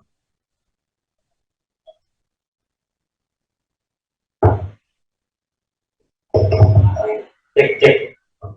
Yes, nah ini lebih ada. Kesimpulannya sederhana. Tugas negara atau pemerintah itu kesimpulannya bahasa sederhananya begini. Dompet rakyat terisi, belanja murah, punya tabungan. Penghasilan ada, pendapatan dapat, tapi biaya hidup murah. Nah, biaya hidup murah sampai berujung pada pendapatan itu menjadi bisa menabung. Apa itu? Kita mulai dari dua hal. Yang pertama, akses dan kesempatan kerja. Itu yang harus diatasi. Nanti Ibu tadi soal sembako, tadi soal harga pokok, itu nanti yang kedua. Yang pertama ini, kesempatan dan akses mendapatkan pendapatan. Ini yang harus dicari jalan keluar. Ini banyak. Kira-kira kesimpulan yang pertama ini, membuka lowongan kerja sebanyak-banyaknya dengan cara membangun industri. Kalau di pertanian kira-kira kita punya konsep namanya revolusi agromaritim. Kita benahi dari hilir sampai ke hulu, dari tanah kepemilikan penggunaan akses tanah sampai ke produksi, sampai kepada penjualan dan transportasi penjualan infrastruktur kita banyak. Jadi ya, nggak mungkin kita nggak bangun jalan, tapi kita harus pinter-pinter prioritas memilih jalan itu harus pinter-pinter. Nah, Mas Anies yang disepakati dengan kita perubahan itu salah satunya misalnya memperbanyak jalur kereta api. Kalau lebih murah bangunnya, jauh lebih murah biayanya dibanding tol. Mungkin harus banyak kereta yang menghubungkan transportasi. Kalau ini terjadi, logistik lancar, harga menjadi turun setelah produksi banyak. Ini juga terkait dengan infrastruktur tadi. Insya Allah kita lebih baik mendistribusikan anggaran negara untuk infrastruktur di berbagai titik daripada satu titik. Supaya apa? Supaya terjadi pertumbuhan ekonomi yang merata di mana-mana, bukan di satu titik. Sehingga anak Lampung kalau mau maju tidak harus ke Jakarta, cukup di Lampung dengan infrastruktur, situasi dan akses pekerjaan yang mudah. Salah satunya jalan. Insya Allah akan menjadi prioritas jalan yang menghubungi.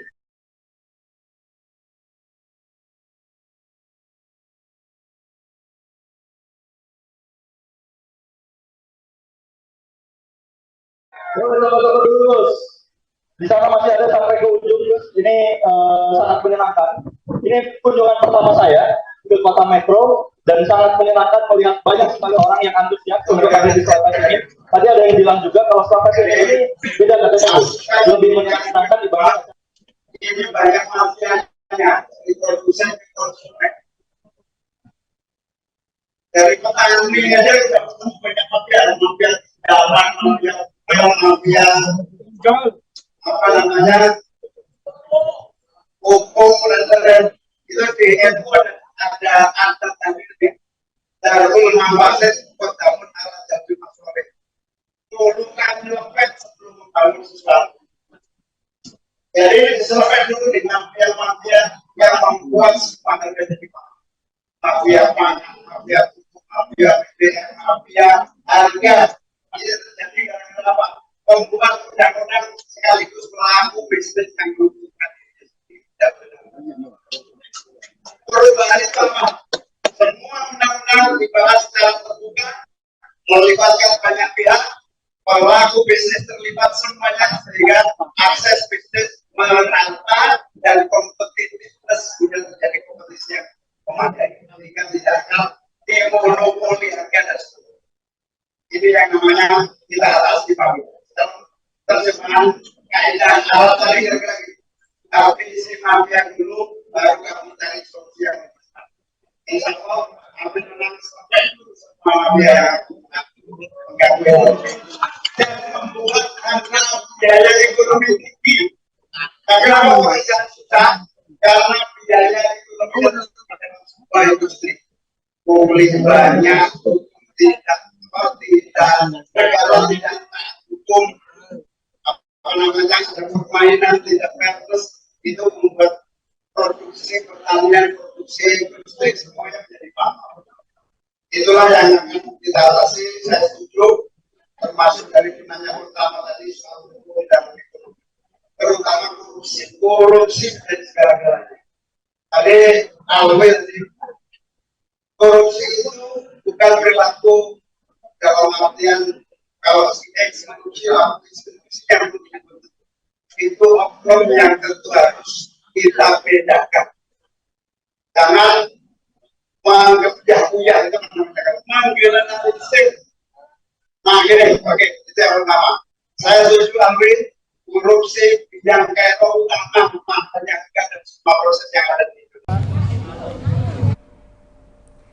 Ya, Tribuners, tadi kita sudah mendengarkan wawancara bersama dengan tim TPD Amin Lampung ya, Tribuners. Nah, tadi juga Amin baru saja menyelesaikan acara Slaphead Imin yang merupakan salah satu rangkaian agenda dari kampanye Caimin berkunjung ke Provinsi Lampung. Nah, dengan serangkaian agenda yang akan dilakukan Caimin pada hari ini, kita ini akan berbincang dari sudut pandang politik ya, di mana pada hari ini kita akan berbincang bersama dengan Dr. Triyono MIP selaku pengamat politik dari Universitas Mego Pak Tulang Bawang. Halo, selamat siang Pak Triyono.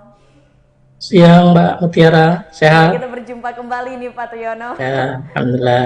Alhamdulillah ya. Ini Pak Triyono, terkait dengan kunjungan Caimin ke Provinsi Lampung, seperti apa nih tanggapan dari Pak Triyono selaku pengamat politik menilai kampanye yang dilakukan Caimin ke Provinsi Lampung? Ya, tentunya terkait dengan kunjungan dari paslon ya, capres khususnya cawapres, ini sebagai bagian dari mengisi kegiatan kampanye politik ya, di jadwal-jadwal kampanye yang telah ditetapkan oleh KPU. Nah, pada saat ini Lampung menjadi salah satu objek tujuan kampanye politik dari paslon 01 yang dalam hal ini Caimin ya, yang hadir ke Lampung. Tepatnya hari ini kalau kita lihat di media itu kunjungan ke Lampung Timur, Metro, Bandar Lampung, dan direncanakan ke Lampung Selatan besok.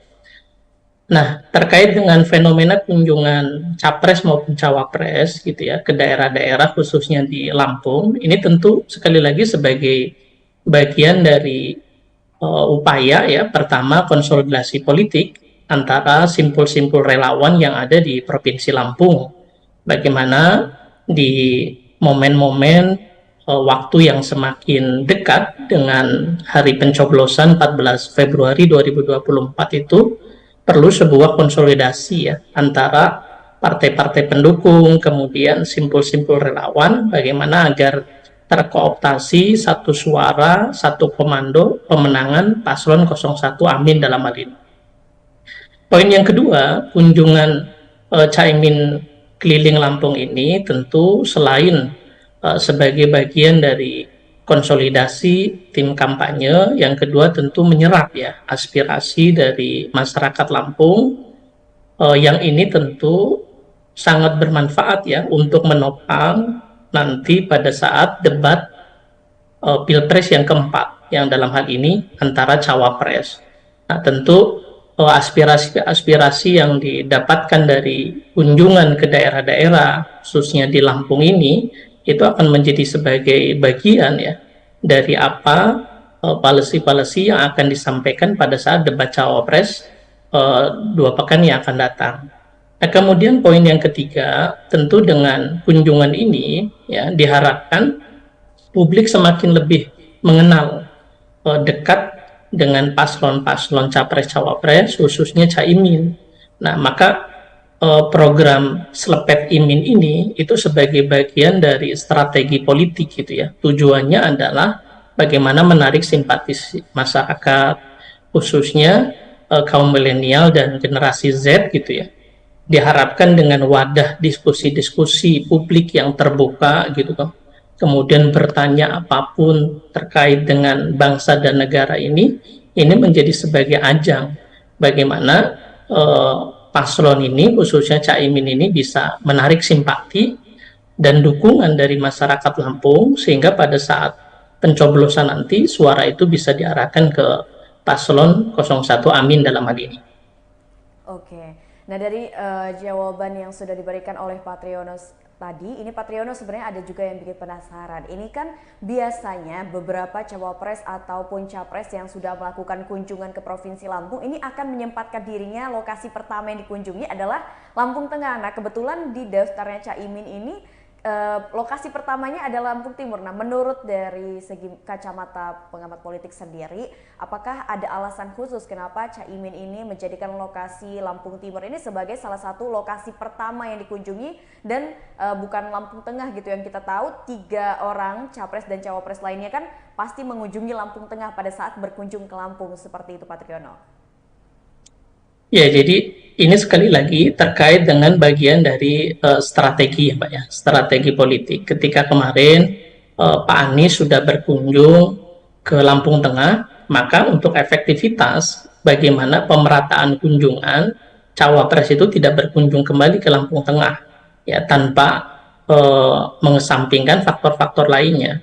Nah, di samping Lampung Tengah, kemudian Lampung Timur, itu termasuk menjadi basis-basis ya suara PKB yang dalam pemilu 2019 itu cukup signifikan perolehan suaranya. Nah, jadi pada saat kemarin Pak Anies berkunjung ke Lampung Tengah, maka cawapresnya Caimin saat ini tidak kembali berkunjung ke Lampung Tengah, tapi ke daerah lain, kabupaten kota lain, dalam hal ini Lampung Timur, Metro, Bandar Lampung, dan Lampung Selatan.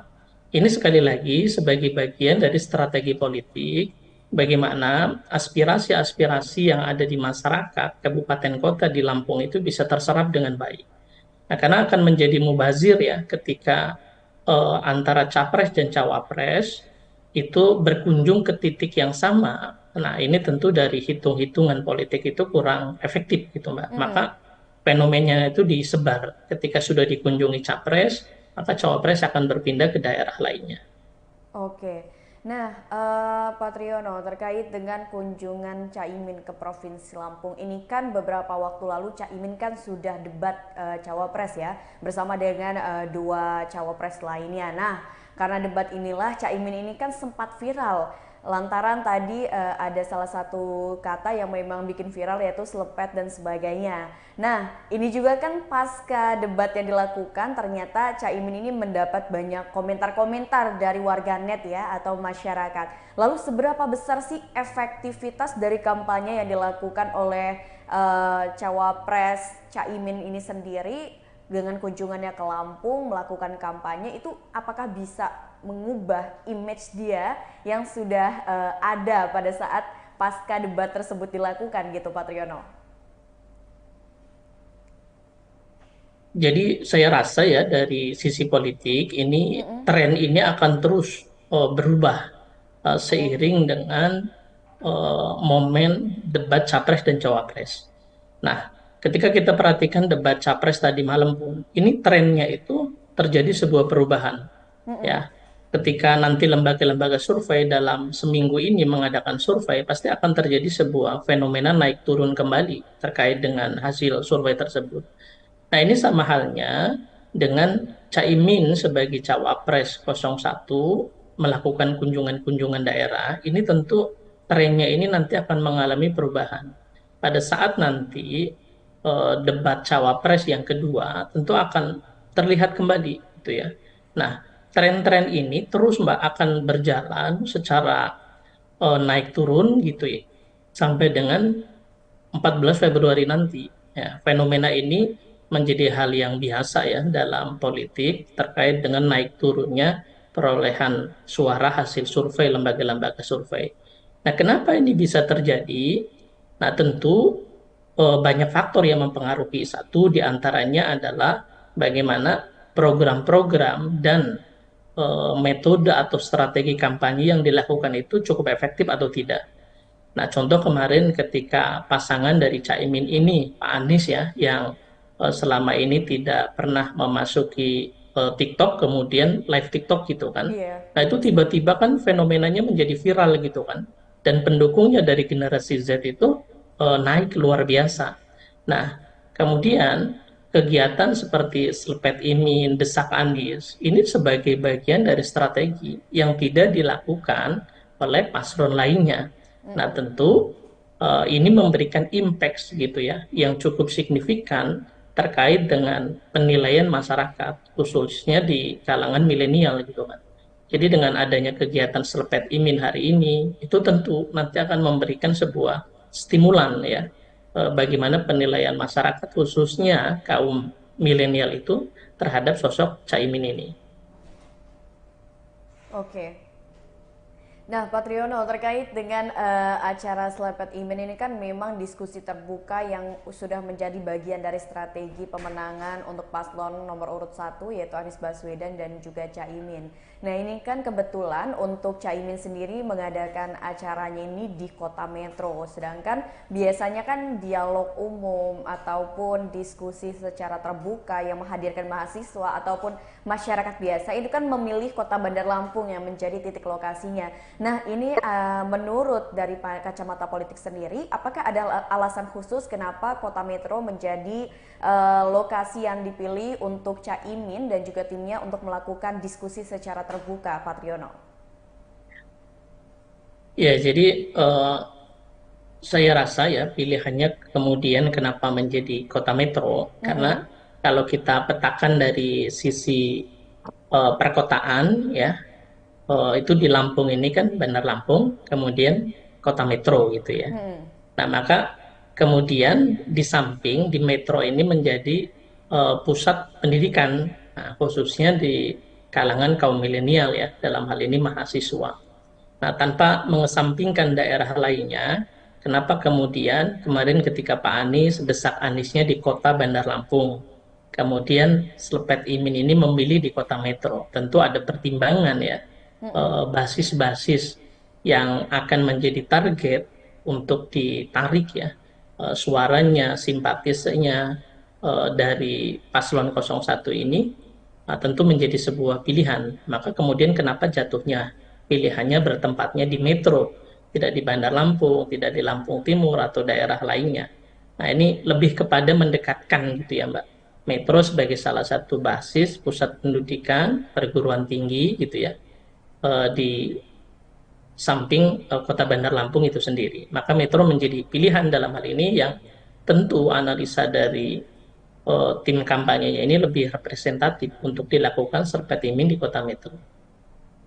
Oke, Jadi memang mungkin ada alasan khusus tadi itu ya, dikarenakan memang melihat kondisi kalau misalkan di Lampung sendiri wilayah perkotaannya adalah Kota Bandar Lampung dan juga Kota Metro, apalagi Kota Metro ini dikenal dengan kota pendidikan gitu kan titelnya. Nah, Pak Triyono, terkait dengan hal tersebut Pak Triyono, ini kan bisa dikatakan dari ketiga pasangan calon presiden dan juga calon wakil presiden hanya paslon 1 ya yang lengkap, maksudnya capresnya sudah ke Lampung, cawapresnya juga baru saja ke Lampung dan masih melakukan berbagai agenda pada hari ini dan juga dilanjutkan dengan esok hari.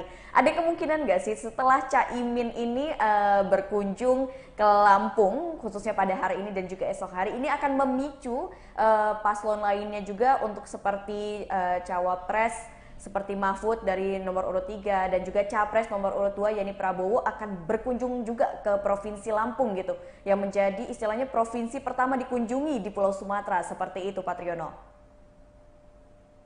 Secara pasti saya tidak bisa menyampaikan ya Mbak, apakah akan memastikan berkunjung atau tidak. Tapi kalau melihat dari fenomena yang ada, Lampung yang begitu dekat dengan Jakarta, ini menjadi salah satu tujuan kampanye politik dari para paslon. Nah, kalau kita cermati dari 3 paslon ini, untuk cawapres yang belum berkunjung itu kan cawapres 03 ya, Prof. Mahfud gitu kan. Nah, sementara waktu itu Mas Gibran cawapres 02 itu sudah berkunjung dan hari ini Caimin pun berkunjung. Jadi ke depan di sisa waktu masa-masa kampanye ini, saya rasa agenda itu pasti akan teragendakan. Hanya kepastian kapan waktunya gitu ya, itu tentu menjadi ranah strategi dari tim kampanye masing-masing paslon. Oke, seperti itu. Baik, Pak Triyono, mungkin itu saja Pak Triyono obrolan kita seputar kunjungan Caimin ke Provinsi Lampung dengan berbagai agendanya dari segi mata politik tentunya. Terima kasih banyak Pak Triyono atas waktunya dan juga informasinya, dan semoga kita bisa berjumpa di lain waktu Pak Triyono. Sama-sama Mbak Mutiara, selamat siang. Sukses selalu untuk aktivitasnya Pak. Ya, Assalamualaikum.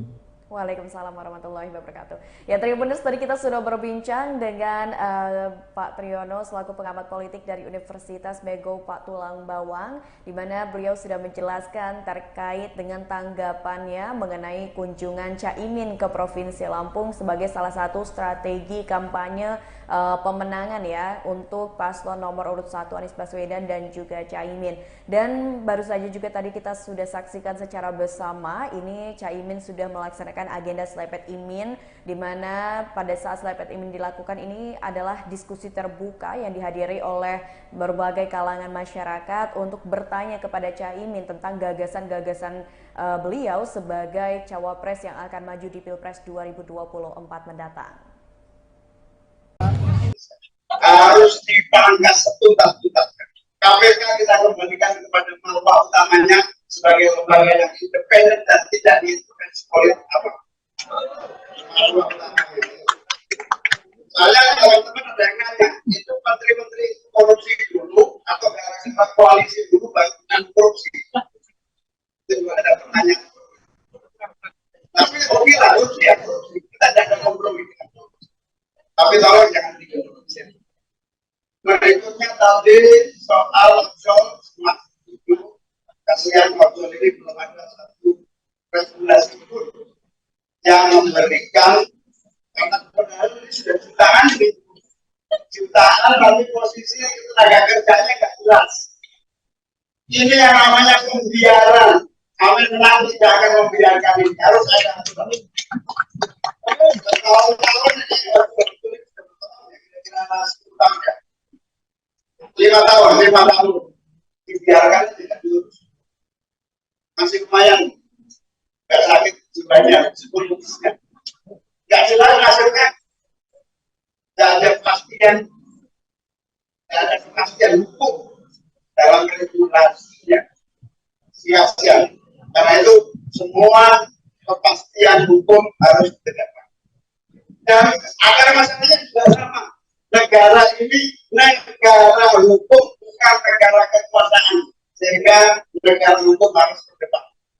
Kita tidak akan membiarkan negara ini melenceng dari negara hukum. Oke, berikutnya apa lagi belum saya jawab? Ini ya weh, supaya kamu mantap memilih. Tidak ada yang sempurna di antara yang ada. Kamu pilih aja yang paling baik di antara yang ada. Jadi soal siapa yang berhasil, siapa yang sukses, siapa itu relatifly persepsi. Kayak misalnya Mas Anies, menurut saya sih gubernur paling sukses sih. Menurut saya, tapi itu subjektif. Bisa jadi objektif. Contohnya, tidak ada satupun gubernur di Indonesia yang bisa bangun stadion bertaraf internasional yang terbesar. Yang kedua, Mas Anies dituduh politik aliran, politik identitas, radikal, segala macam. Tapi 5 tahun harmonis hubungan antara agama di DKI. Mas Anies dituduh OJOG, itu kan program OJOG belum pernah jalan, itu kan idenya apa? Sandiaga Uno bukan menjadi program Anies. Jadi kalau bagus kita bisa ambil. Jadi semua persepsi saya tidak akan komentar, tapi nanti kalau kita ke rumah itu ke langit lihat di antara yang ada yang terbaik. Amin. Amin. Amin. Ya, insya Allah kalau pikirannya jernih akan kelihatan yang terbaik di antara yang ada. Kelebihan masing-masing. Semua ada kelemahan kelebihan masing-masing. Tapi kalau direnungkan gitu, insya Allah kita saya kira itu ya komentar saya. Ya, terima kasih Gus Imin. Gus, tadi Gus Imin bilang mau ngajak orang-orang yang di samping itu. Saya ada penasaran soal hukum itu. Yang mana? Tadi kan soal struktur agama. Oh ya, kalau agama tadi solusinya biaya ekonomi yang tinggi karena pungli susah yang membuat pabrik izinnya susah. Setelah izin banyak pembuatan lihat itu sehingga harga menjadi mahal. Tapi tadi banyak pertanyaan, ini banyak anggota DPR, silakan siapa yang membantu jawab persoalan-persoalan